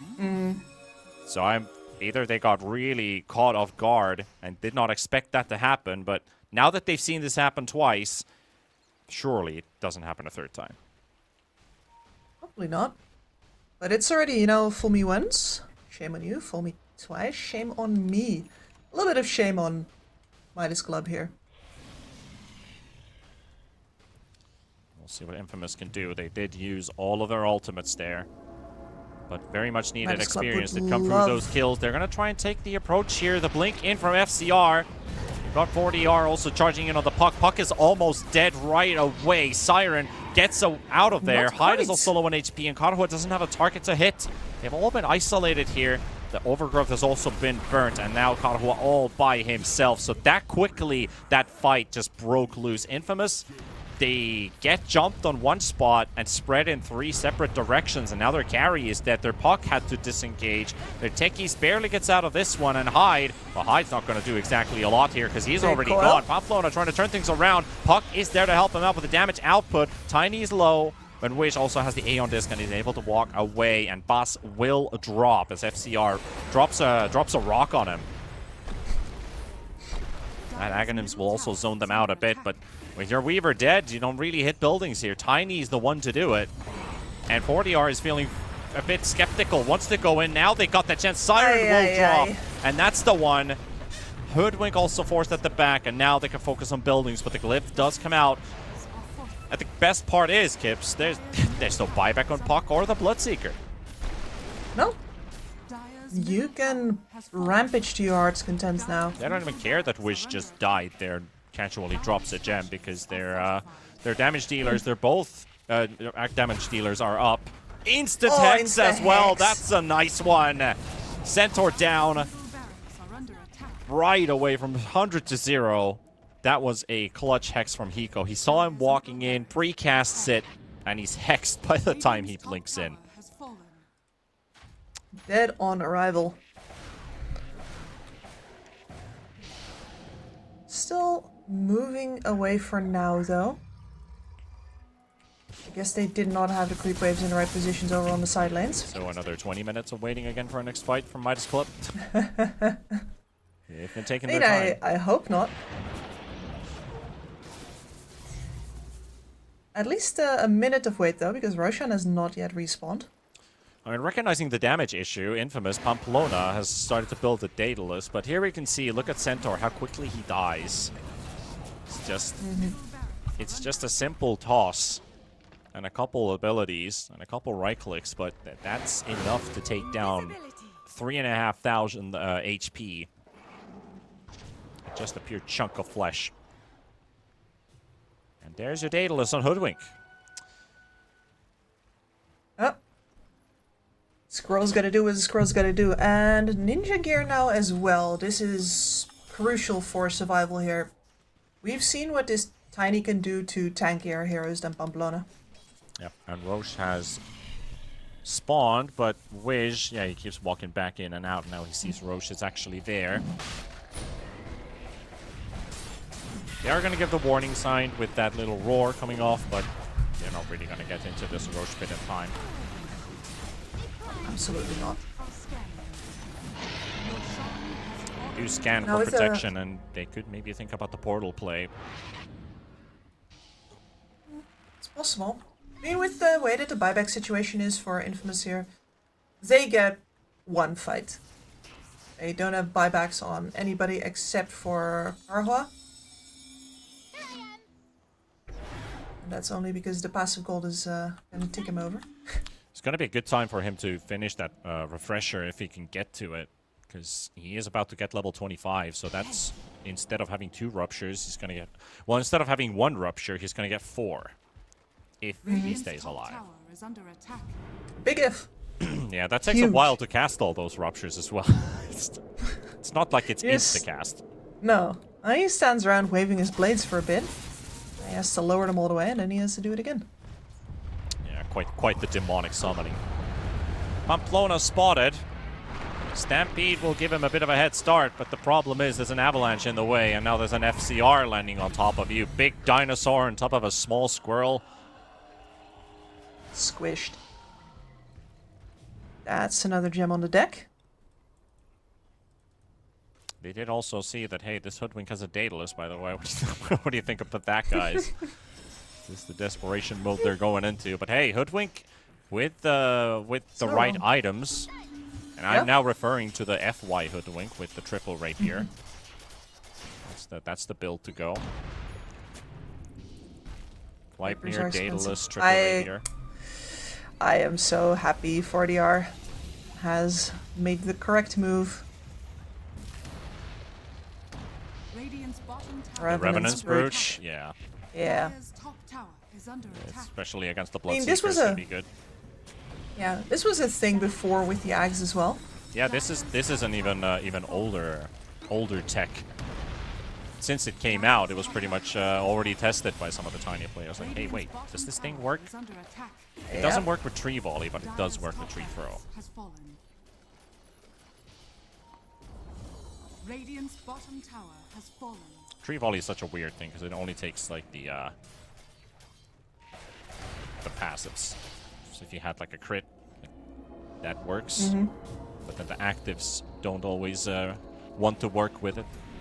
Interesting. I could swear that it used to work. They're initiating. They got the Weaver. going for it. I don't think the God got him though. It's going to be a rough one. The Rupture is out, and there's also the Refresher BKB up on the Bloodseeker. He doesn't get to get any of them off, and he's thrown in the air, and he's gone. And that's without the Reverence Brooch even used by the Tiny. Karua and Pamplona, no buybacks on them.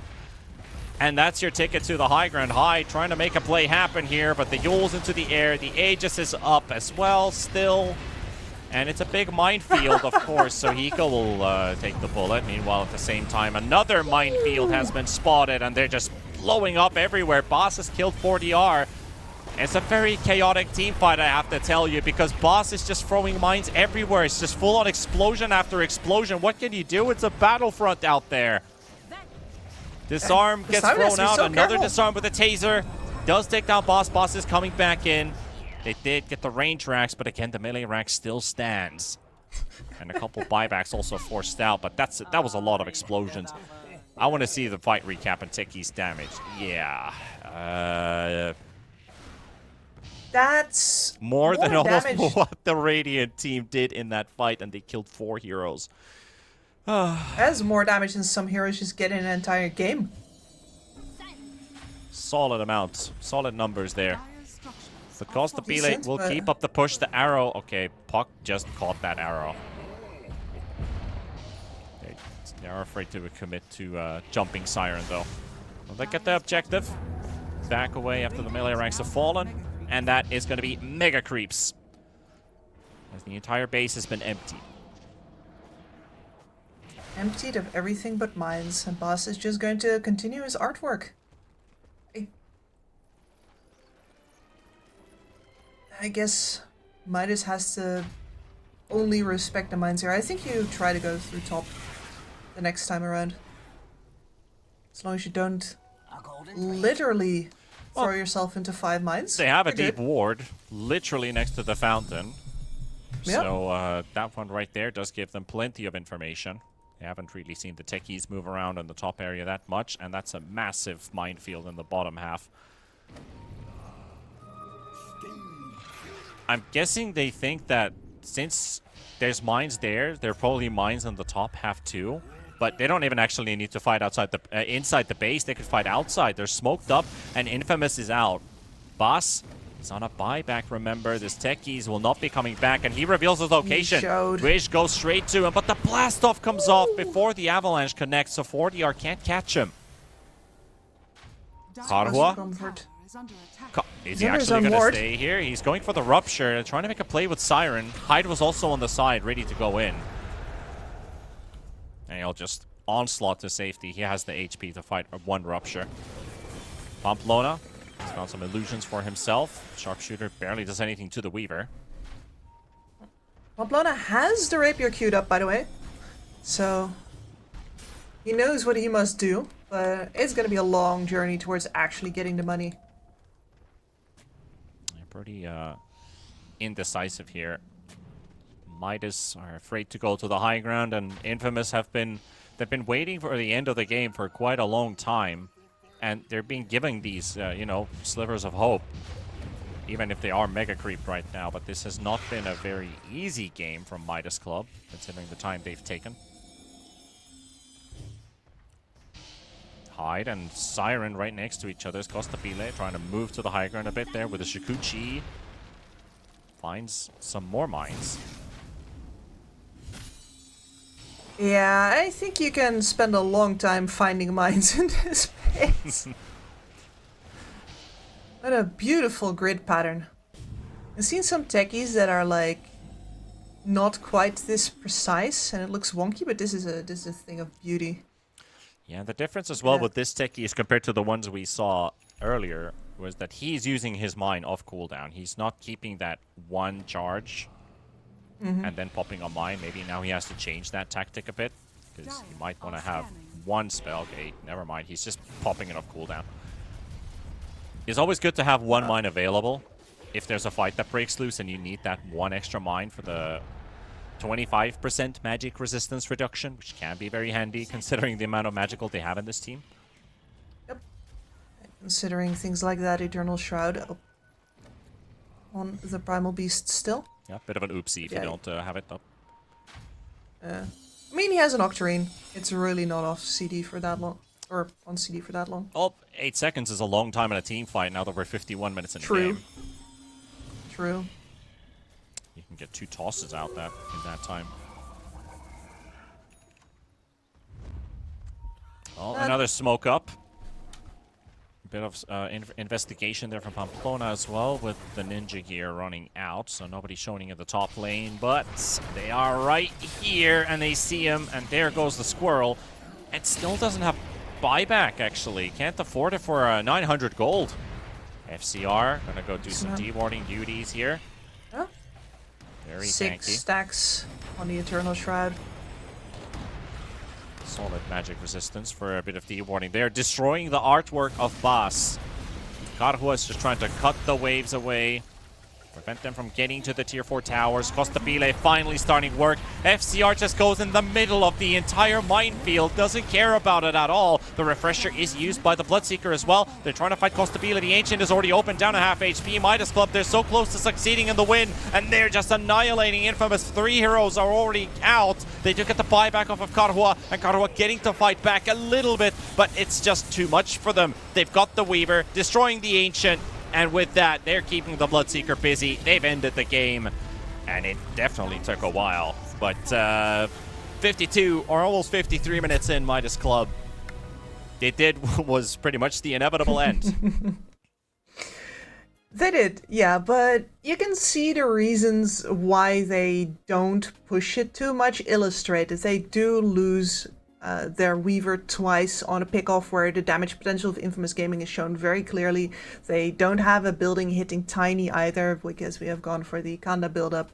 There's certainly good reasons for them to take it easy, but on the other hand, they did do those reasons to themselves.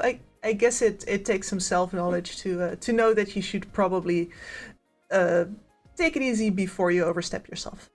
Yeah, and a bit of patience plays off in the end for Midas Club. You know, some games, they just take their time, their sweet time to end the game. Don't need to take any extra risks, and this one was extra cautious, but it let them the win. They didn't give anything to Infamous Gaming.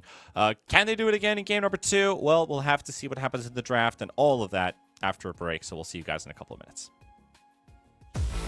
1xBet and EVA Alfie present betting on all esports events on the website and in the 1xBet app.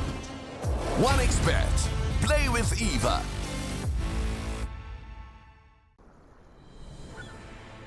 What if Kunka knew that he could not only play Dota but also place bets? Better the best black hole.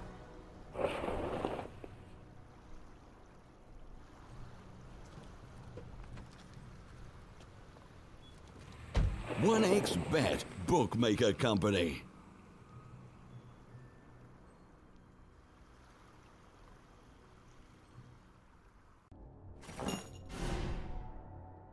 Chances of breaking items in a tournament match are non-existent.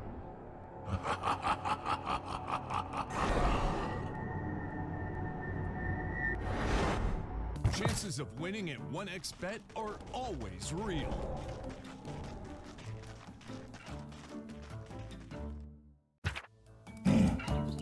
Join with me. At your service. Stealing Aegis from Roshan is very difficult.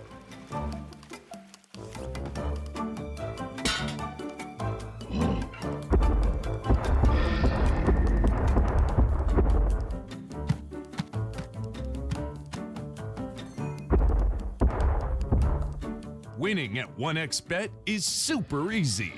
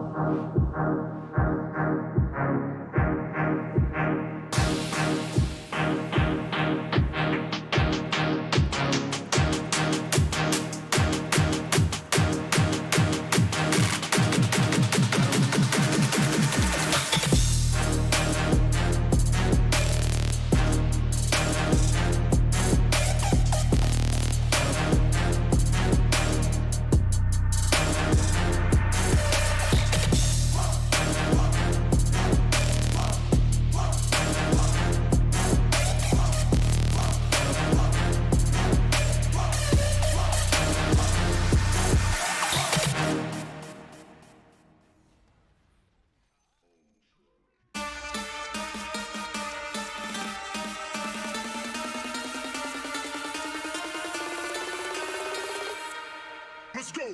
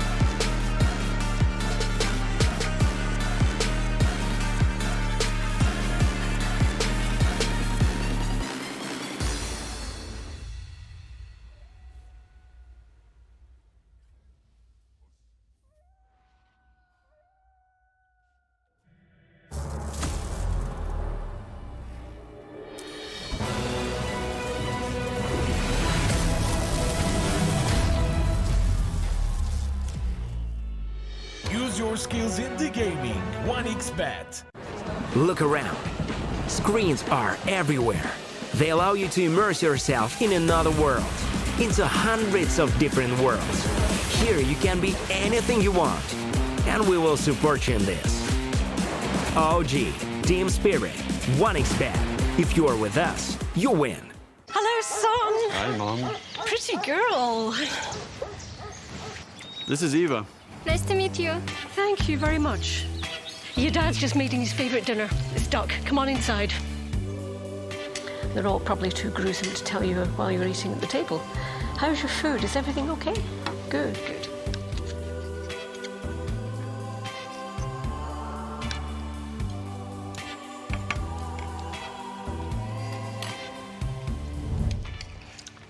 You seem to know each other.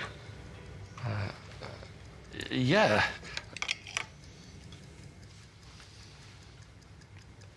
This is the new ambassador for 1xBet. Oh, I see.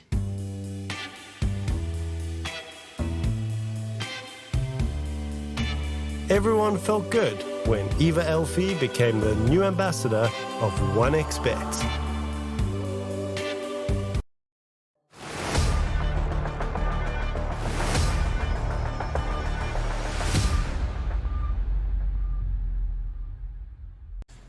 Well, welcome back, folks. We have one more game of Dota for all of you to tune in and entertain yourselves with, because right now, Midas Club, they take the lead versus Infamous Gaming.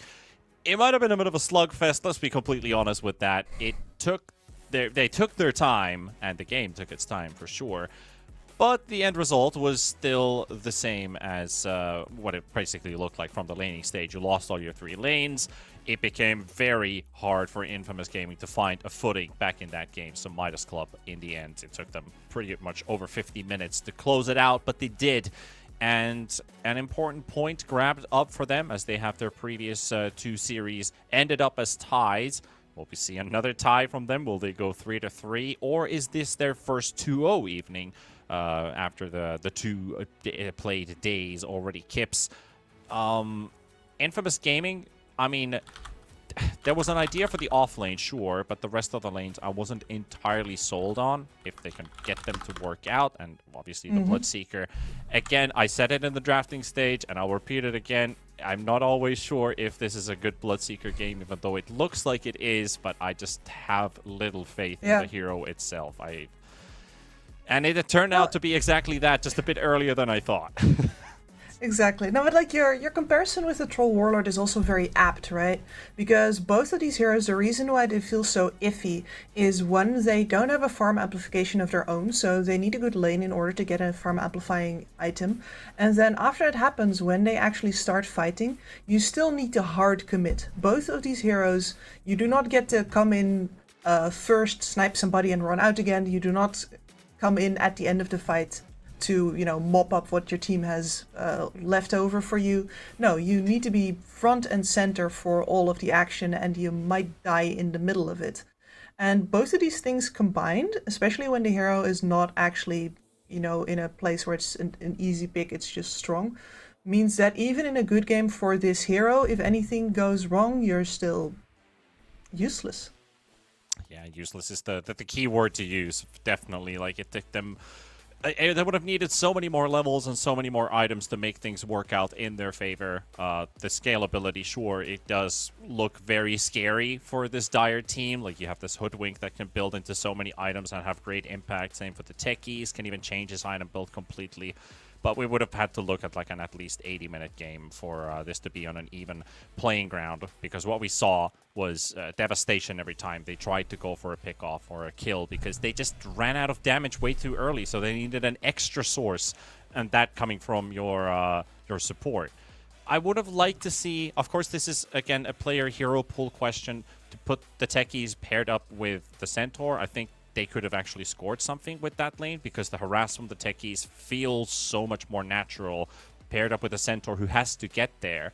You're relying on bushwhacks alone to catch a Weaver who's literally standing in the middle of the lane for some backup from the Centaur. The techies makes it a bit easier because you can harass with your Q. Doesn't even need the Centaur to get there. You're already dealing damage, but you won't always have a 4 techies player in your team.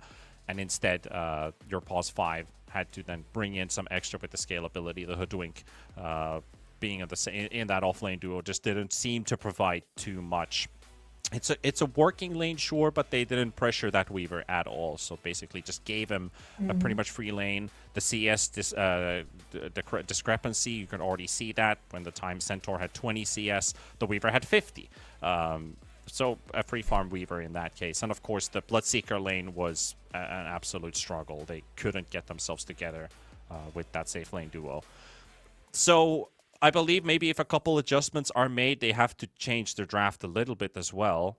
Something that really gives them that comfort to play a bit more aggressively. I feel like against a team like Midas Club, if you can fall into the trap of we have a strong lane, we have strong heroes, but we are gonna lose some if we overextend. But you kind of need to take the risk, otherwise you're not going to see anything happen. You're just going to let them win the lane.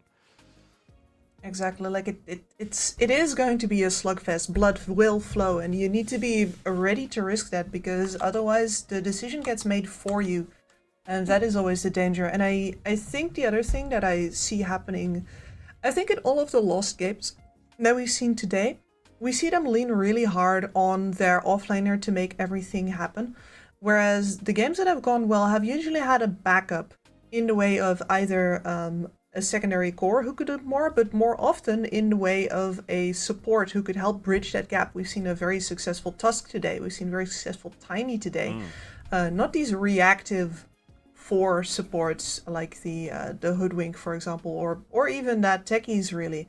But heroes that can actually go in and make plays on their own without needing items first. Because they provide a way for you to hang on during that transition stage where an offlaner who's maybe had a rougher lane than he wanted to can't come and actually join yet. Well, as we head over to game number 2, we had a tiny Dota update in between, but we're finally in the game itself. It is Midas Club this time. Actually, again, with the second pick for the draft, so let's see how this first phase changes. We saw very interesting bans coming out from Midas Club, which were the Meepo, the Pudge, the Warlock, and the Dragon Knight. But they're going to swap things around a bit there with the Undying. Nothing changing so far for Infamous. We'd be expecting a Mars ban coming up next if they don't change anything in their game plan. Maybe they could look at the Tiny or Primal Beast. Those are heroes that you can ban in the first phase. Tiny less, Primal Beast more of a hero. But Midas Club swapping out, I don't think they're too worried about a Pudge. They're more worried about a Tinker. Yeah, I think we've got our answers there about how serious these bans are. I think Midas Club is challenging themselves. And again, it seems like we're only going to see one hero from Hyde, and it is the Centaur. I'm going to have to go back and look a little bit with the Infamous drafts, with the games where he didn't get his Centaur. There was the Doom game versus South Team yesterday, and I believe there was also something with the Demonios series. They had the Omni Knight, right? So there was the Omni Knight that we were memeing out around a bit, that this hero is going to get to a great build, and they called it in 17 minutes. So Demonios didn't get to even play the game. They were just like, "Yep, we're done, we're out." And that was, by the way, a Bloodseeker game. So that was a Bloodseeker game, yeah. Yeah, that was an offlane Bloodseeker, even to be completely accurate. But we got the Centaur and the Venge to kick things off, and more bans to go. More bans to go. Very curious, because as you said before, Midas Club's drafts have been all over the place. Very clearly experimenting with what they want their style to be right now, what they can get away with right now. And this Venge, decently cookie cutter, right? But we could see if they want to run that with the Luna, or if they want to go something a little bit more creative with it instead. Techie's banned now. Yeah, also they banned out the Tiny, which we kind of did bring up. That is worthy of a first phase ban, potentially, but the Primal Beast much of a better first phase ban. They banned out the Tiny in the second. And opening again with 2 supports with no flex. So now you pick 2 supports, and Midas Club picks 2 cores, and you're going to get a very good 18th pick for Infamous. But it didn't really do them much of a favor in the previous game. So I want to see if they can really hit Midas Club hard with that 18th pick. Let's see. These are once again reactive supports, best used as the counter initiators. Although they are also good follow-up, they are just not the ones that will necessarily be going in themselves. And, well, listen, if your laning stage has an issue, put Chen in, and one of your lanes is going to be just fine. The amount of regen, the amount of presence, I think it's very hard to lose a lane with a Chen. Yeah, at least there's like these small windows where you are leaving your safe laner alone because the Chen's not going to be around, but by the time he tunes back in, you are bringing in reinforcements, extras for the support. But there's definitely some timings if you can hit the Chen. Yep. Or sorry, not the Chen, but the partner he's paired up in the lane. That's what I want to say. I'm already looking at this gyrocopter here. If you get 1v1 support brawls here, especially if for some reason this Hoodwink is on the safe lane, gyrocopter just makes paste out of you. Very tanky, very high damage output. and continuously does that throughout the game. I think it's a very good partner with the Chen because the Chen is so passive and the Gyrocopter is so active. They're almost each other's polar opposites. Yeah. Radiant team pick. Yeah, I guess I'll agree with that, yeah. I was just thinking, like, the Chen does feel very aggressive, because he does like to gank those lanes and be active. Yeah, but Gyrocopter is in a way. active right away. I think that's the... Yeah. Maybe the level 1 is the difference maker. Gyro's level 2 is also great when you have access to both of your Q and your W, but they are bringing out the Alchemist for Midas Club. And what is the second core that they're going to bring? You already got Alk versus the Centaur, so I feel like the Alk is in a good position. Feels nice. Primal Beast. So offlane Primal or mid Primal and carry Alk. Well, since you have your supports locked in, there's no real AA room. You could think of Slark, you could think of Lifestealer versus the Alchemist. Slark would be the optimal counter to this hero. But can they get to that point where the Slark is going to activate? Because Alchemist does have a timing of his own. Yeah. It really depends on the item timings he gets. Is he getting punished in the lane?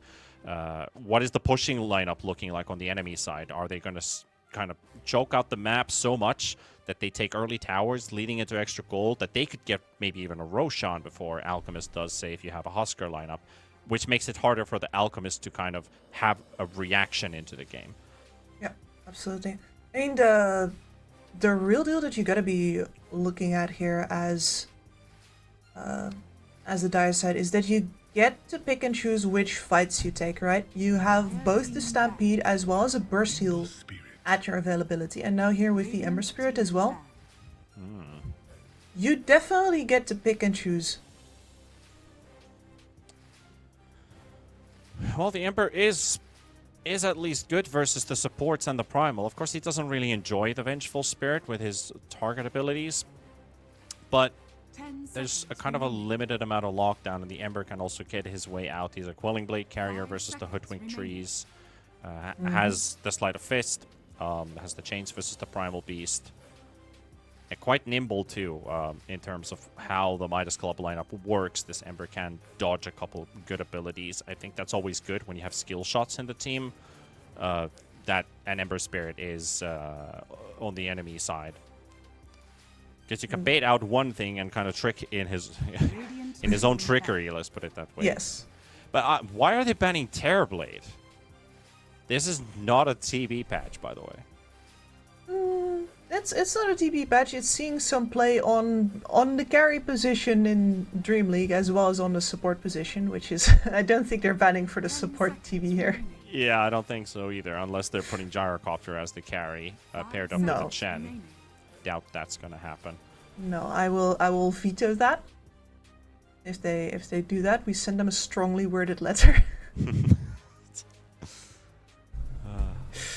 I am worried about one thing with the Ember Spirit here, which is that if this is a Primal Beast mid, you get slapped around a lot.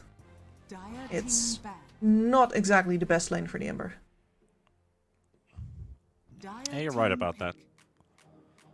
Flame Guard ain't the best exactly to keep this Primal Beast at bay. He is fairly good at last hitting in the matchup. I think Ember still does fine. He's a better rune controller versus the Primal Beast. And I think, but the thing is, Primal Beast as well, if he gets off a good laning stage, he's a threat to the side lanes every single time. And pairs up pretty nicely with Venge and Hoodwink, who can already set up for the Primal Beast to come in and finish off the day. Yeah, and you can really see the synergies here, right? You have the Venge plus the Alchemist with the minus armor synergy, and then Primal Beast and Hoodwink with the single target Magic Burst. But I also like for the Ember Spirit that there are heroes that he can definitely kill, and those are he can live off of these supports throughout start to finish. Yeah, they look tasty.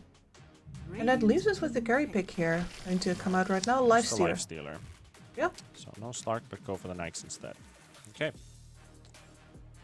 You have an Infest Bomb, you have a Stampede for you, you have magical immunity with your Rage. Also the stun immunity, pretty much Pulverize still goes through, but Primal Beast hates this matchup. Now you have to think about Primal Beast into the mid lane, because you do not live versus Lifestealer in the as a pause 3 versus a pause 1 Lifestealer. No, it is not fun at all.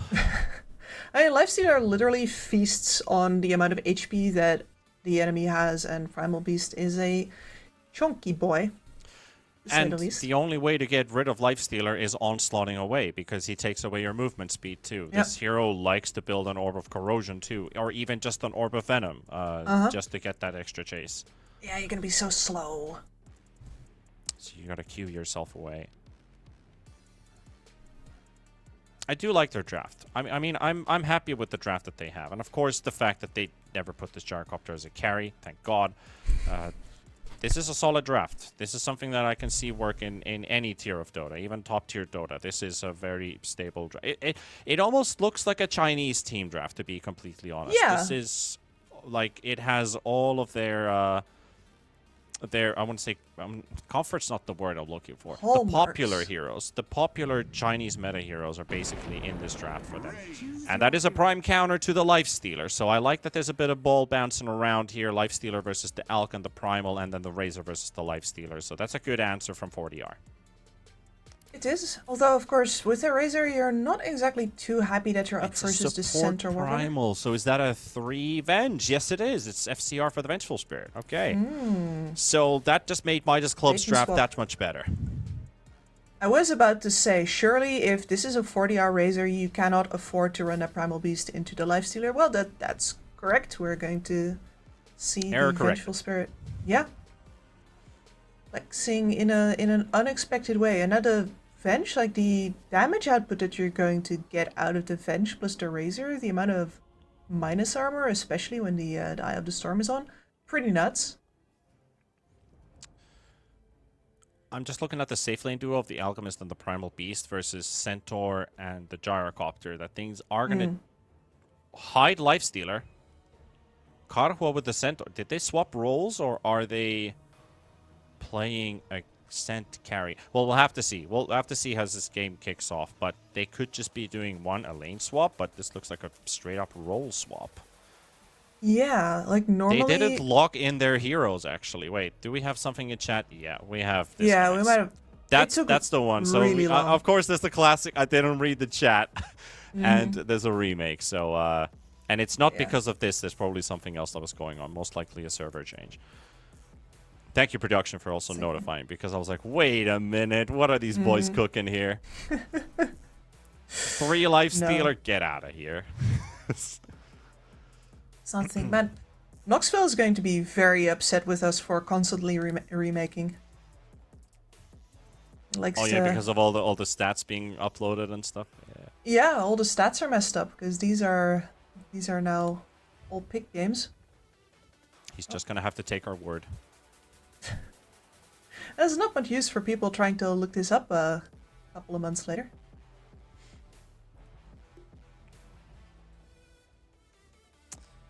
Well, so what do you think about the drafts in general? I like the fact that I already brought it up that they're basically bouncing around with the Lifestealer countering 1 or 2, and then he's getting countered by this Razor. The swap with this Vengeful Spirit kicking in from Midas Club into a pause 3 role.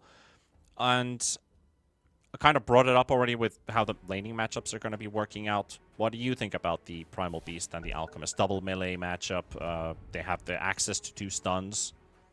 All pick. Yeah, to me that seems a little in the favor of Infamous here as well. That Centaur is going to... At the very least, they're going to have really good kill opportunities. Of course, these are also 2 very tanky heroes, so it might simply be a question of who gets the advantage early on and who can then build it out. Yeah, it's going to be quite hard chasing the Gyrocopter, at least. Like that is a bit of a difficulty for the Primal Beast. Plus, how do they share the experience? That's the one I'm really interested about. Are they just going to pump up this Alchemist with a lot of solo experience? Does the Primal Beast have to be there? How do they utilize this Gyrocopter versus 2 heroes that would have to go in to deal damage? So a lot of things that can happen in the laning stage. I just want to kind of compile data and see how they play this one out, because I'm unsure how this one goes. I'll be completely honest. Yeah. Out Primal, I don't think I've seen this more than once or twice, and I just can't remember how this one goes. I mean, I think the reason that you don't see it very often is because it's definitely suboptimal. Because normally what you see is you see a primal support combined with somebody who has abilities that, and that's not even the primal support, because you see him on the offlane as a 4 a lot. With When you see it as a 4, you enable your 3's abilities, and in this case, you can already throw Concoction from a range, and Primal Beast kind of does the same thing as the Alchemist does. They don't have like this benefit of an ability to another. And Primal Beast also doesn't benefit nearly as much from the acid spray as a range support would, and as like a Vengeful Spirit especially would, right? Between the acid spray and the Wave of Terror, the amount of minus armor is quite significant. Yeah. And of course, the damage output from the Primal Beast is mostly from his abilities, since his right-click damage only gets increased by Uproar. Exactly. And he needs to be hit for the Uproar stacks to increase. Throw down an Acid Spray, Primal Beast, he presses Trample. It's not like he's going to be right-clicking in that minus armor. It's going to be benefited. Both teams, they tried to go for a smoke play early on, but they're on the opposite sides of the map. We got our vision placed down. There's a Courier Snipe ward placed down by the Hoodwink on the top half, and a Cliff ward for Infamous in the bottom half. And then, of course, the classic mid wards. And this Cliff ward here is going to do so much work for Pamplona. And I love what they're already doing here. FCR blocking the creep wave. Karua's going to have the creep wave under his tower. So with Hiko on the Primal Beast and FCR with the Hoodwink. Yeah, wait. So they did swap it. They did actually swap even more. Okay. We have more swaps. No, okay, this is That's probably better. why they just picked randomly, because they had already disconnected from the server. So we were going on and off about that Venge 3, which could have worked. But a Hood 3, okay, this changes things. Changes things. For example, the bot lane is now much better for Costabile, which is the one that we were worried about. Yeah. Double melee. Now it makes much more sense. Now we have the -6 if armor only somebody synergy. told us that was the case. If only. Because we've been rambling about stuff for the last 5 minutes that aren't even in the game. I blame Gaben. His servers tripping us up. Well, at least looking at the early CS, well, not like the Hoodwink is going to do exactly a lot versus this Lifestealer. I guess they maybe... I mean, Midas Club is the one playing Hoodwink this time, so I thought Infamous unlocked hidden potential with that Daedalus Hoodwink. Of course, that's an item you have to go for if the team needs damage. I'll be curious what FCR wants. I mean, for now, his quick buy is looking like the very traditional standard build up here with the Wraithband, Mana Boots, Maelstrom. So nothing new there. It's the items that come after that I'm interested in. Does he want the Mage Slayer? There's again a lot of physical damage output on the side of Infamous, so probably not a necessary or needed item. But you need a bit of tankiness. This is your 3 after all. Yeah, I mean, depending, we have seen several position 3s work out just fine without anything. Specifically Pucks and Winter Wyverns. Here's the damage output of this bot lane. It is brutal. And of course, with the amount of... is that just that much better as a 4? He's nuts. I think he's underpicked at the moment. I really do. They are causing some damage in the top lane. The charge from Hiko doesn't connect onto the Lifestealer. Trying to slow him down as well with the Roar. Yeah. I'm expecting Gleipnir from FCR this game. I think that is the way you want to go versus the center ult. Yeah, you don't Mjolnir this game at least. Karua is dropping low here. And a couple more hits could do it. The Blood Grenade isn't quite enough. They would have needed one more hit. And actually, Primal Beast did have the Onslaught off cooldown, but he would have had to dive under the tower. But I think that would have been totally worth it. I think he just missed an opportunity. But Boss gonna get caught there. They are saving themselves up for the Chen, but even the Chen isn't going down. And the Harpy, well, it's killed by the melee creeps in the end. So the Stormcrafter is out of the way. And here we see an example of how strong you can be. Whatever ranged hero you are, like up versus the lifestealer, there's basically nothing he can do to threaten you at all. That's why I feel Midas Club made a mistake not committing on the lifestealer there. Meanwhile, the Ember not feeling too happy being put up against the Razor. This is a fairly easy matchup for DR. Top bottom lane, though. There's the real fight going on as Costa Pile is down. Wish can't kill off the Gyrocopter and also pokes the Centaur a couple times. All of his spells on cooldown, so the Gyro will live and the Centaur will also get to contest the pull. Grab the creeps, try to drag it in front of his tower. Pamplona, he'll pull the other one, so they can now regenerate in peace. I like what they're doing here in the bottom lane, where they are both low on stats. On HP in general. So Hyde can pull the creep wave nearby, get themselves the experience, and Pamplona does a pull at the same time. And this is with a Venge lane with the acid spray, and you can only imagine how much worse this would have been if this was actually Yep. Oh, the Primal Beast. The damage output increase from Infamous here doesn't stop for a while. It does not get better, only worse. And it becomes very hard for the Vengeful Spirit to keep enough harass up that the enemies don't have enough HP to move forward. Oh, that fail is going to come in so fast for the Centaur. And I really like the fact that, okay, Gyro is going to lose his wards on the cliff, at least one of them. He'll lose the second one after. Already does 50% onto the Venge. Is that he's just body blocking this easy camp at the same time. I thought the Venge would maybe look for the sentry on the ground because the camp's not spawning.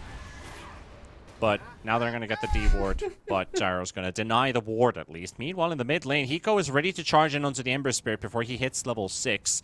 But how long is this going to take? Also 20 seconds to the Power Rune to spawn.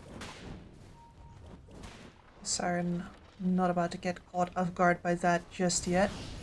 Costa Pile is low again. It does force him out. Wish this level 2 Rocket Barrage is just insanely strong. It's brutal. Because there's no magic resistance on almost any hero at these levels. All the magical spells are considered so good for that particular reason. Radiant structures are fortified. Dive Siren here.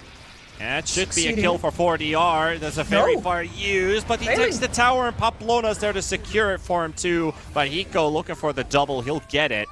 Rocket does connect, and Siren has to keep his distance off of this Primal Beast because one charge could just do the trick. He gets poked, but the chains do connect. And the uproar slow. Hiko, he hits so hard, but nice movement there from Siren. And he's got the Remnant. Sadly, no teleport. If only he had the TP, he'd be back to full HP and he can stick around for a bit. But now somebody else is going to have to either bring it to him or... Oh, no, boss. Siren wanted to fill his bottle and Chen's walking away. That was not coordinated. No, that was not. That hurts. Meanwhile, Pamplona is battling with Hiko, who did steal the Wisdom, but now looking for the deny off of the Dragons. And the Dragons look to get the kill, but Pamplona's gonna get it, so a solo kill for the support Gyrocopter. Does end up losing the Wisdom Rune, but gets something for his efforts.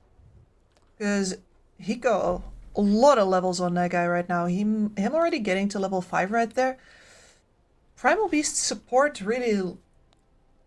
I mean, it's core Primal Beast as well, in general, right? He lives or dies by his levels. And the fact that he got a double kill on the mid lane was an incredible start for Hiko. 1,700 net worth core Primal Beast poggers.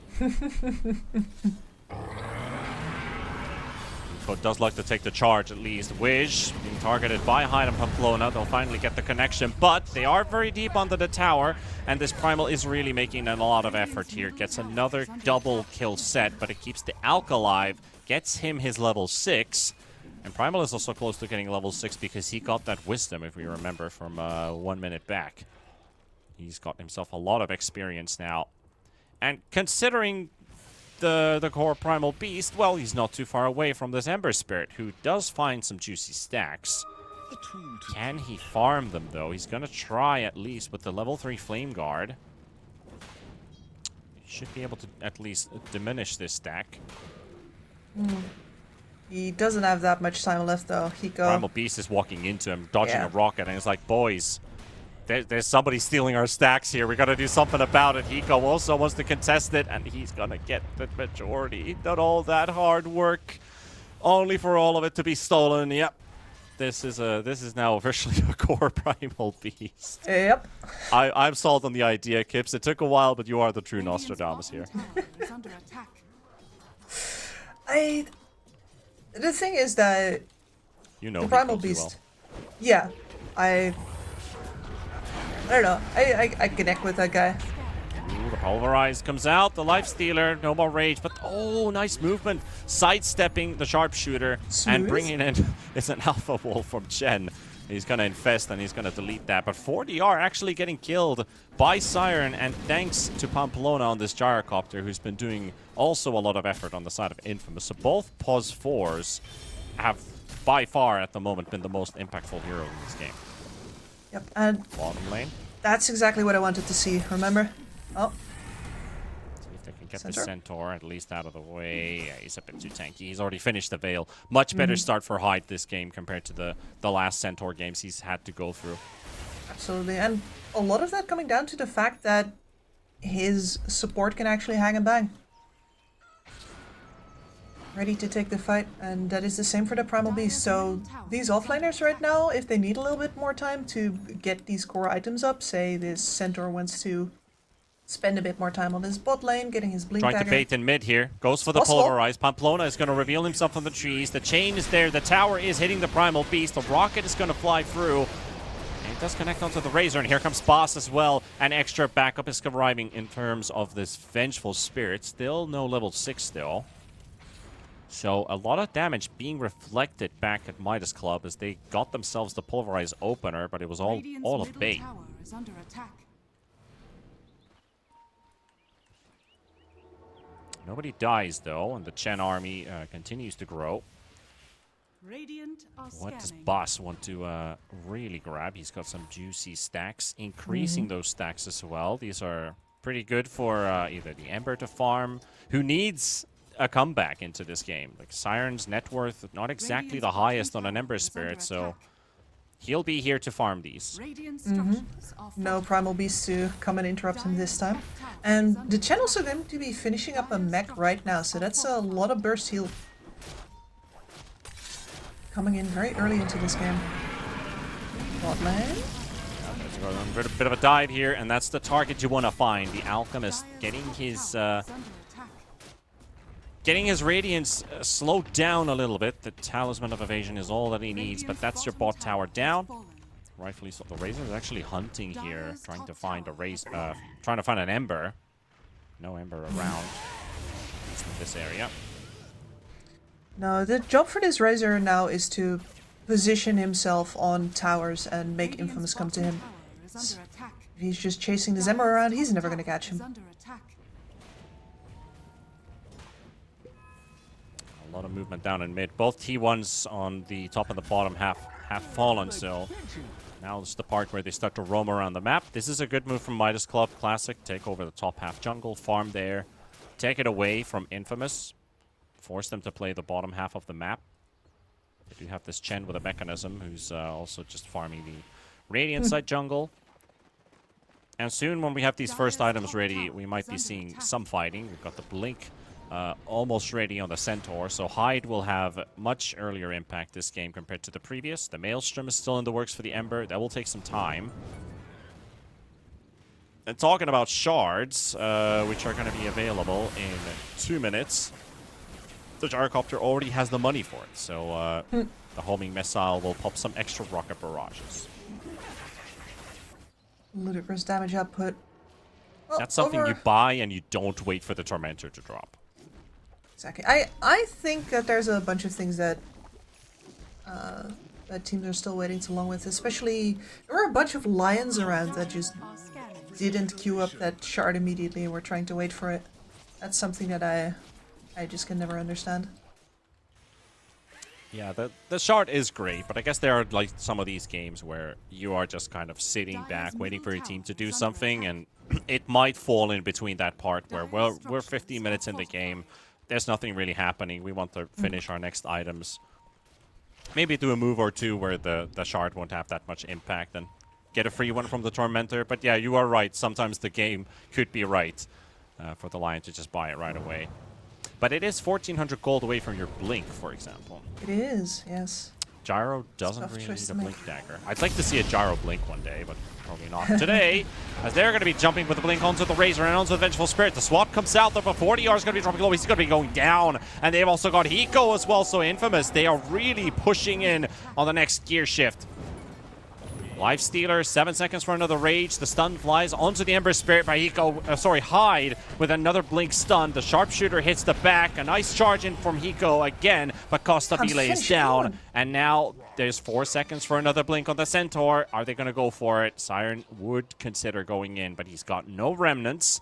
Pamplona can't get close enough. They don't have an instant stun available, and they'll just be happy with what they just got. So that's 3 kills and nobody dead on the side of Infamous. Beautiful. Not good if you're an Alchemist, but the Infamous side, surely that is a very much needed win. When you can get wins this early, and you're still slowing down a Radiance Alchemist, this Lifestealer Alchemist lineup matchup gets even better for Infamous. It does, yes. And this swap has finally happened where FCR is now on the bottom side of the map. He's been taking the least risky farm over on the top side, all the way down until getting that Maelstrom. But he's now close enough to his Fit booster that they're swapping it up, as well as the Elk clearly being under threat now. At the very least, Infamous did not take that middle tower, though. Or they are respawned too fast. I was wondering about the same thing, that they don't really want to focus on the objectives and give a bit of extra time for the items to be finished. I mean, Hoodwink is ahead of the Lifestealer in levels, even if Karhua did get to participate in some killing action. Also got his first kill on the Razor. But there's a bit of experience lead going for Midas Club. It's not a lot. It's a very small margin. The graph might show it's a high one, but it's not really. That's the blue. That's the white or the blue graph we saw there. It's only a couple hundred. Stun on the Ember. 60-minute rune is on the bottom half. Nice chains on 2. Big army coming in with a full-on stampede. Hiko's got nowhere to go. And 40R with this Razor also being punished. The rocket is there. And that is going to be Razor just dropping like a fly. Got Ember and the Lifestealer chasing him out. Nice turnaround with Costabile stun. Takes down Pamplona, and Bass hasn't got anywhere to go. He's trying to take the tower aggro off, and they finally take down the Razor. That took them a long time, and they couldn't help their supports out. So a 3-for-2 trade, but still favoring Infamous a bit here. Oh yeah, absolutely. That's once again the enemy mid laner killed. This Razor really not having a game, and the purpose of this hero is to stand in front, soak up a lot of damage, and use that time to get their armor down so that the enemy, or so that your team can then capitalize on that. But they simply have too much burst damage, and this Razor working on a Manta style here as well before his BKB, which is... Dire's middle tower is under attack. You're still gonna get slowed even if you have your BKB on. Yeah. So I actually do like this Manta build up here before the BKB. I understand it at the very least, and a lot of the damage... how much of the damage is going to be physical? I'm not entirely sure. Well, when you think about the lockdown, of course the Gyro Rocket is one that you have to literally Manta dodge to get rid of. And yes. The Centaur stun, something you can maybe dodge, but chains, do you want to pump BKB for chains? Do you want to pump BKB from Lifestealer slow? They're not really the ones you want to use it on. But I like the Manta, and it also helps the Razor move a bit faster, farm a bit faster. It is still a mid-Razor that needs to find some farm for himself. Yes. He's not a Harpoon builder, after all. No, he is not. But that definitely leaves us at the point where now I want to see FCR do something. He's got the entire Gleipnir. He is quite farmed, but the rest of his team is, I don't want to say suffering yet, because, you know, the Elk is at the top of They haven't really activated, which is the downside because the Razor is now getting pummeled. Eco does come in with a Pulverize, but a big Chen heal. There's the Siren also jumping in the middle of this fight. They've already lost the Razor. Hyde will drop, though. So that's one hero out of play, and now Ember finds himself quite alone, surrounded by 4 heroes. Yet he gets a nice play there. Again, skill shots being dodged. So the Sharpshooter will never connect, and now he's just going to walk all the way mid, and even if they follow, he's got a Remnant on a very nice spot, which Hiko can't quite get to. And he's got himself the Invis Room, so bottle refilled. There's another... One more death on the Razor. Okay, finally there's the Glip. And he's got no Remnant either, so Karuha is trying to help him out. The Infest might do enough. Yep. And he's going to bring the Lifestealer out too. So, got saved by his buddy, and Taxi Service works. Nice Infest.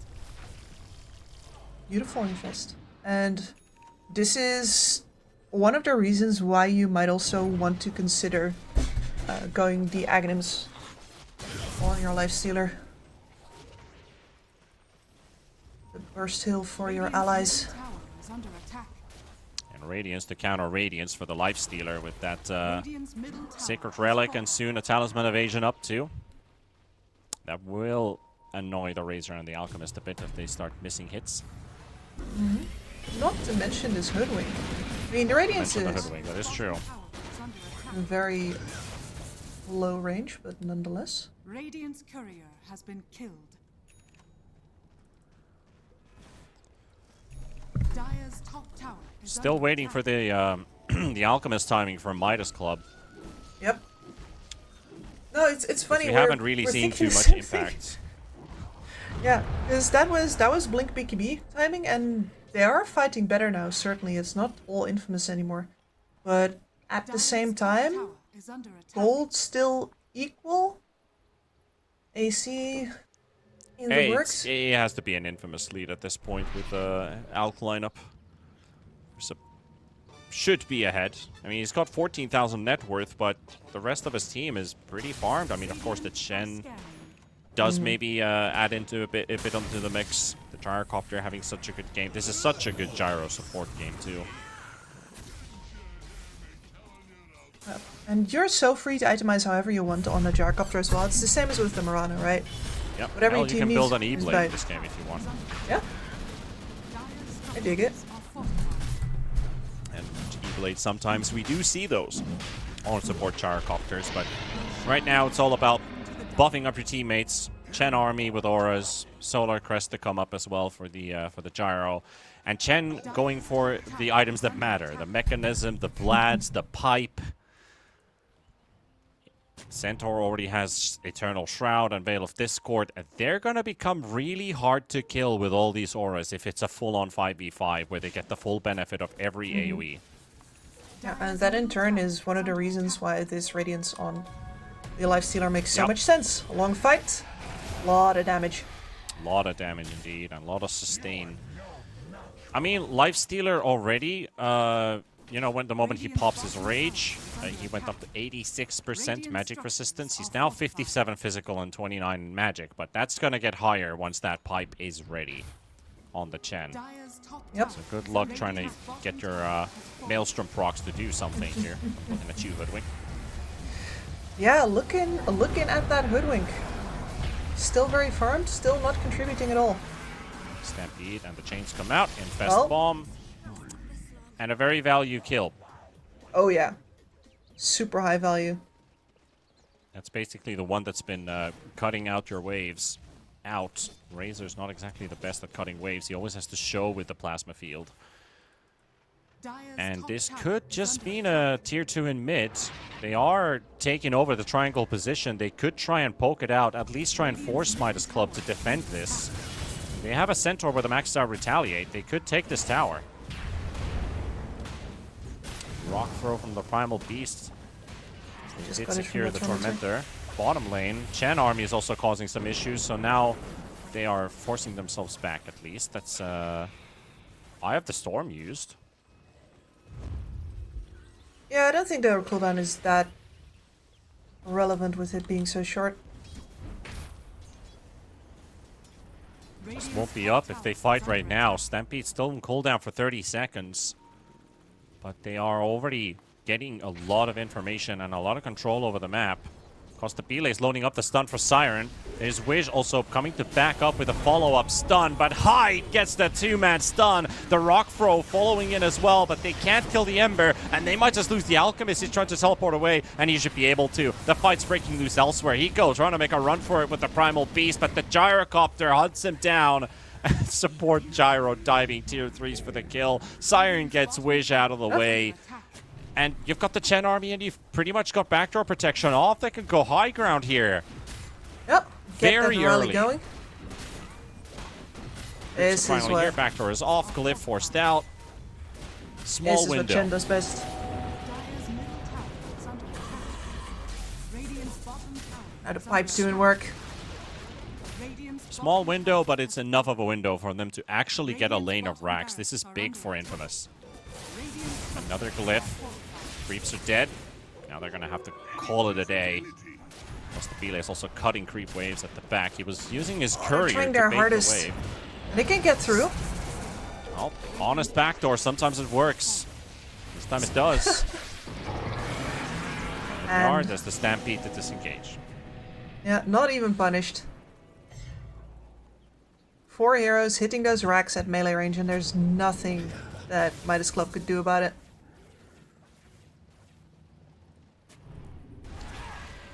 Looking rough for Midas Club. I mean, if the draft was correct for Infamous in game number 1, I fear and I feel like this could have been a 2-0 series. The way that this game is being played out, it just feels like they're much more active than Midas Club was in the previous one. They won their lanes and then played it a bit passive and slowly won the game, sure. But Infamous, I feel like when they have the right draft in hands, they're playing really well. But Costapile, they got the chance to turn this one around, and maybe I just cast their cursed everyone here. Karua, he's still got the Aegis. It gets out. The stun from Hyde holds down the Razor and the Primal Beast. And Alchemist with the BKB, trying to do as much damage as they can. Can they still turn? The stun of the Lifestealer. Aegis is down. Centaur is down. And Lifestealer is in trouble. No Infest. Gets charged in by Hiko. No static link available. Karua, the TPE cancelled as he's swapped out back into play. They get the stun on him. He's trying to make a run for it. Rages of cooldown. Oh, the Ember coming in as well, but they can't do anything. Midas pull off the longer straw in this team fight, and literally the moment I talk good about Infamous, Midas Club, I think they got angered by what I just said. Rightfully so. They take what they can and make sure that this Alchemist lineup, that AC was really doing work. The amount of damage from the lockdown that they had that fight, beautiful connections. All started off with a 3-man concoction. That should never happen, let's put it that way. No, that should never happen, but Infamous maybe felt a little bit complacent there. They'd been choking out the map for a while. They hadn't really had to fight Midas in the full 5v5 yet. Not in a way that like it was a properly set up fight, and now Midas gets to choose, and they outlast Infamous. Yeah, there's a reason I don't do cocky predictions, because this might happen. There's a reason sometimes you gotta, but I'm trying to avoid those, so I never end up in that situation. Now I can just laugh at myself. Midas fighting back. I mean, you can tell Hiko about that.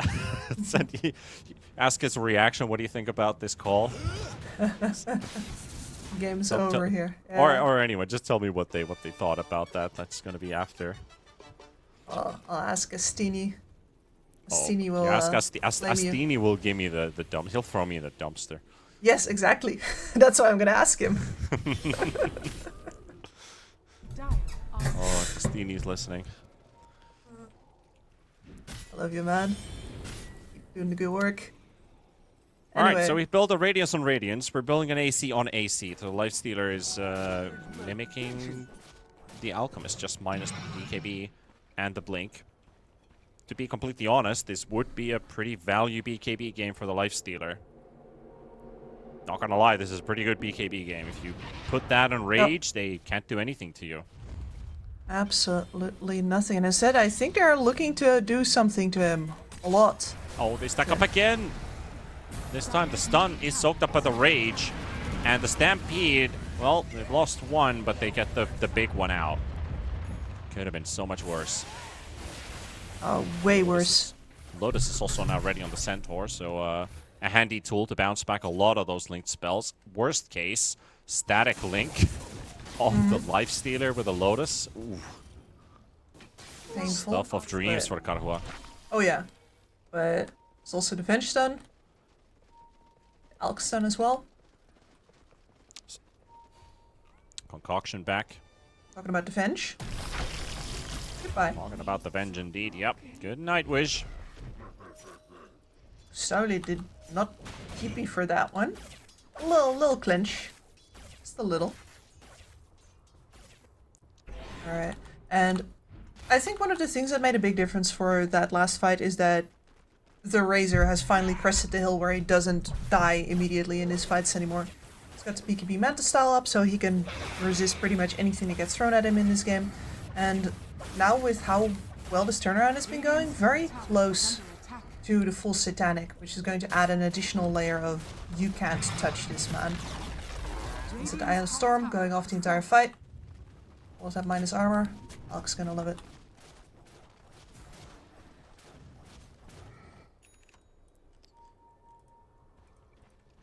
Well, there's an Orchid now up on the Alchemist, so I potentially see they could maybe go all the way to the Bloodthorn. This is where you needed a spell on the Lifestealer, something at least.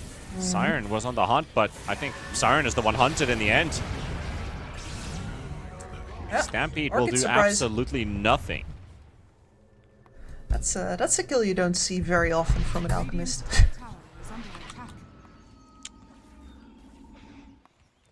But he's happy to take that one. Roshan, he's back home. He just depends if it's Dire or Radiant, of course. I still, again, would like to see a nighttime Roshan being taken. Stabile is porting bot, but he is on an island. Well, this is absolute confidence right here. He's trying to maybe bait them that I'm trying to run away. He's not committing. Razor is here. He's not committing. And he's going to take the full brunt here from Infamous, so that's one out.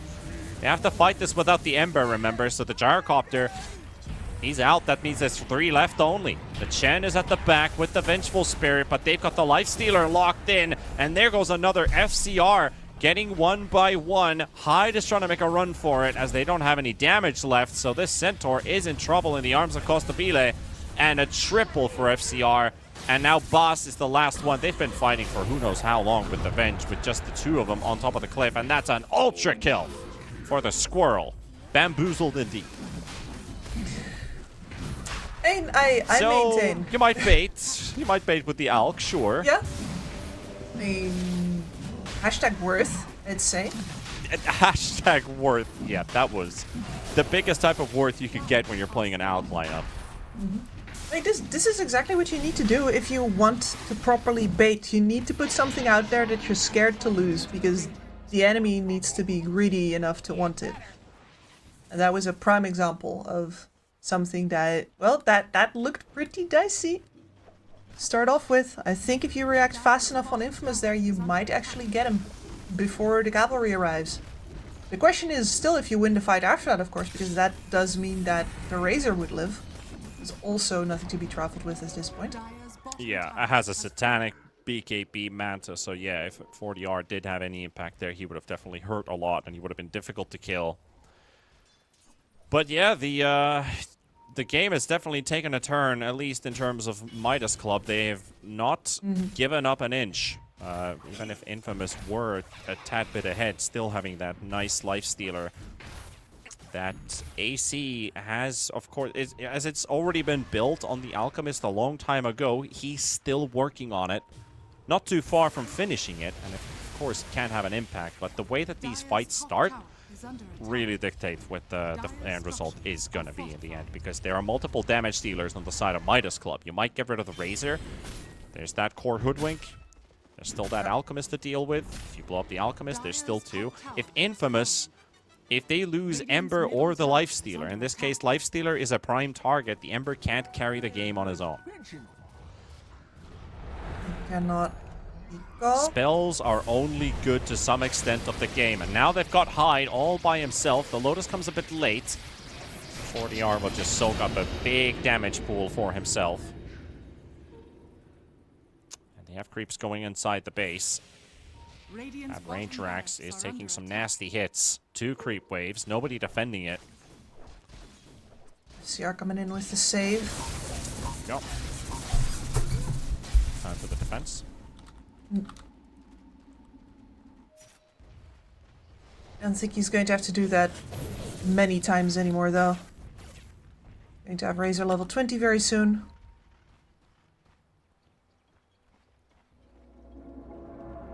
And for Infamous, I've got trouble conceiving exactly how they're going to turn these fights around, because you do not have a good way to kite around the fights and deal with, for example, the one you want to kill the most is FCR, for sure. That is the majority of the damage output in the squishiest package.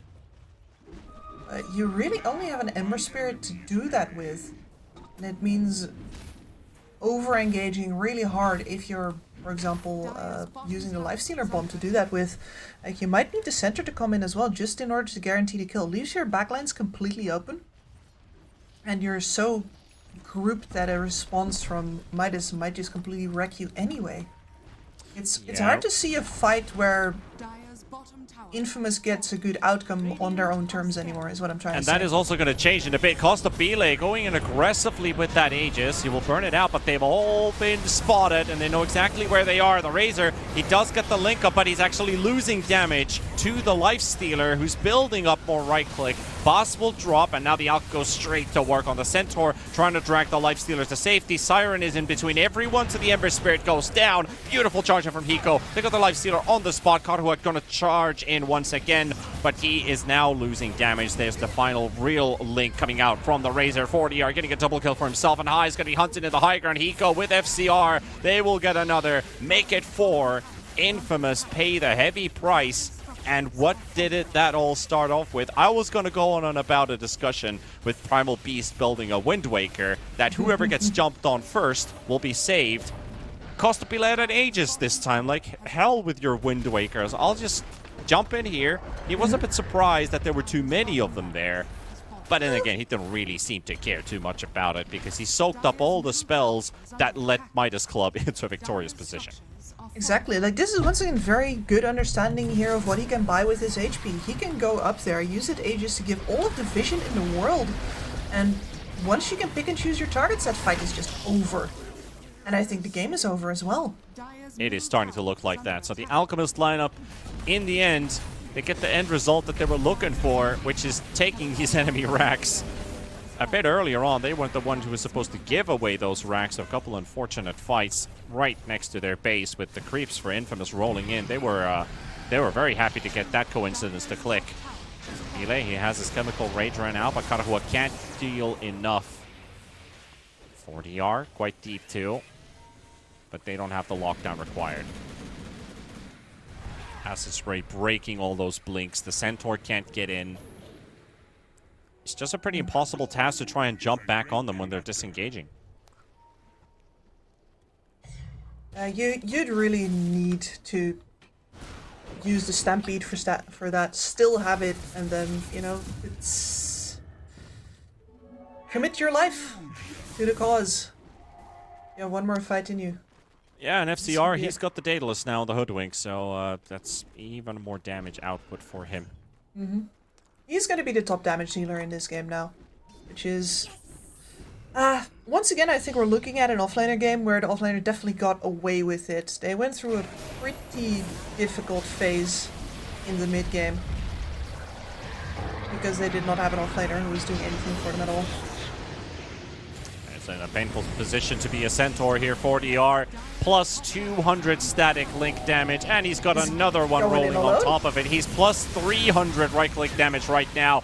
He hits for 153 plus 400 on a Razor. Look how fast that Chen dies, and Hiko's about to get the kill out of that too. And onto the Ember Spirit. Oh my goodness, 40R. Chill, bro. Woo.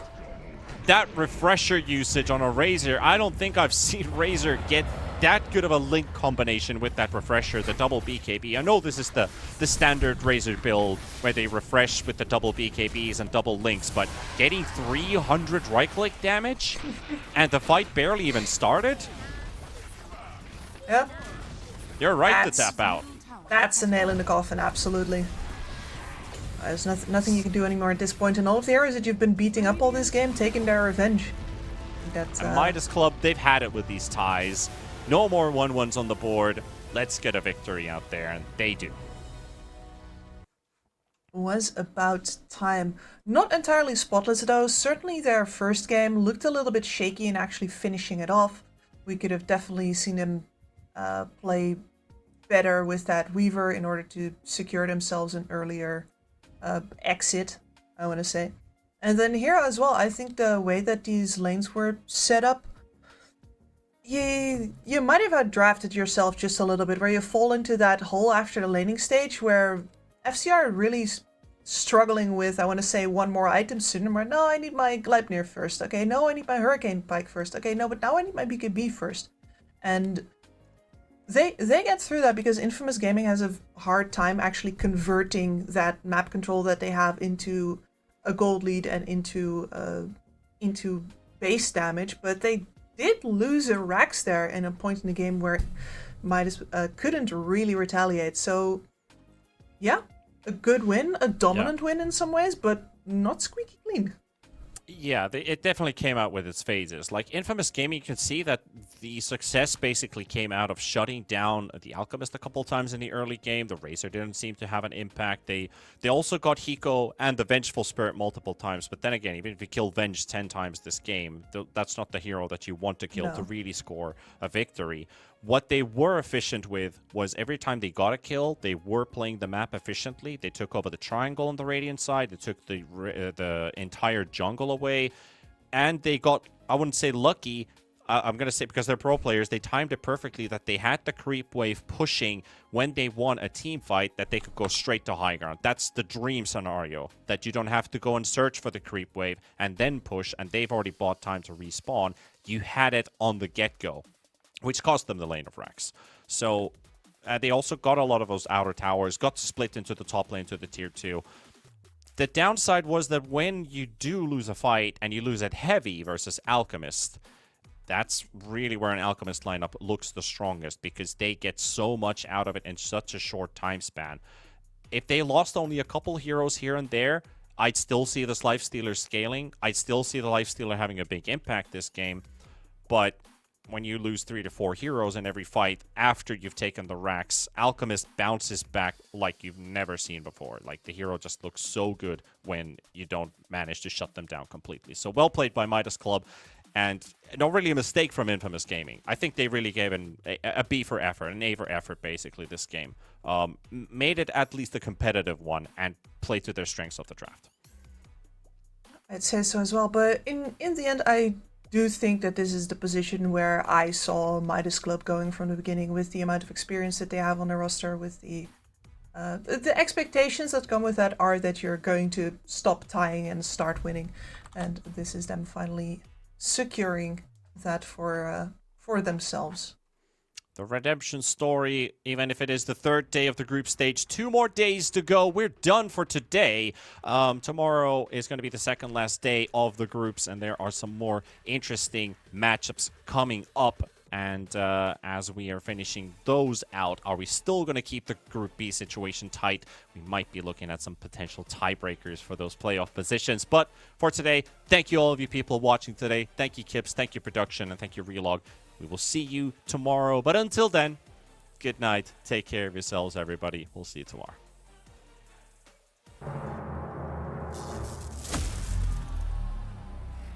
Fuck.